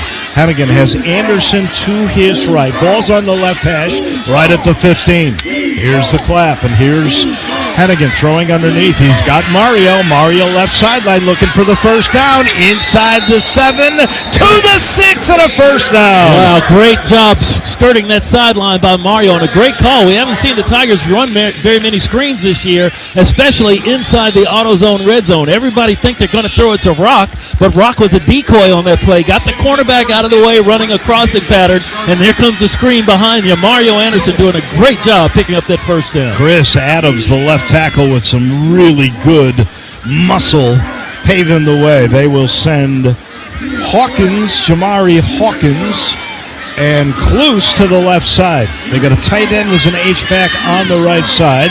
Now they send Hawkins in motion. They give it to Anderson up the left side. He gets to the 5, to the 4. A little pushing going on. Did they get to the 3? It'll be second down and goal from there with 11:50 to go in the third quarter. 28-17 Tigers, and they want more. Anthony Wilson, the free safety, made the stop for the Mountaineers. I know they want to get Super Mario a touchdown, but we haven't seen the BT Express in this game. He is dressed, he is healthy, and he's the guy that you usually go to down here close. But it's a second down and goal to go from Memphis from the 3-yard line. Chisholm, it lines up as a tight end. They have Kobe Drake on the left side. Brandon Doyle now shifts to the left side. So 2 tight ends in. Here's the snap. Give to Anderson. Off right tackle. Into the end zone. Touchdown Tigers. And there's a big one. Now it's doubled. 34-17 Memphis. It didn't take long, less than 4 minutes, 3:50, and the Tigers on their first possession go 75 yards, 8 plays, flex their muscles. They equal their biggest lead of the game at 34-17. Big Jonah Gamble down there, the big senior right tackle, leading the way for Mario, and Super Mario powering that last yard to get in the end zone. Tigers with the ground game, taking a big lead. This to make it an 18-point lead. It would be their biggest. Snap down, leg through from Vandenberg. It's good. All righty. That's what you want to do. You get the ball first to start the second half, and you make them pay. West Virginia won the opening tip. They decided to recede. Couldn't do anything. The Tigers are immediately up 14-0. Then the Tigers get the ball to start the second half, go right down the field into the end zone. And lead it 35-17. It's brought to you by the Delta Benefits Group Medicare Annual Enrollment. It's here. It's never too early to make your appointment to ensure that your benefits stay up to date. Give our friends at Delta Benefits Group, that's the Mid-South's #1 trusted source for all things Medicare, a call. Schedule your free AEP appointment. It's simple. It's 901-460-7220. That's the number for the Delta Benefits Group. The Tigers with their biggest lead here with 11:10 to go in the third. Over West Virginia, they lead at 35-17 on the First Horizon Radio Network from Learfield. What if, instead of choosing between a big bank or a small bank, you could choose one bank that's the best of both? That's First Horizon, with big bank reliability and small bank resolve. You get 160 years of financial strength and stability and an enduring commitment to personal service. When the best of big meets the best of small, you get it all. To help you on the road to your horizon. First Horizon Bank. Visit firsthorizon.com/getitall. For over 50 years, there's been one place to go to get all your Tiger gear, Tiger Bookstore. With the largest selection of University of Memphis apparel and gifts, we make shopping easy for any occasion. Come pick from some of the top collegiate brands like Nike, Antigua, and Pro Standard. So stop by our location at 3533 Walker Avenue, just off Highland, or shop online anytime at tigerbookstore.com. Root the Tigers on to victory and show your true blue this season from Tiger Bookstore. Go Tigers!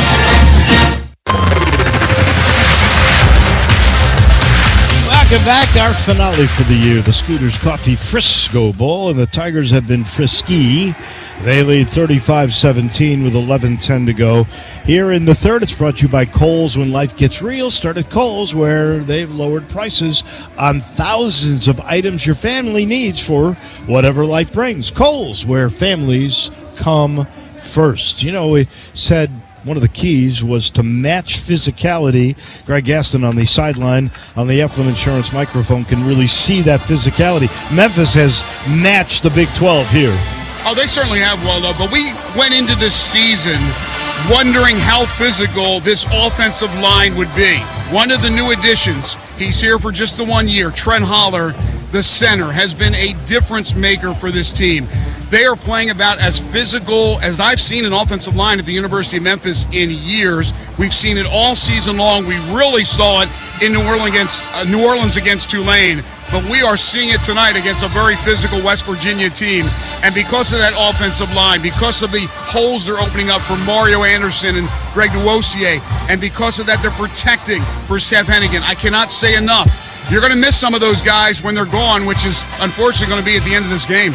Yeah, it's really something to remember back when the Tigers first started winning, when Fuente came in and went to the spread offense, they could not score running the football inside the 20 and especially inside the 10.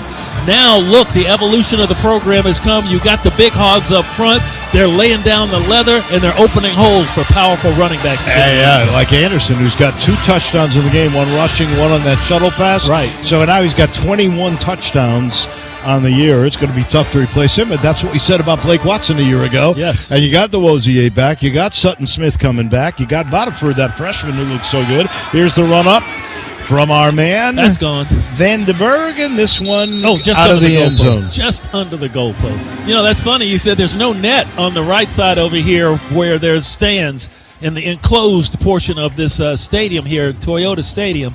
And there's no net, and the National Soccer Hall of Fame and big skyboxes are right behind that, and Vandenberg's going to hit one of those windows and just crack them out. Dan O'Brien said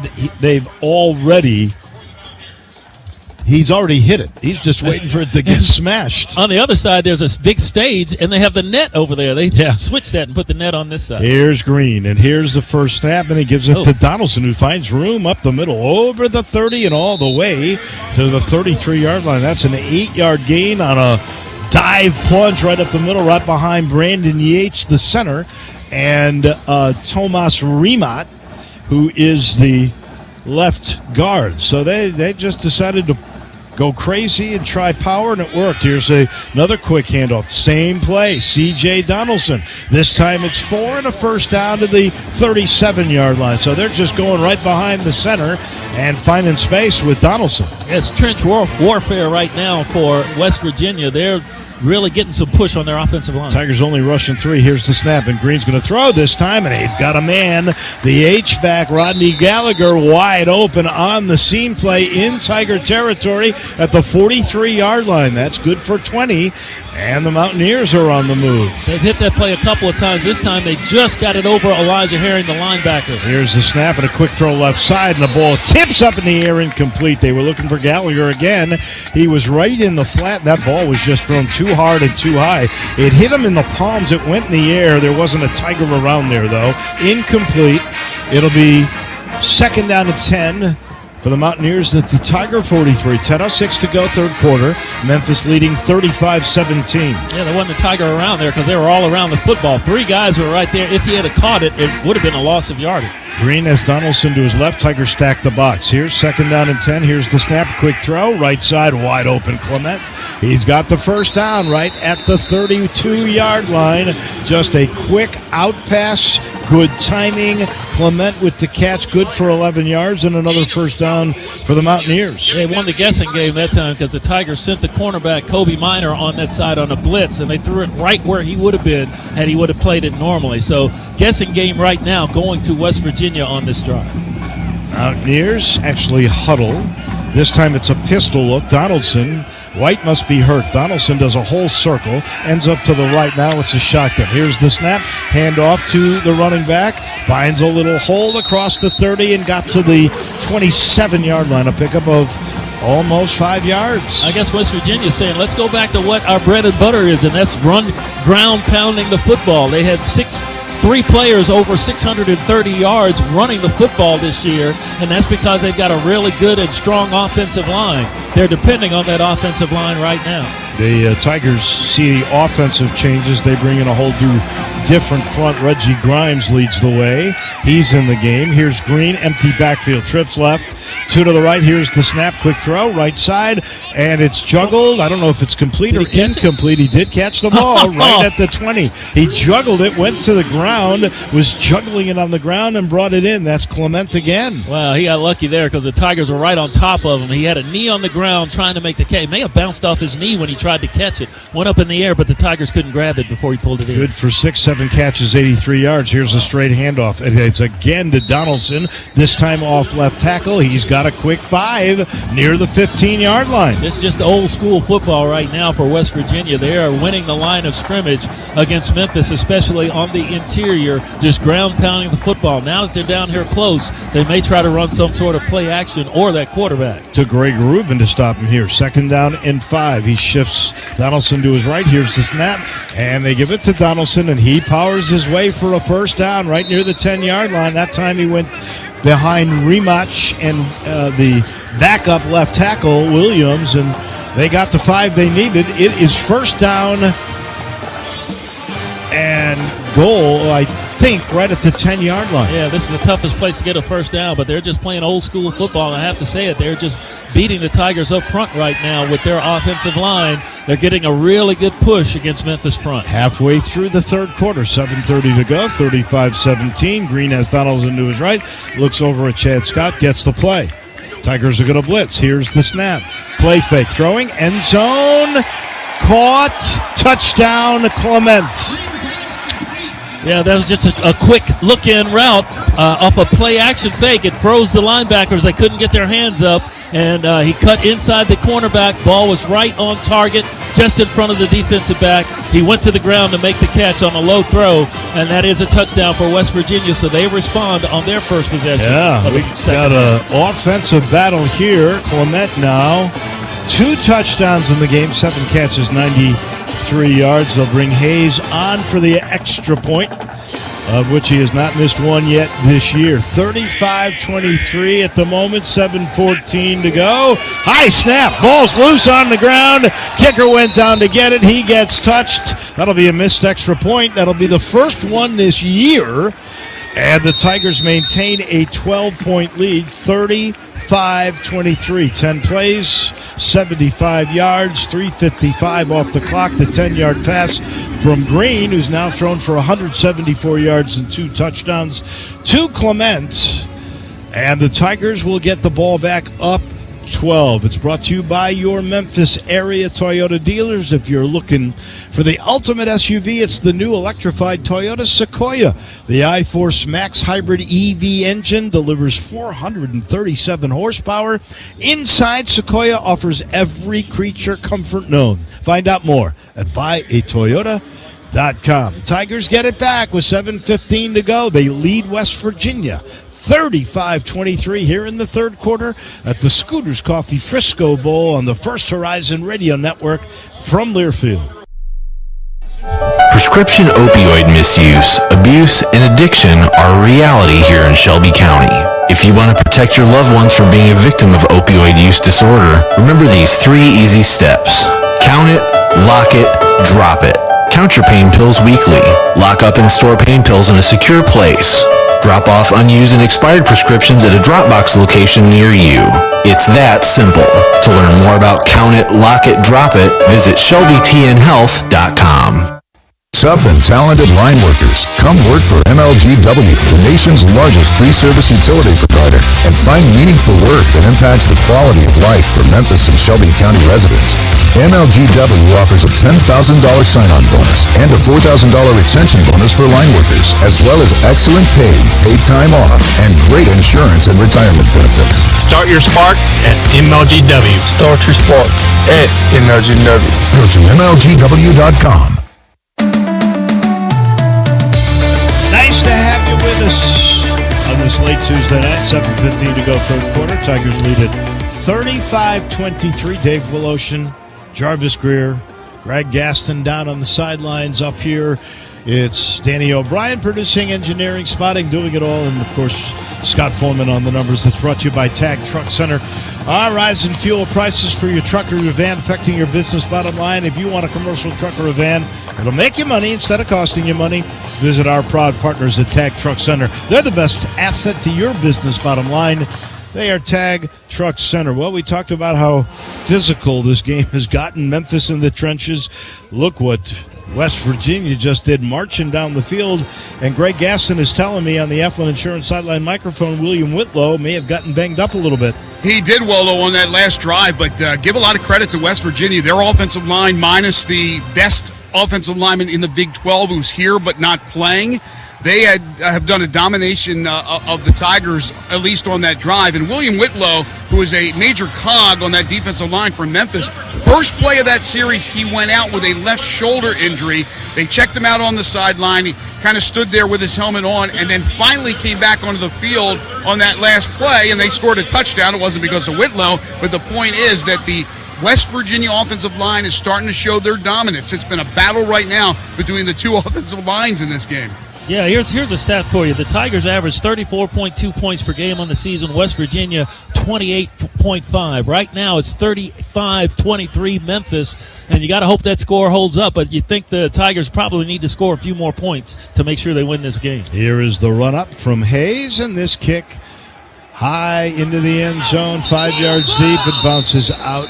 Look at these numbers, Jarvo. Yeah, let's look at Total yards, 327 for Memphis, 326 for the Mountaineers. We talked about how good both these are with time of possession in this game so far. The Tigers 19-11, the Mountaineers 18-34. Hard to believe Memphis is up 35-23 when you look at how close those numbers are. Well, Memphis has gotten 2 fumbles off of West Virginia in this game, was able to score. Memphis has been much more quick strike, while West Virginia has been more methodical. 1st and 10, Tigers at the 25. You asked about Brandon Thomas. He's in, and he gets a play fake to him, and Hannigan running for his life throws the ball away. He threw it at the feet of Anthony Lamphere, just trying to get rid of that ball. There was big pressure on him. He has not been sacked in the game yet.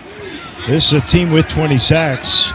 West Virginia. That time, Asani Redwood was all over Seth. That was a good throwaway. Yeah, it was a good throwaway, but this is not where you want to be a quick 3 and out, especially with West Virginia getting momentum after that long drive for a touchdown. You need to get the ball up the field, and on the rollouts, Memphis has not been very good so far in this game. Everybody bunched in. 2nd and 10. Here's the snap, and Hennigan's going to throw, and he dumps it down to Brandon Thomas, who makes a man miss. He gets across the 35 and gets the first down right on the head dash. And we got a West Virginia Mountaineer. He's going to get up. Brandon Thomas, boy, they butted heads, and BT Express spun off of him to pick up the first down. That's the guy that led the way for them in the first half, the middle linebacker, Trey Lathan. Yeah. BT Express, though, said, hey, welcome to Memphis, buddy. It's the 901 down here in Big D, and he put a big lick on him to get the first down. That's 12 yards and another big first down, a Horizon first down for the U of M. They got 15 in the game. Here's Rock Taylor going in motion left to right. Here's the snap. They give it to BT right up the middle. No, it's a fake, and Hennigan is going to dive forward at the 45-yard line. They're going to say that he started that dive at the 42. He'll end up picking up 5. It'll be second down and 5. 6:15 to go, third quarter, 35-23. U of M over West Virginia. Yeah, that looks more like the Seth Hennigan of a couple of years ago as far as his running style is concerned. He's much more forceful running and diving forward and picking up yards. That year, a couple of years ago, he was the second leading rusher on the team. 6 rushes, 44 yards so far in the game. Blankenzy in motion to the right side. 3 receivers there. One, it's Rock on the left side, one-on-one coverage. Here's the snap. This time it is a give to BT, and he runs right into a linebacker and picked up only one. He ran right into Kiakura Tarnu. They call him KK. And Anthony Wilson. He got 2 yards. That's it. Third down and 3 for the Tigers at their own 44-yard line. Clock down under 5.5. They are 6 of 9 on third down conversions. They bring DeWozier into the game. Now here's where Greg DeWozier is very, very dangerous. This is the makeable third down at 3rd and 3 with 5:10 left to play in the third quarter. Tigers up 12. 2 right, 1 left. That's Kobe Drake starts in motion. Here's the snap. Hennigan under duress. Avoids a man, throws it away in the direction of Lamphere. Smart play. And that time they blitzed Ben Cutter, their outside linebacker, and Hennigan had no choice but to get rid of it. And here's a momentum change. Only the second time in the game the U of M's going to punt it. On comes the Australian Joshua Sloan. He's had a really good year this year. He's averaging more than 40 yards a kick. His hang time has been excellent. Let's hope he kicks it away from the punt returner or forces a fair catch. And he's a good one. 13 punt returns, Preston Fox. Here's the snap, and here's the kick, and over end. Fair catch at the 9. Great punt under duress. So I got to tell you, there was that was a great lot punt. of pressure on Sloan. He got it away, and that is the second kick inside the 10-yard line. One was set up at the 2. This one inside the 10. A 47-yard kick for Joshua Sloan. Corky's Barbecue is a proud supporter of Tiger football. You can see why Corky's has been voted the #1 barbecue joint in Memphis at any of their 4 Mid-South locations. Corky's Barbecue is Memphis Barbecue. 35-23, leads down to 12 in under 5 minutes. 4:53 to go in the third. It's West Virginia's serve. They've got the ball when we come back to Frisco at the Scooters Coffee Frisco Bowl on the First Horizon Radio Network from Learfield. Toyota-thon is on. The perfect time to shop for a new SUV with more all-wheel drive choices than anyone else, like the family-size Highlander and the bigger, more powerful Grand Highlander.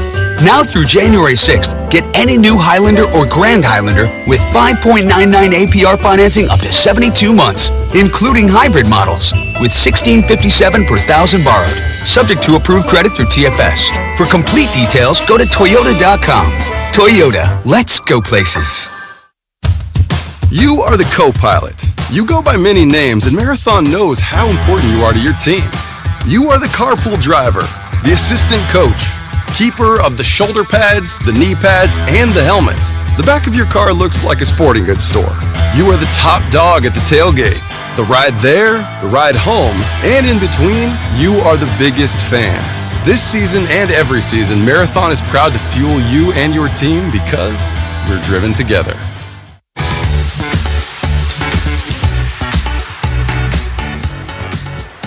We welcome you back here in Frisco. 4:53 remaining, 35-23 U of M over the Mountaineers. But the Mountaineers trying to change a little bit of momentum. They just forced only the second punt of the game by the Tigers.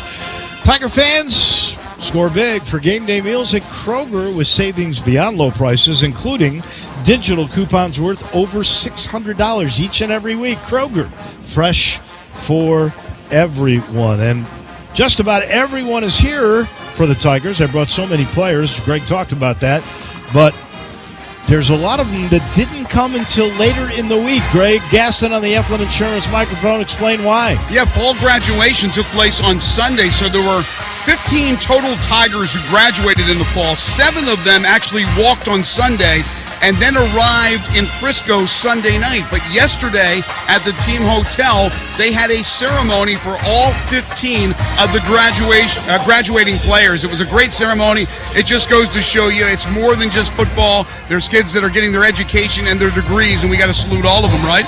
Yes, sir, you definitely do. And that's what it's all about. You come here, you're not just going out there on the football field and doing all that toiling in the sun and in the cold and in the rain and everything. You're also working in the classroom, and you're working on something that's going to carry you the rest of your life when you put the pads down. And congratulations to all those that graduated from the University of Memphis. So the Mountaineers have it left hash, 10-yard line. They split 2 to the right side, 2 to the left. And here's a little shovel sweep.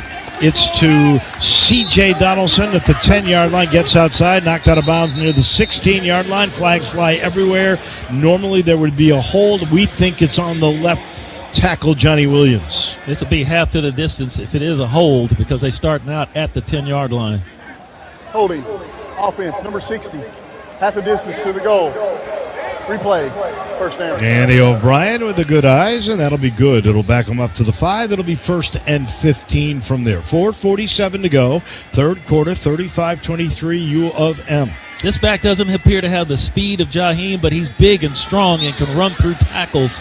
The Tigers have a lot of speed out there on defense. He also weighs 40 pounds more than Jaheim White. 2 right, 1 left. Here's the snap. Green hands it off to Donaldson. Picks his way to the 7, now the 8-yard line. Knocked down right there. They give him progress to the 9. It'll be a 4-yard pickup. It'll be 2nd down and 11. Greg Rubin makes yet another stop for the Tigers right in the middle of the field. 4:25 left in the third quarter with Memphis leading 35-23. You hope this lead is big enough as West Virginia trying to get momentum, but the Mountaineers within the shadow of their own goalposts on a 2nd and 11. They bring back Clement in, their big receiver. Taylor, the tight end, is in as well. They got trips to the right side.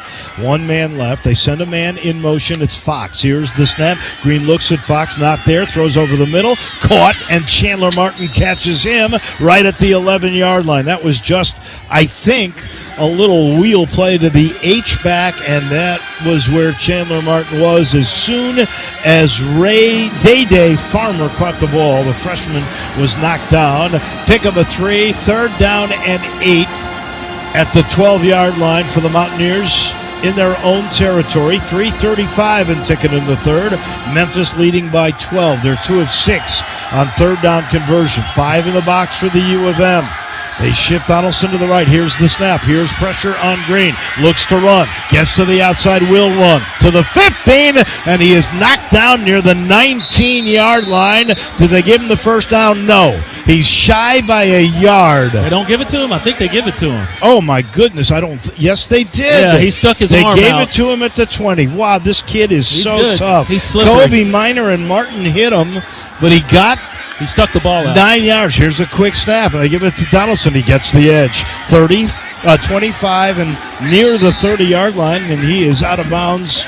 See where they say he stepped out. At the 33, 34. Another big pickup. It seems like every time the quarterback... Timeout, Memphis. Who's that down for the Tigers? He's sitting up. Let's see if Greg Gaston on the Eflin Insurance microphone can catch that number. Yeah, well, it's 93. I'm looking. I think it's 93 down on the ground for Memphis. It's being looked at right now. Devin Baldwin. So it's defensive lineman. Yeah, Baldwin senior. went down. He almost went down like immediately.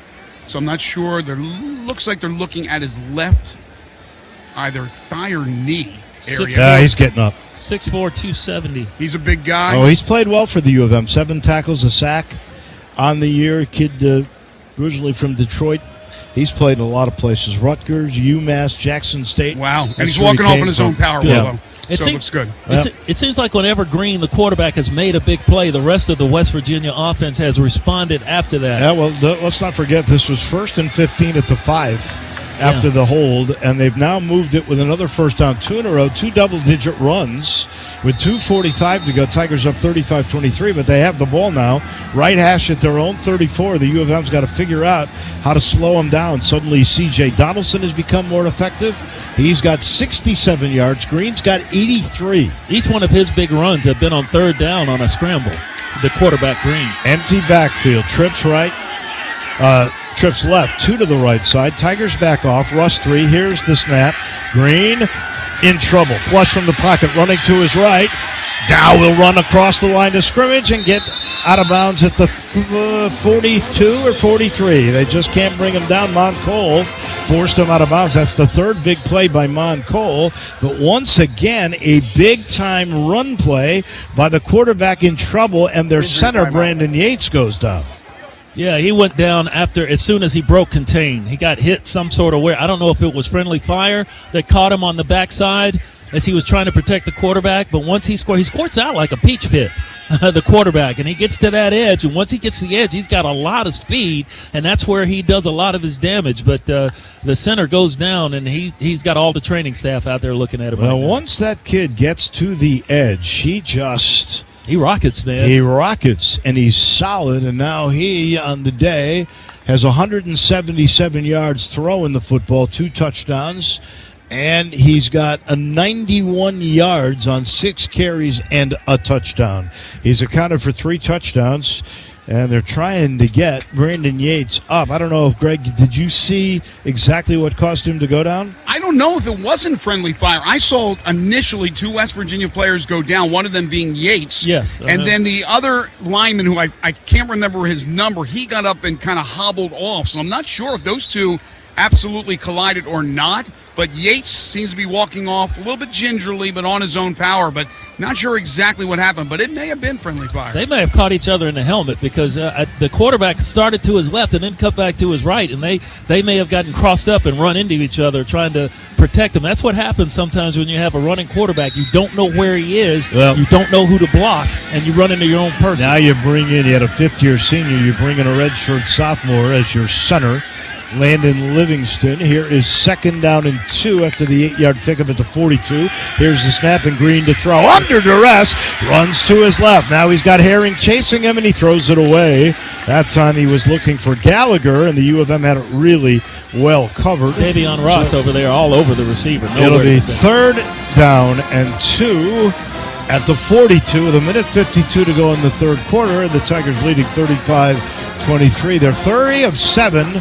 It seems like every time they pick up a first down, it's off the feet of Green. Yeah, he just squirts out it like a peach pit. He got out of broke contain that time, but the Tigers had everybody covered, and he had to throw it away. He's got C.J. Donaldson to his right. He sends a tight end in motion. Here's the snap. Green got it and slipped and fell for a loss back at the 39. He loses 3. Chandler Martin went right in and got him. I don't know if he just tripped or if Martin got him by the shoestrings, but now it's 4th and 5 at the 39. 1:36 to go. This is a big gamble if Chad Scott decides to go for this. Yeah, they were trying to run right up the gut, and I think the quarterback's feet tripped up his own running back because he ran right where the quarterback was trying to back out, and they are going to go for it. They have to, down 12. Wild. Yeah, they've missed on a 4th down already once in this game. 4th down and 5 at their own 39-yard line, middle of the field. Empty backfield. Here's a quick throw. Right side, they got Clement for the first down. They played off of him, and he just turned and fired, and that was an easy first down. The Tigers were a little loose on the coverage over there, and they allowed Clement to get 8 yards on that play. Yeah, that's was that Kobe Minor? That's Kobe Minor. Yeah, he was just 1 or 2 steps a little too far off, and they immediately went just to a quick 1-step drop, throw the football, and it was right on target. So they're 1 for 2 on 4th downs, 45 seconds to go in the third. And they send trips left side, 2 to the right. Empty backfield. They got Donaldson as a receiver now. Tigers crowd the box. Green claps his hands. Here's pressure. He throws it down the middle. Incomplete. Great coverage that time by Kobe Minor on Clement again. They were trying to go, same guy, and that was excellent coverage that time by Kobe Minor, the senior that is from Dallas, by the way. Went to Indiana, Texas Tech, his first school. 2nd down and 10 with 28 seconds to go in the third. right at the Tiger 47-yard line. Excuse me, the Mountaineer 47 Yeah, yard they line. got Kobe Minor earlier in the game for their second touchdown when he was covered one-on-one on a play pretty similar to that. He was in the watch pocket, and that time the ball overthrown because he was in perfect position. So here is Green. Snap gives it to Donaldson. He's hit by Herring and a bunch of Tigers immediately. Rugby scrum. Got to the line of scrimmage. That's it. Maybe 1 yard near the 48. That'll probably, could be the last play of the third quarter. 35-23, 13 seconds to go. They got a 3rd and 9 at the 48. The way they're playing now is probably 4-down territory the whole way, and I don't think West Virginia is in any hurry. They're going to let the fourth quarter be the next play. Yeah, they're just going to turn around and basically, because they're at midfield, and start from there. Guys, you tired of the bathroom breaks ruining your game day? Does your prostate think it's overtime? You need to call Vascular Interventional Physicians. Get back in the game with the VIP prostate team. That team of doctors can treat BPH and keep you in the game until the final whistle. Call Vascular Interventional Physicians, 901-747-1007, or visit VIPprostate.com. Fourth quarter, fourth and final chapter of 2024. Coming your way momentarily. It'll be West Virginia, 3rd and 9 at their own 48. The Tigers have the lead by 12, 35-23 on the Memphis First Horizon Radio Network from Learfield. Rotolo's Craft and Crust is the destination to unwind and refuel with flavors everybody loves, guests we consider friends, and backed by a team we consider family. Our championship pizza crew has the dough you really need. Come on in, kick back with a drink or two while we fix up something delicious for you. Maybe an old-time favorite like our original cheese sticks or our one-of-a-kind deep dish pizzas. Visit us at 681 South Light Station or order to go at rotolos.com. Trucks belong on the road, not in the shop. That's our priority at Tag Truck Center. Keeping your truck on the road because we know at the end of the day, the miles matter. Whether you need reliable parts, quick expert service repairs, or unbeatable truck sales, we have a solution for you. Trust Tag Truck Center to keep your truck where it belongs, on the road. Visit our Memphis dealership today at 4450 American Way or call us at 901-345-5633 for parts, service, and sales that keep you moving. Welcome back, everybody, to the fourth and final quarter of the year for football. Coming your way momentarily, Tigers lead at 35-23, trying to win 11 games this year. It would be 21 in 2 years. So it's emotional, these last games, when all these seniors know it's all over. Some of them aren't even seniors, like Chandler Martin, who could come back, could go to the portal, could go to the NFL. He's got some choices to make. I know, Greg Aston, you've been watching him from the sidelines. It's going to be tough to say goodbye to that guy if he goes. Waldo, he has been so incredible for this Tigers defense the last 2 years. Comes from a smaller school and quickly becomes the leader of that defense. He's the one who has the microphone in his helmet. He's the one talking back with coaches and Coach Hankins. But to lose him would be a big void in this defense, but there is a good chance that he could be playing in his last game. I'm sure the media will be asking him after the game, hounding him about whether or not he's made up his future decision yet. But it would be great to get him back. If not, I think this guy's next stop is the National Football League. He has been absolutely terrific. I totally agree. They would say, well, he's undersized for a linebacker. Well, maybe, but he's not undersized for strong safety. He is a perfect size for that position. He can cover passes that he needs to cover, the tight end. He can get in the backfield and cover the running backs out of the backfield. Also, he can chase the quarterback. And he is just so sneaky out there. He knows how to play the game. He's got a nose for the football and always make something happen. He probably won't tell us tonight either. Probably not. He wouldn't tell us after the AutoZone Liberty Bowl last year, so we'll have to wait and see. Brandon Yates, their center, is back in. Here's a 3rd down and 9. Here's the snap. Here's pressure. Throw. Right side looking for Clement. And did he catch it? He did. He got it right away from Davion Ross. He catches it right near the 10-yard line.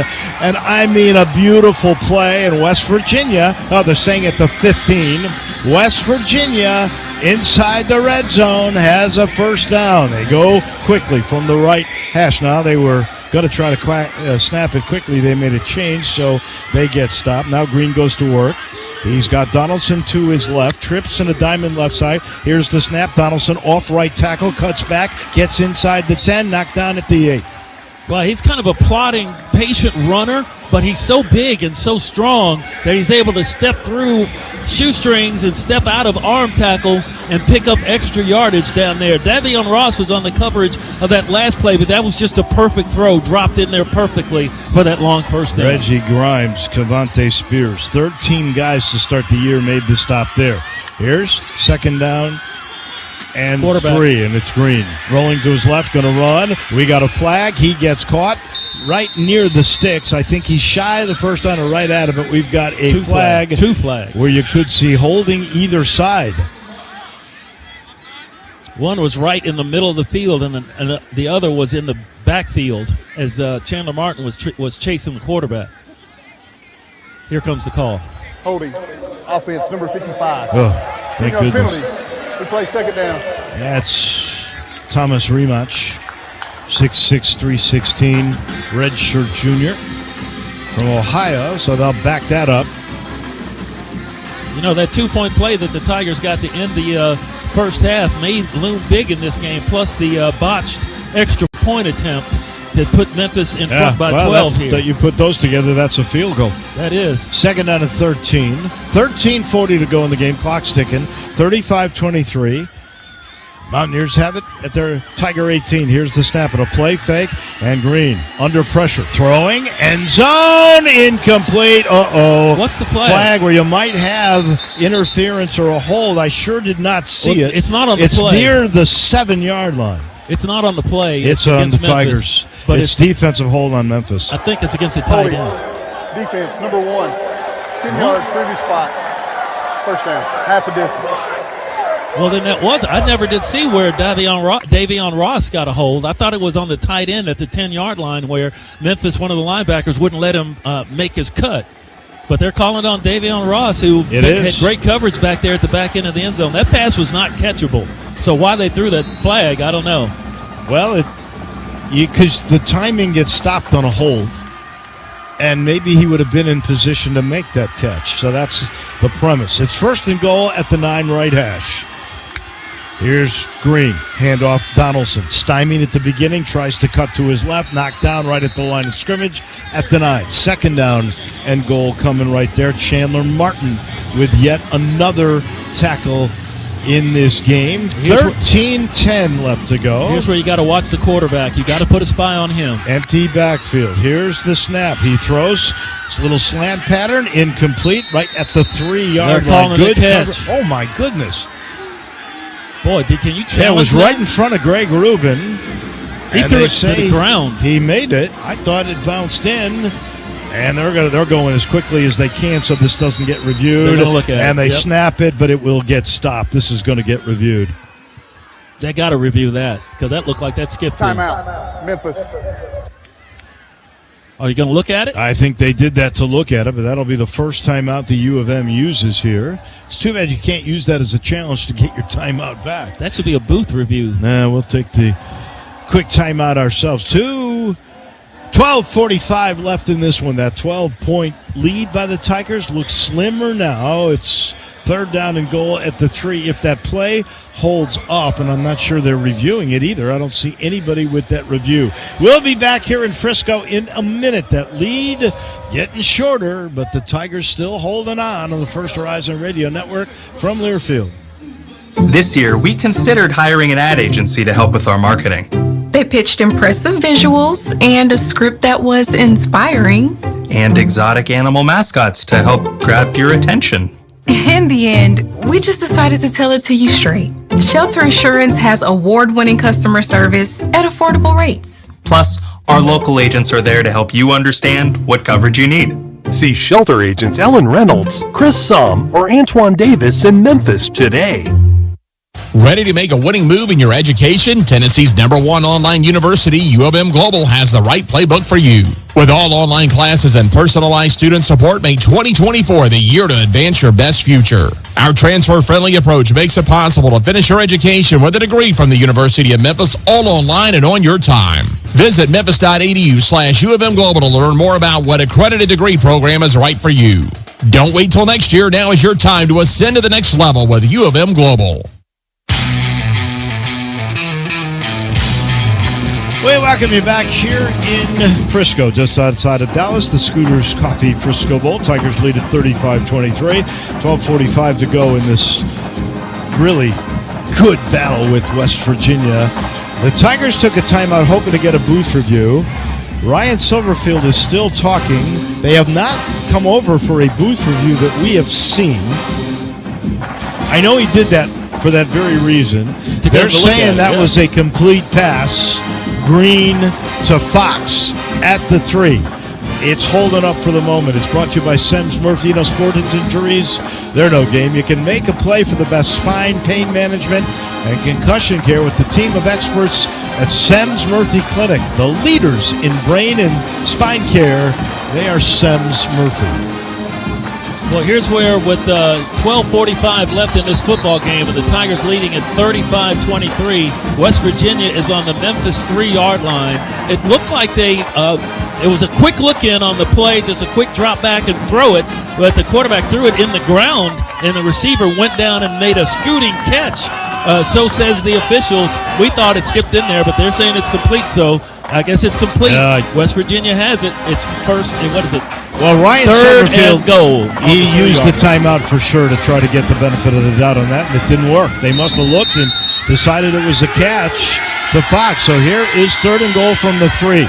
3 men shift in a diamond to the right side. Here's the snap, screen pass inside. They got it to Fox, and he got murdered at the 1. Wow. Did not get in. Cortland Marsh with a huge hit.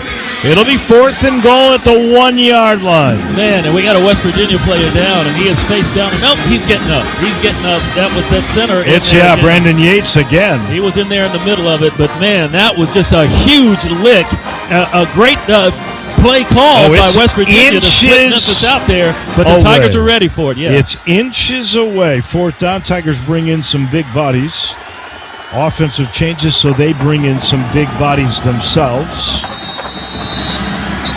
Who calls timeout? And a timeout is called this time by West Virginia. Timeout. West Virginia.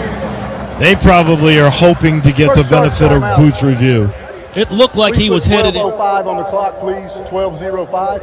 So they're going to add a second. It's at 12:04. They wanted it at 12:05. 35-23. Greg Gaston, you are right in line to see that goal line. Thank you. I thought he was stopped. They've got him shot shy of the goal line by about 3 inches. What do you see? Yeah, I thought he was stopped. I don't know if they're even looking at that. I think West Virginia called a timeout because they looked at what Memphis was going to do defensively and then decided to call a timeout. This is obviously a huge play in this game. But a couple of things. One, on that last catch or no catch, I was talking to a few people on the sideline, and they said it absolutely bounced. I am shocked that we did not get a replay, and I'm shocked that they didn't look at it. Now, and then quickly for this play, watch Green on a bootleg. Just watch it. Be careful. Okay. We will be watching it. You got to have a spy on him, and that would be Chandler Martin. But we got like everybody. This is like one of those rugby scrums. Everybody is within 2 yards of each other. There's nothing is split wide. Everything is going to be tight. And whatever they do, if they fake it and try to have the quarterback outrun the Tiger defense to the flanks, we'll see because it's about to happen. They made them take a lot of time off the clock on this drive, though, with Memphis up 12. Green under center. Donaldson behind him. Here's the snap. Here's the give. Green stood up and then got in. Tigers are saying no. West Virginia players are going up, jumping up and down, but the Tigers are saying no. He didn't get it. It's a touchdown. Let's look at this. The side judge called it a touchdown. Greg, you're right there. What was your angle? Definitely looked like a touchdown to me. He got in? He initially got stopped, and then he stood up, and he must have gotten the ball over the plane. Well, he's a big boy. Was he 234? 234 pounds? I think we're going to ever try to figure out if that was a skip pass in there or not. But they got the touchdown, 35-29. They're going to kick the extra point. 16 plays, 90 yards. 90 yards. Almost 8 minutes off the clock. 12:02 to go in this game. It's a one-score game already. Here's the snap. Kick on the way. Perfect. All righty. Got a football game again. 12:02 to play. 35-30. Memphis on top of West Virginia. West Virginia has momentum, but the Tigers have Seth Hennigan. We'll see what he does when we come back. The all-new fifth-generation Prius is here. The iconic hybrid EV is faster now with 60% more horsepower, and it's more efficient now at an EPA estimated 57 miles to the gallon. With a bold new look that's ready for the road, Toyota. Let's go places. 35-30. The Tigers had a 17-0 lead in the game. They led by 18. Now, all of a sudden, it's down to 5. Let's see what they do with the answer when we come back to Frisco on the First Horizon Radio Network from Learfield. Hey Tiger fans, looking for a simple way to enjoy some Chick-fil-A chicken? Download the Chick-fil-A app and order your favorites ahead of time. Not only will you save time, with every qualifying purchase, you'll receive points towards tasty rewards. Download the Chick-fil-A app today and spend less time ordering and more time enjoying. Go Tigers, go!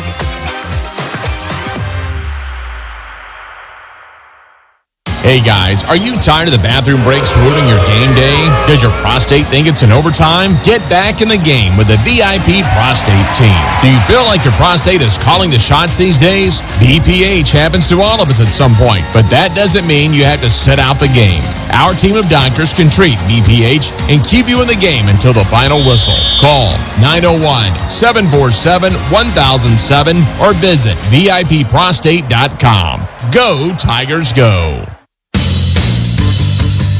A little bit of controversy here at the Scooters Coffee Frisco Bowl. 35-30 Memphis had a 17-point lead and an 18-point lead. It's now down to 5. 35-30. The Mountaineers have gained a lot of momentum. There was a controversial call at the 3. Couldn't really tell. We never saw a replay. I thought it kind of bounced. The Tiger reaction was it bounced. Ryan Silverfield, called the timeout thinking it was a bounce, and yet that was not the call. So this is reminiscent a little bit of Joey Magnifico, huh? We haven't seen the replay, so I can't really tell you. Well, Joey Magnifico, that was the play at Temple, and the Tigers, when they would have finished perfect in the regular season had they were able to win the game at Temple. Joey Magnifico on a fourth down play appeared to catch a ball from Brady White for a first down, but they said he had it, and then the ball moved a little bit when he hit the ground and called it incomplete. Replay showed that he had the ball, but they still said it was incomplete. Here, we never got a replay, and it looked like it skipped in. He never did have a chance to catch the ball because it looked like it hit the ground before it got to him. How about the offense? It's time for them to do it. Seth Hennigan, one more touchdown pass, break the conference record. Here's returnable for DeLozier. He's going to take it at the 3 up the middle. 10-yard line, cuts right. What a 15-20. Made a great juke. Gets to the 25. Oh, come on. And then down he goes at the 28. And a flag comes flying where you're going to see an illegal block. Of course that's going to happen. I think they want the game to be close. They want this to go down to the end. They've already got it there. During return, number 33, holding. Half the distance to the goal. First down. Is that chiseling? So they're saying that hold took place at the 20 because they're bringing it all the way back to the 10. Jeez, because that was a really good. They got Greg DeWozier got a great block at the point of attack, made a great cut, and then he's up near the 35-yard line. Look, West Virginia had a 90-yard drive. Was really 95 because it got backed up to the 5. Correct, yeah. Time for the Tigers to do it from the 10. Anderson in the game. He is to the left of Hennigan. Now he's shifted to the right. 2 receivers, right, 1 left. Right hash, 10-yard line. Play fake, and Hennigan on the throw. He's got a man wide open, 30. 40 down the right sideline, 50. 40. Blankenship, 30. He's going to beat everybody, 10. Oh my. Tripped up inside the 10. Came down at the 1. What a play call. 89 yards. What a play call, first of all. They fake it to Mario Anderson. Seth rolls out like he's going to take it on a bootleg. He's got a receiver, Demir Blankumsey, one-on-one. He makes a cut, Seth does, to the line of scrimmage, and Hall drops back and throws it, hits him on the dead sprint, and Blankumsey is outrunning everyone on their defense and just barely gets tripped up on a last-second dive by the cornerback at the 1-yard line. Great run, great play call by Memphis, by Tim Cramsey. West Virginia hustles a player out, and they bring Brandon Thomas in.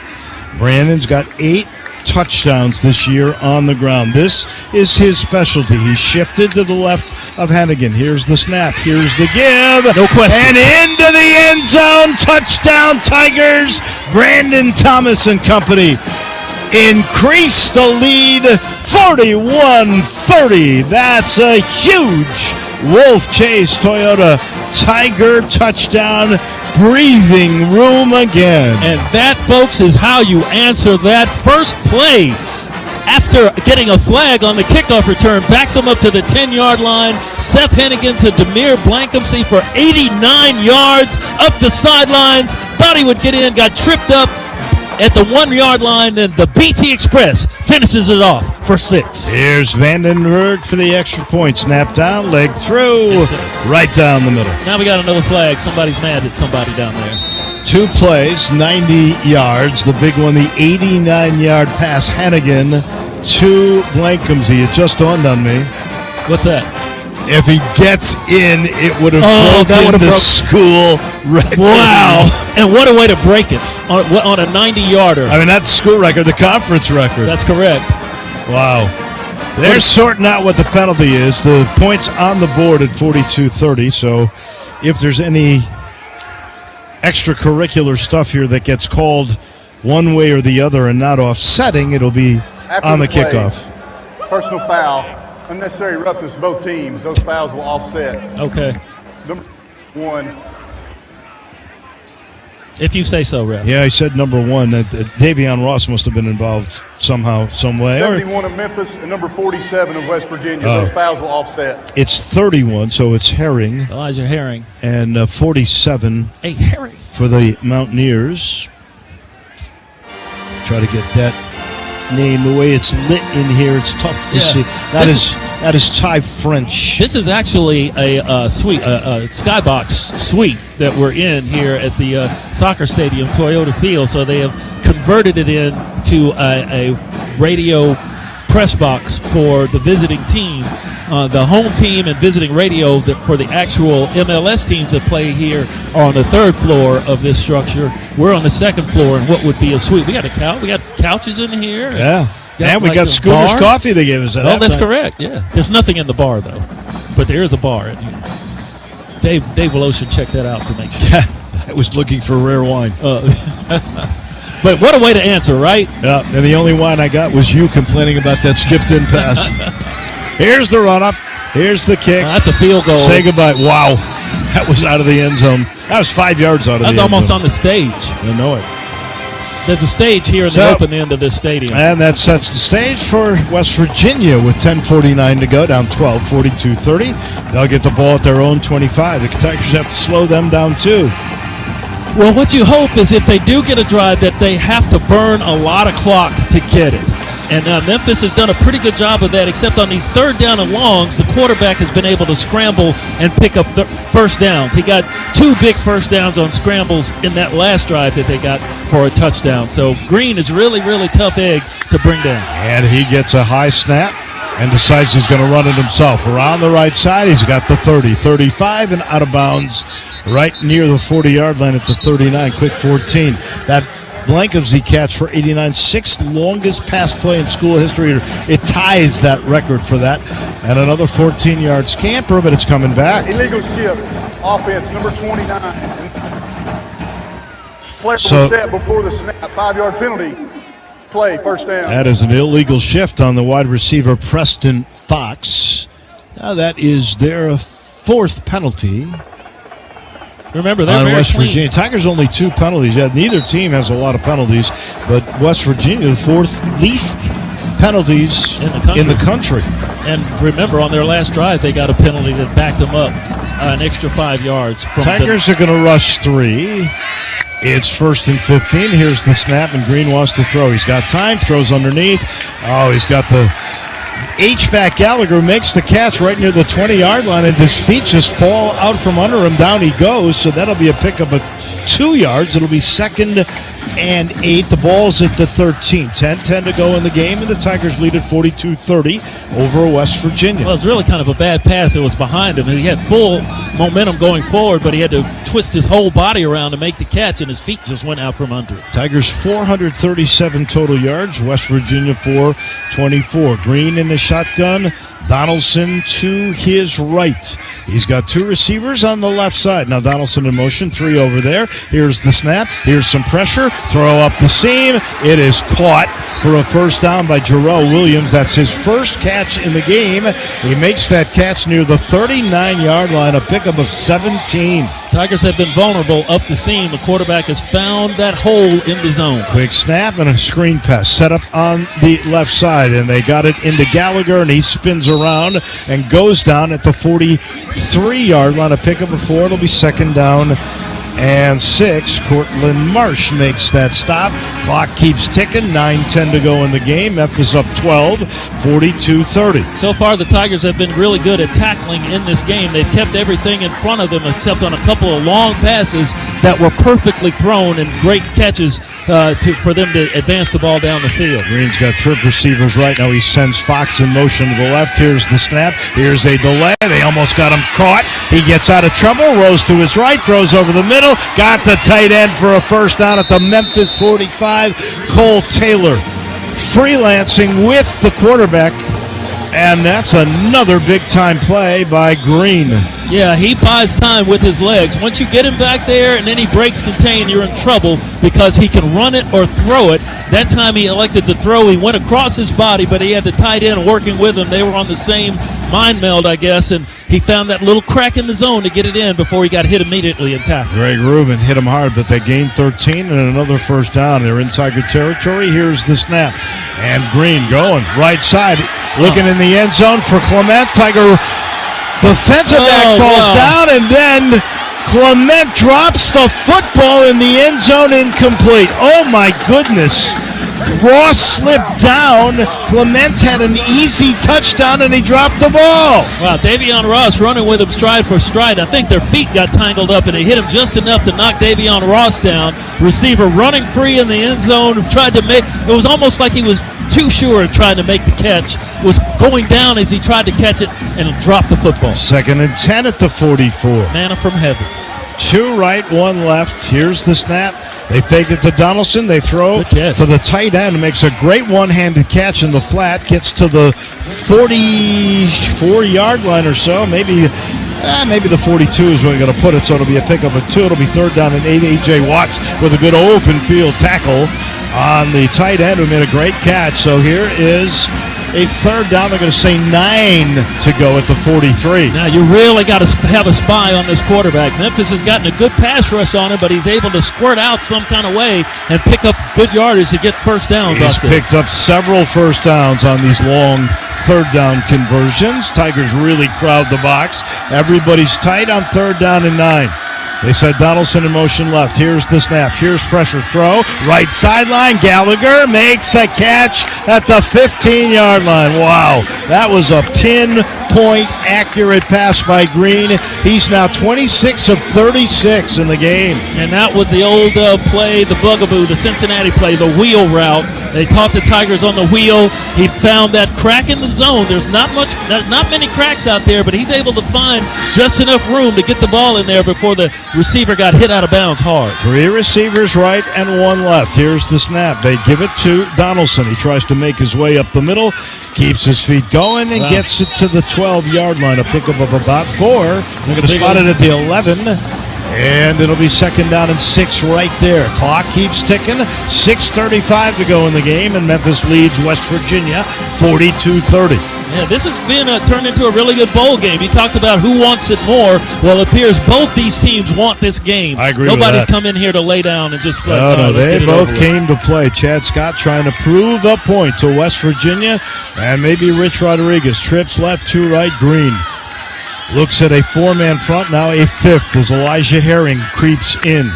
Here's the snap, and clutching the ball, pumping and throwing to the right flat at the 6-yard line. He got Donaldson out of the backfield. It's good for 5. It'll set up a 3rd down and 1 at the 6. Chandler Martin right on top of that play. Anything short they've thrown, Chandler Martin has been right there. They may make the catch, but that's all they get, and they're 1 yard short of the 1st down on a 3rd down play, and they'll probably go to the big boy here, their big running back, who got the touchdown. He is really big hit at 6'2", 234 pounds, but there's always a possibility they could fake it to him and have the quarterback. They go running. double tight end. Traylon Davis comes in the game. Here's the snap. It's to Donaldson. He's got the 1st down and a whole lot more. Oh, he's hard to bring down. He just powered his way to the 3-yard line. Pickup of 3. It'll be 1st down and goal right there. Let's see if they put it at the 2 or the 3. It's, I think, closer to the 3. Down to 5:10 to go in the game. Tempo, they're going quickly. Double tight end again. Here's the snap. It's to Donaldson. He's going to be shy of the end zone by about a yard. He keeps pushing, but he's not getting there. And it takes us under 5 minutes. 2nd down and goal. This time it'll be at the 1. They let the play pull out. They let the pushing and shoving go on, which I'm okay with. I mean, if you can push him in there, that's kind of like the tush push. Whoa, let's see if the running back's getting up. No, that's not the running back. Everybody's getting up slow on that. That time, it was the left guard rematch. This ball's at the 1. Clock keeps ticking, thank goodness. 4:33 left to go in the game. It's outside the 1-yard line on the right hash. This time they go with an I formation. Garrett under center, handoff. It is to Donaldson, who gets hit twice. Somehow recovers, gets down near the 1. I think he got in. He did. My goodness, they stopped him twice. He just wouldn't go down. Herring hit him so hard. I don't know how he held onto the ball. I don't Touchdown either. West Virginia, 42-36, 4:17 to go. Yeah, he got hit hard once, then hit again, but he had his outside leg free. They couldn't get to that outside leg, and he was able to stretch the ball over the goal line before he went down, and he comes out, and he is exhausted on the sideline. In comes Hayes for the extra point. Snap down, leg through, and it is now a 5-point game again. 42-37, 4:17 to go. 12 plays, 75 yards, 6:32 off the clock. I mean, some ferocious hitting in there. Oh, definitely. We've now seen West Virginia over 500 yards, 502 total, 300 passing, 202 running the football. The Tigers with 437. They need to get to 500. If they do, they'll win this football game. We'll see if they can. 4:17 remaining. Both teams with timeouts, 2 of them, and a 2-minute timeout coming. Can the Tigers again come up with the O? We find out in a minute here at the Scooters Coffee Frisco Bowl on the First Horizon Radio Network from Learfield. Whether you're a small business owner, single mom, or buying your first home, Southern Security is here to be your trusted financial partner. For over 75 years, Southern Security has been serving the Mid-South community with unbeatable rates, service, and technology. To find out how you can join the Southern Security family, visit southernsecurity.org or call our member service team at 901-452-7900. Southern Security is a proud supporter of University of Memphis Athletics in 901 Women. Southern Security, your home team credit union. Hey Tiger fans, Coach Silverfield here. I want to talk to you about a big challenge off the field. Did you know there are over 88 million pieces of litter on our roadways? TDOT spends more than $23 million a year to pick it up, but they can't do it alone. Join thousands of Tennesseans and be a part of the solution to end littering. Head to NobodyTrashesTennessee.com. Let's show our Memphis pride and prove we're champions at protecting our beautiful state.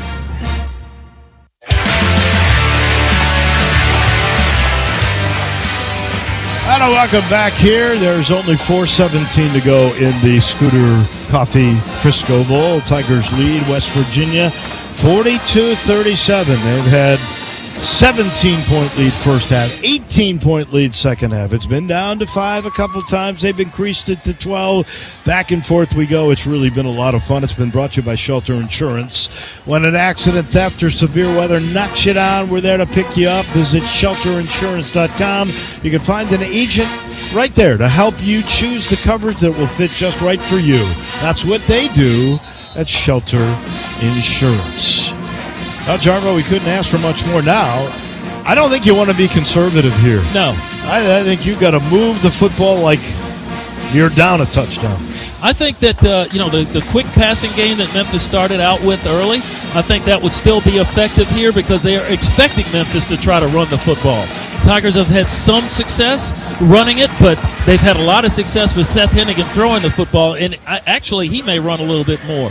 But just get the ball out on the flanks if you can, get them one-on-one, and try to hit those quick passes. But, when you throw the ball, 3 things can happen, and 2 of them are bad. Right? Well, with Hennigan working for you, that's been pretty good. He's thrown for almost 300 yards, 294, 2 touchdowns. And we haven't seen Kobe Drake make a catch yet in this game, and he has been a definite clutch receiver for them. Here's the run-up. Duosier was able to return the last one. This one's returnable, too, from the 3. Up the middle, 10, 15, big hole, 20, 25, 30, and he gets stripped up right there. Look for a minute. Like there might be a bigger gap. I don't see a flag on the play. The U of M will start it near the 30-yard line. Reed Carrico on the special teams play. A linebacker for West Virginia made that stop. And now with 4:11 to go, what will the Tigers do after the 26-yard return by Duosier? Yeah, it's a great return right up the middle. Get it to the 30-yard line. Was it the 29 they're calling it? So Tigers now, it's whatever it is that you do, you got to keep those chains moving. You need to get at least 2 first downs, and that's going to make it tough on West Virginia. But it's a 5-point game with 4 minutes and 11 seconds left, 42-37 Memphis. Drake and Blankensley split on the left side. Here's the snap. It's a give to Mario Anderson. Finds some room. Up the middle. Gets to the 32. It'll be a pickup of 3 with 4 minutes to go in the game. Second down and 7. 42-37 Memphis. The Tigers will be in no hurry to snap this football. Greg DeRosier coming in, replacing Mario Anderson as the running back in this Tiger offense right now. And Memphis, folks, back in the 901, a lot of Tiger fans down here at the Scooters Frisco Bowl in Frisco, Texas. An exciting finish with Memphis up 5. Rock splits left. Blankenship and Drake split to the right side. Duosier in the backfield goes in motion left. Here's the snap. It's a quarterback draw. And what a job by Seth Hennigan. Gets across the 40. He was using Trent Holler. He got right behind him, pushed him through to move the chains to the Tiger 42. And Trent Holler's up for the Remington Award for top center. He's done a great job since coming over from East Carolina. He also was at Marshall. Tim Cramsey had recruited him at both spots, and now he's at a Memphis Tiger and has totally enjoyed his time in Memphis. He's, of course, a one and done. He's a senior transfer, but doing the job for the Tigers. Tigers going to let the play clock run down. It's at 9 now. 2:50 to go in this football game. They lead it by 5 over West Virginia. 1st and 10. Blankenship in motion, and they give it to Anderson right up the middle, and Anderson is met right near the line of scrimmage. I don't think he got a bit. 42-yard line. He ran into the end. Sean Martin, the nose guard, Fatorma Molba. It'll be 2nd down and 10. The clock continues to run. West Virginia's got 2 timeouts remaining and the 2-minute warning. They may just wait. They're going to wait 2-minute warning. And that's going to be the Tigers can run this down and not take a timeout before the warning happens. So I think they're going to let it run all the way down. I think you're right. They can do that. There's about a second difference between that play clock and the 2-minute warning.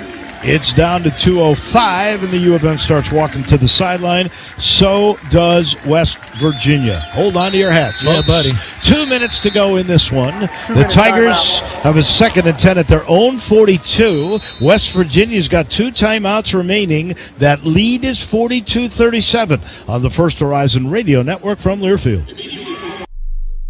Attention Tiger Nation. When the anticipation builds this season and the Tigers emerge from the tunnel to a more intense atmosphere than ever before, thank Dillard Door. Our friends at Dillard help make the team entry onto the field electric. Did you know they provided and installed the custom one-way view door to the locker room? They help release the Tigers and get the team ready for kickoff. For over 75 years, Dillard is your complete door and security solutions team. So when you need help this football season, call Dillard Companies, proud partner of the Memphis Tigers.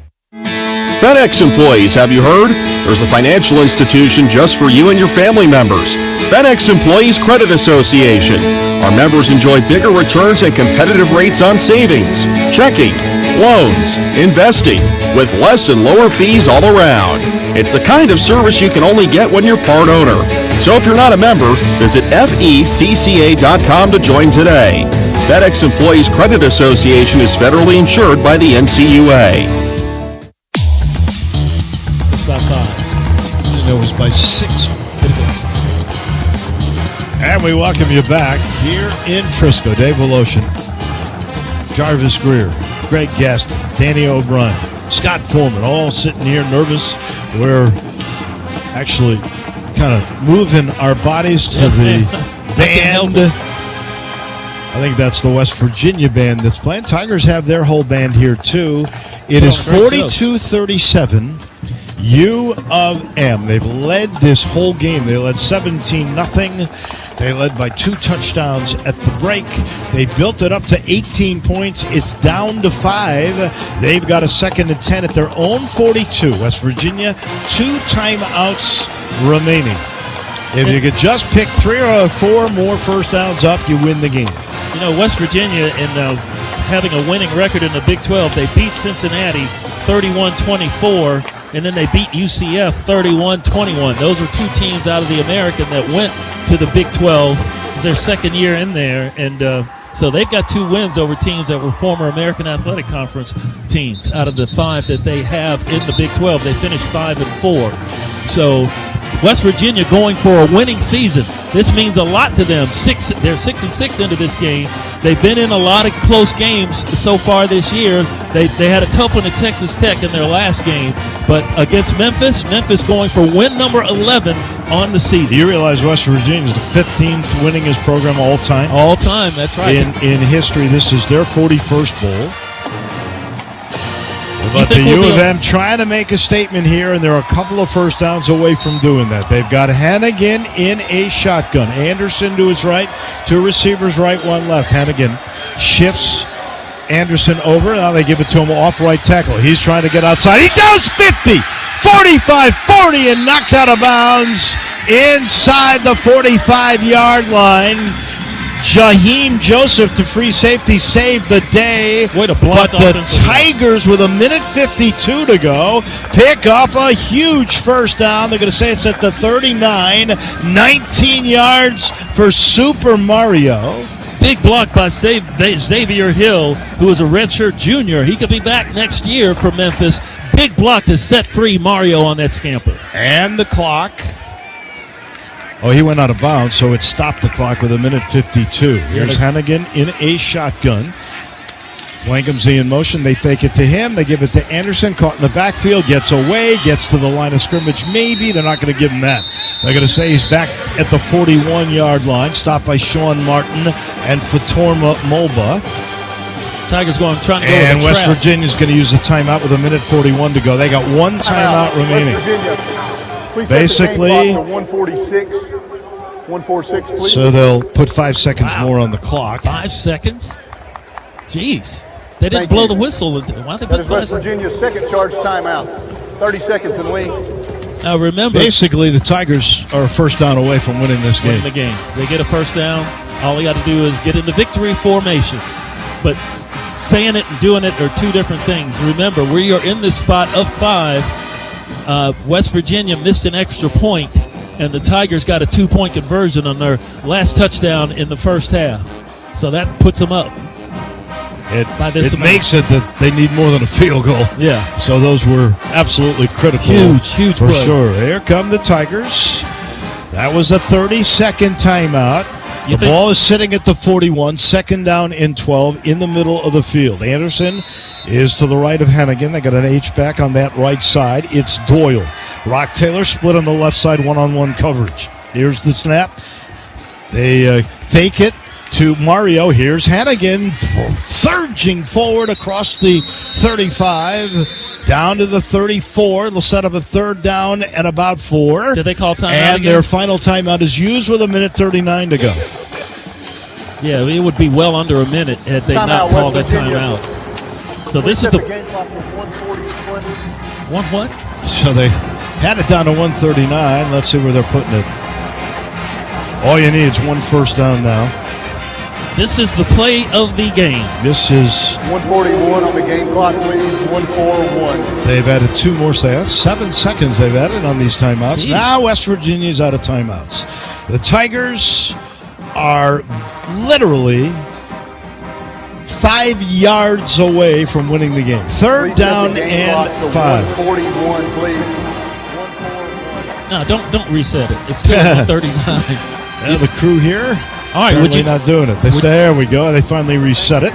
Would you do that play again? Would you do the Blankumsey touchdown?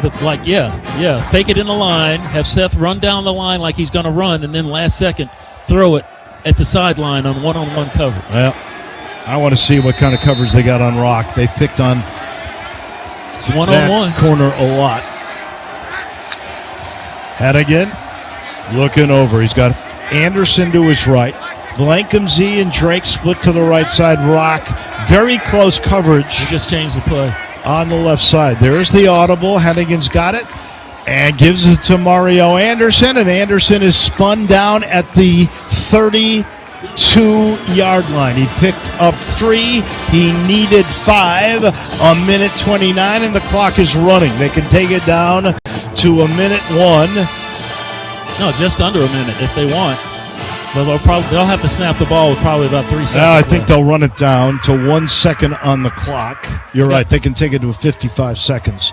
So take a timeout and then figure out you want to give it to Vandenberg, try to make it an 8-point game? Jeez, you could do that. What would this be? At the 30, that's a 40, and then add 7. That's a 47-yarder. Oh, no, it's at the, what is that, the 31. 48-yarder. Timeout, Memphis. So they take that timeout. The clock is down to 56 seconds. They took it with 1 second on the clock, and now Ryan Silverfield has the decision. He's got a 4th down and 3 at his own 32. It would be a 49-yard field goal. It is within the range definitely. Of Vandenberg. He is warming up. There is no wind right now. We had a little bit of a breeze earlier, but there's basically no wind here at Toyota Stadium. And if he makes it, it is basically an 8-point game, and you let's say it takes 6 seconds. That would 50 seconds. They'd have no timeouts. They'd have to make the touchdown and the 2-point conversion. That's probably the way they'll go with this. How much faith does Ryan Silverfield have in Tristan Vandenberg? He's on the field. He's warmed up. He's ready to go. Tiger fans standing on the far sideline. So they're going to put it down at the 40, middle of the field. It'll be a 50-yard kick. If it misses, it'll be West Virginia ball at the 32. It'll come from Colby Cox to Joshua Sloan. My heart is pumping. Here's the snap. Down. Kick on the way. Plenty of distance. No good. I couldn't have missed by much. It could not have missed by much. Greg Gaston may have had a better view than we have up here. In the it certainly was long enough. It was wide right, but it could not have missed by much. That would have put Vandenberg into big company here. It's down to 51 seconds. All right, defense. And now it's up to your defense to win the game. Greg Gaston, did you get a good look at that at all? Yeah, I did. It was a little wide right. I mean, he got a good foot into it. He just missed it. I still wonder why they kicked it. I don't understand. I mean, you punch in the corner, they got to go 90. Now they got to go half the field, basically. I don't know. Here's Green, empty backfield. Here's the snap, and here comes pressure, and he steps up, throws left sideline, caught at the 50 and out of bounds at the 45. Clement Down to 44 seconds left to go in the game. Davion Ross lost him. He just lost him. He had him covered initially and then stepped up for some reason, and the receiver kept going a couple of steps closer to the sideline, and then there was the ball just over his arm. That was good for 22. You're right. He just lost track of him. He just lost track of where he was. So Green again, an empty backfield. No timeouts left, 44 seconds. Tiger lead is 5. They got it in Memphis territory at the 46. Here's the snap. Green under pressure. Throws it to Clement again. He steps out of bounds at the 41. A pickup of 5. It'll be 2nd and 5. That used up very little time. Down to 41 seconds. You know, that was one of those you're darned if you do and darned if you don't for Ryan Silverfield. Either kick the field goal or try to run it and pick up the first down. But it would have been a very tough go against this West Virginia defense. I'll be honest with you. I know you can second guess them all the way. I did not mind that strategy. If they make it, and he had the leg to do it, it's 8 points. You're not going to lose the game. Here you go. Here's Green. He's got to get a rush on this guy. Donaldson to his right. Here's the snap. Here comes a little bit of pressure. Runs up the middle. Gets away from one guy to the 40. Slides down shy of the first down. Right at the 37-yard line. Down to 27 seconds left. There's no timeouts. They've got to go. 3rd down and 1. Here's the snap. He's throwing over the middle. Picked off by Herring. Elijah Herring picks it off at the 15. Goes down at the 20. No, he lateraled the ball. Still loose. 10 seconds, 9 seconds. Who's got the ball? All Herring had to do was go down.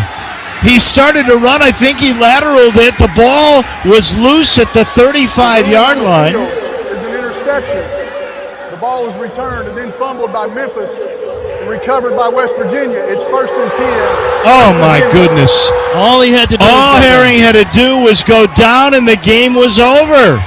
Now they've got a first down and 10 at the 36-yard line.